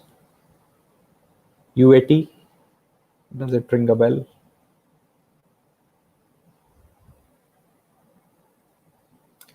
Excellent. User acceptance testing. So that's the idea, that before your solution goes live, you get a nod from the customer that you have done your testing. The customer can test it. They typically provide what is called as a UAT sign-off, which is user acceptance testing sign-off, which essentially means that they have kind of given you a green signal that you can push it out to production.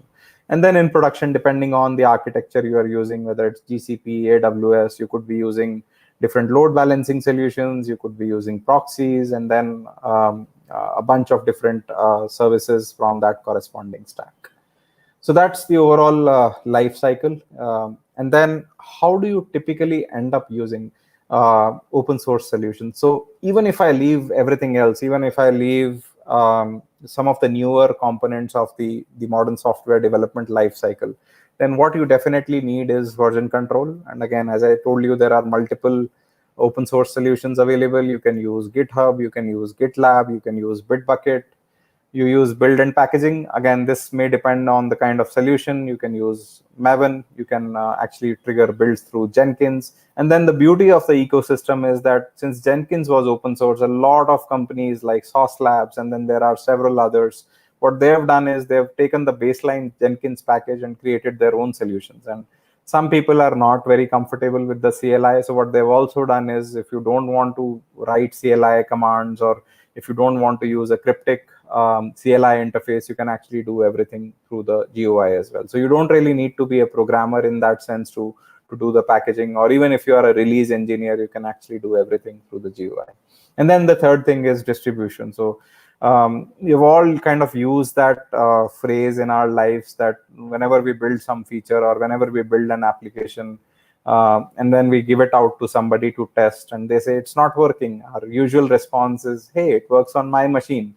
So the idea of distribution is now to take the environmental issues out of the equation. So you have things like Docker, where you can containerize your solution, and then you can take out the environmental issues, and then you can orchestrate it using solutions like Kubernetes as well. Version control, as I said, enough has been spoken about this, but and I think all of you got right answers as well, that the key is that it's the source of truth. In case anything goes wrong, you can always go back and you can check what happened, who did that, and typically in a code review, you would be caught if there was something which was not up to the mark. You can actually trigger what you can actually control what triggers the build. Whether it's basically a commit, every commit, whether it triggers a build, whether it's a pull request being accepted, you can define your own criteria. And when we talk about version control, again, one of the stories which I always like is going back to the early days of Git. There was a command called git blame. Can anyone tell me what git blame does? Again, I'll wait on the chat and I'll have some water while I wait for the answers. Don't Google it if you don't know it.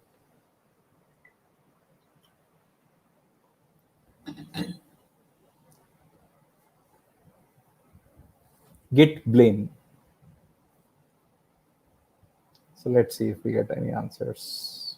Okay, it's not a very popular command. Git link, it's not git link.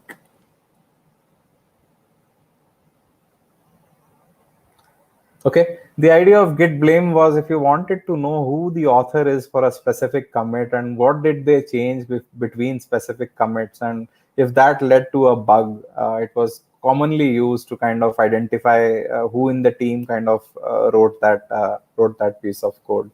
Yeah, so there is a right answer. Used to observe and examine the content, annotates each line. Yeah, so the idea was that while the intention was right, the word blame didn't quite make sense. It was very derogatory in that sense, and that kind of took the overall spirit of team and community to in the wrong direction. So there was a huge movement to kind of change that command as well. And again, the idea is just to make sure that you understand that version control is not just about tracking your changes. It's also about collaboration and making sure that you work with the rest of the team. Build and packaging, again, there are multiple ways, multiple open source solutions, and the idea is you basically now take out the environmental factors. You basically provide a very standardized environment. You provide a very standardized environment, which makes sure that people who need to test the solution, or whenever, even if you're deploying in production, that there are no environmental issues. Those are already taken care of. And thanks to Docker and Kubernetes, if it worked on your machine, it will likely work on your container as well. Distribution, again, it really depends on who you want to distribute to. In the CI/CD flow, you can actually control. You can do a lot of metrics. For example, you can see how many builds failed, how many tests passed, if there was a blocker test. I do see there are questions around Salesforce as well, and I'm happy to cover that in the end if we have time. But the idea here is that you now have a modern tool chain which allows you to distribute and also capture key metrics, which give you a good idea of the quality of the software as well. One of the things which I thought might be good for you to know is the service mesh architecture. And Istio is kind of, again, it's an open source solution. The idea here is that if you are using microservices and you are using a service mesh architecture, and when I'm talking about service mesh, this is more common in the enterprise architecture. So if you are a student or if you are just entering the industry, this is something you may not be aware. And again, the intent here is not to make you an expert on it, but just kind of sow a seed so you become curious to learn more about it. So do check out Istio service mesh architecture. The idea is that if you have multiple services and you want an effective DevOps solution to make sure that you're able to deploy and effectively communicate those services, then you can use a solution like Istio Mesh. What it does is basically separate things out in a control plane, which is basically all the configuration related things, as well as the data plane, which is your actual project data. And then instead of a hub and spoke model, since there are multiple services involved, that's what we typically call as a mesh architecture. And then you have your ingress traffic, which is basically typically routed through a proxy, and then your egress traffic, which is through an outbound proxy as well. GitHub Actions, I think I saw this mentioned in one of the earlier sessions, but GitHub has actually made it very simple. Everything is now available on GitHub. You can actually fully manage a project on GitHub, all the DevOps and all the software development lifecycle. Like you can use GitHub issues for project tracking. You can use GitHub Actions to actually trigger the whole CI and CD flow, and then you can use a number of plugins as well to kind of do everything. So theoretically, if you're using a GitHub repository and you want to do everything on GitHub, it is possible. But again, there are a number of other open source tools as well. The idea here is the same. Developer commits the code, you build from the code automatically. This could be based on a commit, based on a check into a specific branch, based on a branch being merged. And then your automation test suite runs again, which you can trigger through multiple ways depending on what language or what framework you are using. If it works as expected, excellent. It goes ahead and deploys to production automatically. If it fails, it generates a test report, and then it gives the developer a notification. So GitHub Actions facilitates both continuous integration and continuous delivery, in the sense that you're able to, whatever changes you're making, you're able to quickly deploy them, and you're able to quickly validate them as well. Another solution, Jenkins. I don't know how many of you have heard about it. As I said, Jenkins is used to be very, very popular. In fact, it started kind of the build automation movement, so to say. The idea was simple, that there was this pipeline which on your behalf, what it used to do, check out your code, build it, run your tests, deploy it in the staging environment, and if everything passes in the staging environment, everything is deployed to production environment. The best part was that there was no manual intervention. You just triggered your Jenkins pipeline, and then you could actually see it work through one step at a time, and then deploy your overall solution to production. As I said, now the idea is that they've kind of taken the donkey work out of Jenkins, so to say, and there are solutions which allow you to do this through fancy UI interfaces, and also they add a lot of analytics and reporting capabilities on top of Jenkins as well. But Jenkins is something that we still use in our DevOps stack. 𝐦𝐞𝐦𝐿, again, I don't think you would have heard this, and not very common, but the idea here is that if you have built a large enterprise system which is using clustering and which is using software grids, then you need a solution which is basically can do much more beyond a conventional load balancing server or a proxy. So in that case, you would typically use something called a 𝐦𝐞𝐦𝐿 server, which is again open source. And if you are talking about scientific solutions which typically use grid computing or cluster computing, then it's very common. And again, we've used this in multiple enterprise solutions as well. And if you're curious, go learn more. They have a fantastic community and a very, very popular solution, as I said. Snort, again, this is not very common, and I don't think this was mentioned in any of the earlier sessions as well. But again, a typical enterprise play, when you build your solution, when you deploy your solution, your project is live in production, most people think that your development life cycle actually stops there. That is not true. As I said, it actually kickstarts a whole new development life cycle.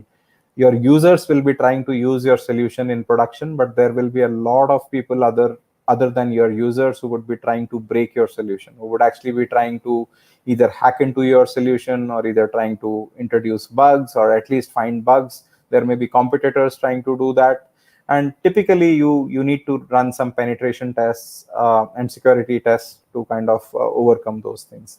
Snort is a very popular DevOps enterprise tool, again, open source. The idea is that if you have used something like a Wireshark or any other tool, Those have very limited capabilities, desktop tools. You can run a scan, you can see what packets are flowing. Snort is much more advanced and much more comprehensive than that. The idea is that it basically sniffs on your packet stream. It provides packet decoding. There are preprocessors. There is a detection engine which actually tries to determine what kind of a threat or what kind of an attack is being launched on your solution. We've seen all kinds of attack like URL hijacking, cross-site scripting, and several others. So the idea is that you try and capture everything at a packet level, which is at the physical level rather than the application level. And then there are a number of plugins which actually generate alerts and logs. Again, there are parallels in the AWS world. There are parallels in the GCP world. But if you want to go with an open source solution which does things at the packet level, Snort is a great option. And we've actually used it to kind of preemptively determine a lot of security issues as well. I believe that is it in terms of what I wanted to cover. And if there are any questions, I can take them now.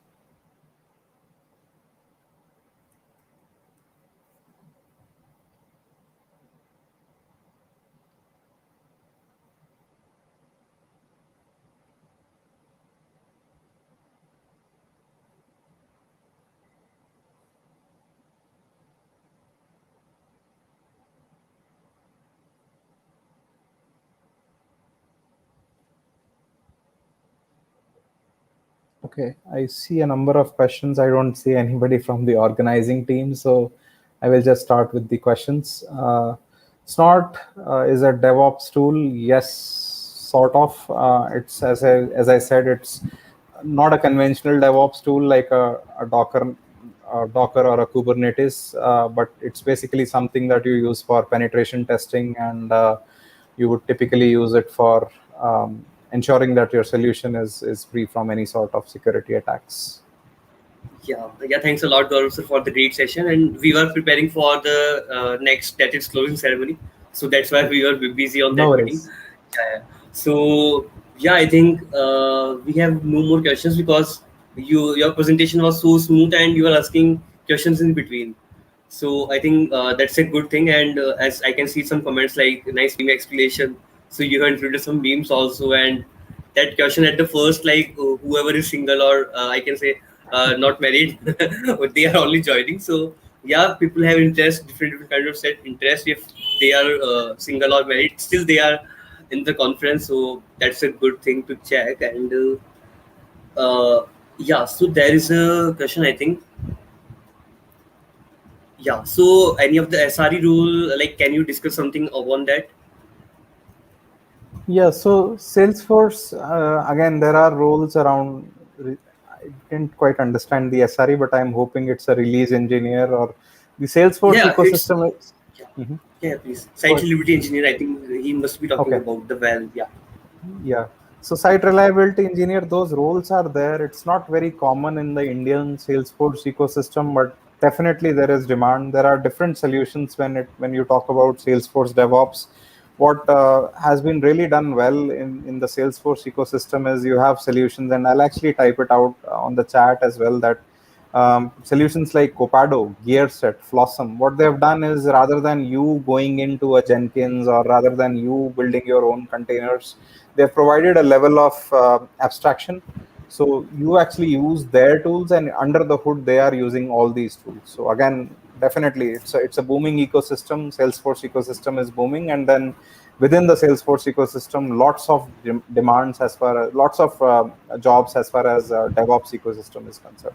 So absolutely a good career opportunity. Yeah, thanks a lot for answering. And yeah, we have some of the I can say appreciation that is in the comments, and people are loving the session. So we can start with the quiz now. So there's a quiz we have for all the participants.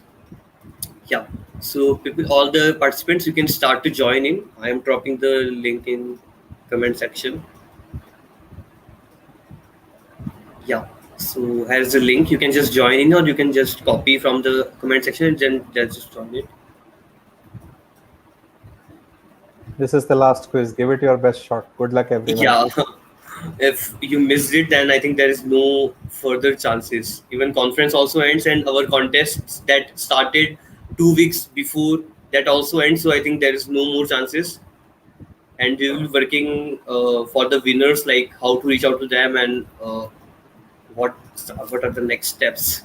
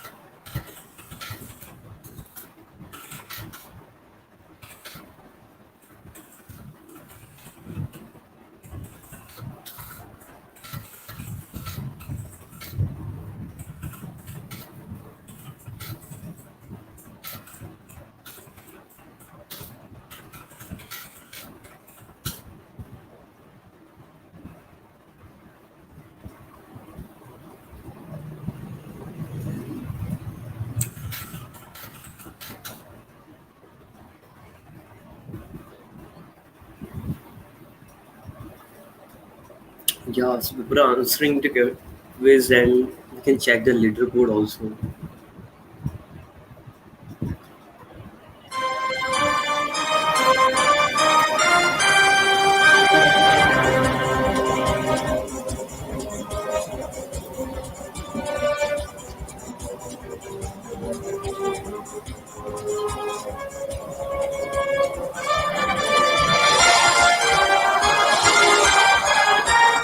I think also you played this sound, right? Just to give it a Yeah. feel. Yeah. That was a great thing. Fastest fingers first. Yeah. So we have one questions around the participants. Like, is it possible to meet you in Jaipur, sir? Yeah, hopefully once everybody is vaccinated, I'm hoping that there are events like this which we can do in person, and we at MTX would love to host the AWS user group. And absolutely, once everything is back to normal, yeah, we can definitely do that. Yeah, sure. Thanks a lot.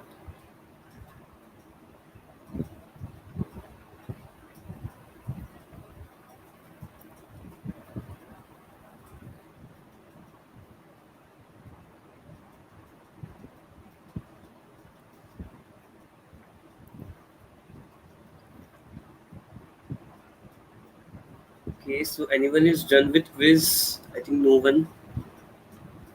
Let's see.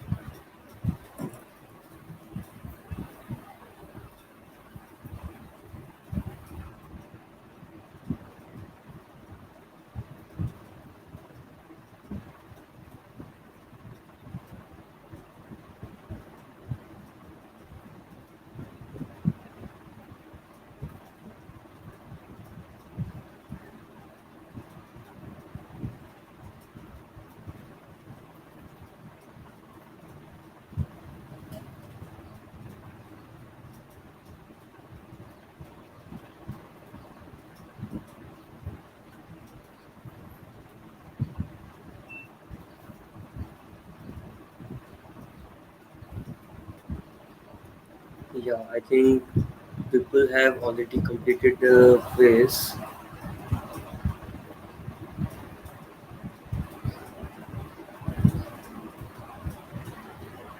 You can end the quiz, Abhinit. You can end the quiz. Yeah, sure.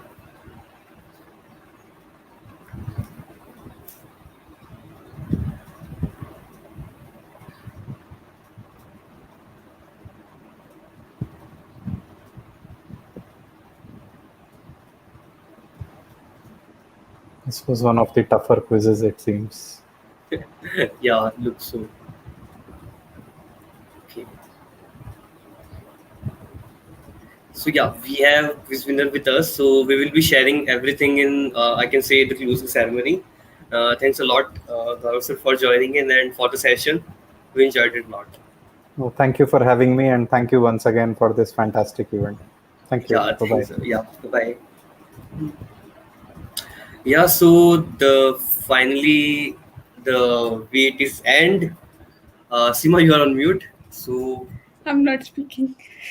no, you just experienced something, so that's why I said you. Okay. Okay, Yeah, I want so to share something. Wait. Okay. take it. So my sister is like in her first year, not in tech, but she is doing medical. Okay, Okay. and she participated in that quiz and she got 7 answers correct for DevOps, because I talk a lot about DevOps to her and she remembers everything. Okay, that's great thing. Yeah, Yeah, now you can so continue. yeah. So thank you, Seema, for sharing this insight. Like everyone can win if they are showing some interest and keep an eye on detail. Yes. Yeah, so for the closing ceremony, I think we have joined our route heroes or not. Let me check. If someone is coming, then we can wait.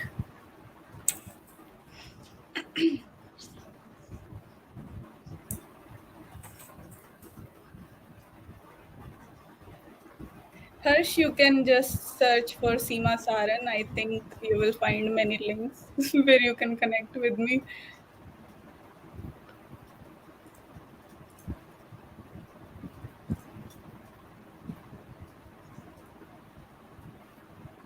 Seema ma'am के बहुत fan है यहाँ पे Like, yeah, so we can start with the slides. I think Abhinit also there. Uh, yeah, hi Abhinit. Can you hear me? Hi Aditya. Yeah, hi Abhinit. Yeah, so I think we can start with the closing ceremony and Yeah. yeah. So thank you everyone for the great event we had for I think it's not too long days because we started everything so before. Okay, so we started our contest with soup before. Okay, so it's not like we started in the 2 days. In 2 days we were having some conferences, but still we were there always from beginning. So yeah, please share the result. We will be sharing the results so soon. So first, thank you all for the great event. You want to take something, Seema, on this particular slide? I don't know. It's been 2 months. We are working hard. Our team, Route Heroes, everyone is working, and we were having our jobs also, and we were doing this also, and it was like so overwhelming for us. And sometimes just a little bit, we wanted to quit. That we are done with this and all. But okay, we never did. Here you are. You can see that we never did.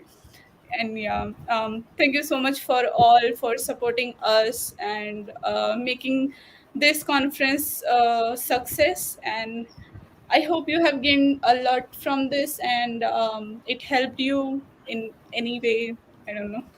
Yeah, because You can share your journey through social media yeah. posts, how it helped you. That would be really good, because we want to see how much we did good to you. Yeah, that would be Yeah, really motivating exactly. for us. That love you can share on any social handle. Just tag us, so we obviously will reshare it or retweet it by our handle or somewhere. So Yeah. we are there. And one thing I want to mention, like to working in a community or to running it while working in another professionalized, or I can say in another company, then it's too hard for us. Okay, so we only work like from 9 to 6 or 7. Even Seema had meetings at night also. Okay, so we actually free from our I can say companies from 8 to 9, and then we do this work. Okay, the community work from past 2 months we are doing the same, and till work till like 12 or 1. Okay, so we all three organizers, like me, Seema, Vineet, we actually stay till late night because we only get time on that particular time. Okay, so we stay till late, then only all things are executed. And in morning we just share everything with our route heroes, that's our team. So we'll be sharing everything. So yeah, so can you Abhinit, can you move to next slide? Yeah, so this is our team. You can just check it out. It's not me and Seema only. It's the efforts of everyone who is on the screen now. Okay, so Vineet is there, who is playing the quiz each and every time when you are able to see it. Okay, and there are again there's a team of route heroes that will be there, and let me just add them into the stream, and you will be able to see them now. Yeah. So yeah, everyone is in the stream now, I think. Yeah, everyone's in the stream. Yeah, you can unmute yourself, Vidhu, Priyanka, Turn Astha, on the Akash, Ayush. Yeah, if possible, Hello. please turn on the camera. Yeah, hi Akash, hi Vidhu, hi Astha. Hello. Hello. Yeah, there are 4 folks also who actually we missed to join, but yeah, they will join. I think they will be joining or not, I'm not sure. But yeah, there are 4 or we there are 4 already there. So yeah, hi, how are you? We are Hello good. team. The session was very good. Like, it was very interesting. Like, we did achieve what we were meant to like achieve. Yeah, It was yeah, really yeah, nice. yeah, absolutely. Yeah, so you were saying something? We are good, and this session was so interactive. We have seen so many folks are replying, are taking participate in quizzes. So, like, it's a very good experience. Yeah, that's good, and I think there is a lots of people who are commenting so much good things about us. Let's see what happens. Yeah, so I think Abhinit also is there, so I should add him. Yes, Yeah, he's so then added. yeah, I added him. So the thing is like, so how you do feel like we discussed everything and now we achieved that, or something we rest for all the participants?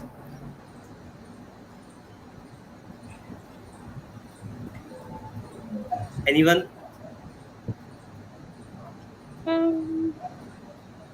I don't have much to say. Aditya, could you repeat the last line?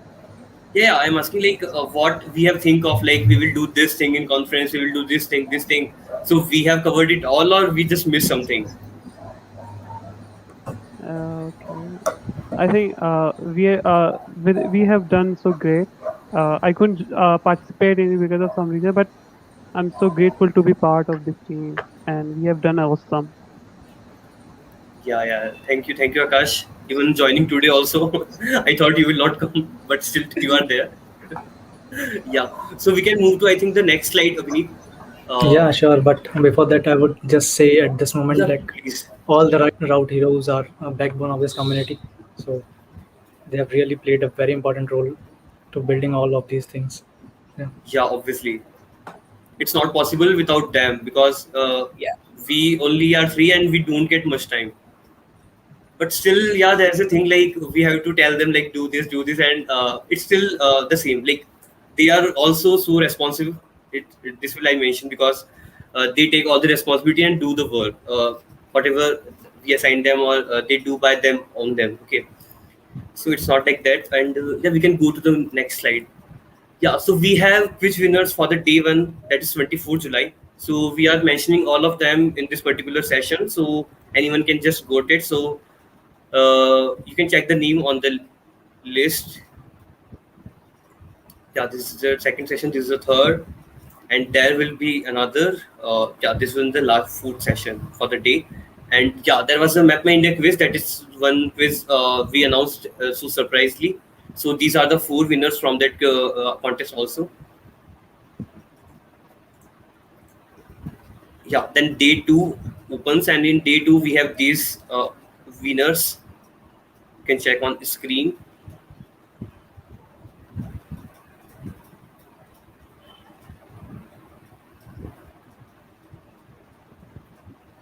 Okay.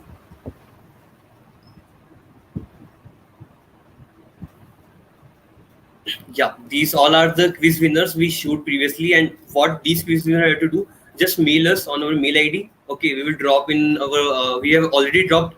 Still, if someone is missed, so they can just drop your mail ID in the chat section, and we will reach out to you. Okay, not by today or tomorrow, after that. Okay, after 28 and between 2nd of August. Okay, because we have to do a lot of things in place, so we will keep in track with you, but still drop your mail, so we will be in touch with you. So this is the particular site you can check for the event ambassador scoreboard. So these are the 10 names or the top 10 on the leaderboard that will be giving like getting some swags from us, or we will reach out to you or these list also by 28 or yeah, by 28th of, I can say, July. Yeah, next please. These are the some contests that we started like on the 2 weeks before, and we ended them also because we already got the first 200 entries, and we will be reaching out to them all the 200 entries by, I can say, 2nd of August, because we need a week of time to check their all the answers, whatever they have filled or whatever they have given on the post or something. So we will just monitor that, and then only we will reach out to you. It's not like we will just rush it up. So keep patience, and don't reach out to us on Slack or somewhere by reaching out the same question. Just refer this particular video, okay, and then you can find your all answer there. Yeah, so there is another 2 quizzes that are running in between sessions. So these are the live quizzes. So we have already announced the winners for it, and there's another for the knowledge share. So for the knowledge share, what we will be doing is like, we have got all the entries, and still, if you are not able to do, you can even take screenshot now and share it. Okay, so it will be like closing ceremony session, you can say. Okay, so you can participate in that, and we will be reaching. We will actually, for knowledge share, there will be top 20 winner, and the top 20 winner data we will be sharing across our social handles. Okay, so who will be the winner? You will like check on our social handles by 28th, like after 28, not by 28. Okay, so like on the 29 morning you can check it out, and we will reach out to you over mail by, I can say, 2nd of August. I think we have something else. Do we have something else? Yeah, I think we don't have anything else, so we are good to go. Over to you, Seema, if you want to take it up or share something. I don't know. If any of the audience wants to like ask anything, any doubt related to tech, their career, you can reach out on LinkedIn um, to any of us, and yeah, we will get back to you. I don't know Yeah. anything else to say. Yeah, so I think we are done with the event, and again, thanks a lot for everyone for joining in and be with us on for 2 days long. So let's sum it up, Sima, or do you want to show something else? So I can share that video again, that our the first intro video, if you want, and then we can end it up with Sure. some songs or some exciting song. Okay. There are few questions related to Sure, quiz sure. and Please, all. please take them up. Yeah. I can take it up. So Nikhil is asking where to mail. So you just have to mail if you want any of the quiz to our email, that is AWS user group jaipur.raj@gmail.com, and we will reach out to you for further details. And just wait till 2nd of August, because there will be so many things that we need to catch up, and we have to do so many things for the swag. So just wait till 2nd of August. If we are late, then you can reach out to us after that. Yeah, and don't spam everywhere or on this particular mail also. If you are the winner for any of the quiz, then only reach out to us. Because if you are That will be spamming and you really are thinking like, helpful. we will give you any reply, then sorry, we will not give you any reply. Because if you are in the list, then only we will be take care of it. Else we will not. Okay, so just mail us. Just keep patience. Okay, yeah. So I think there are not so necessary questions, Siva. Okay. Yeah. Yeah. So let me just get it done. Yeah. So bye bye everyone. Have a good day.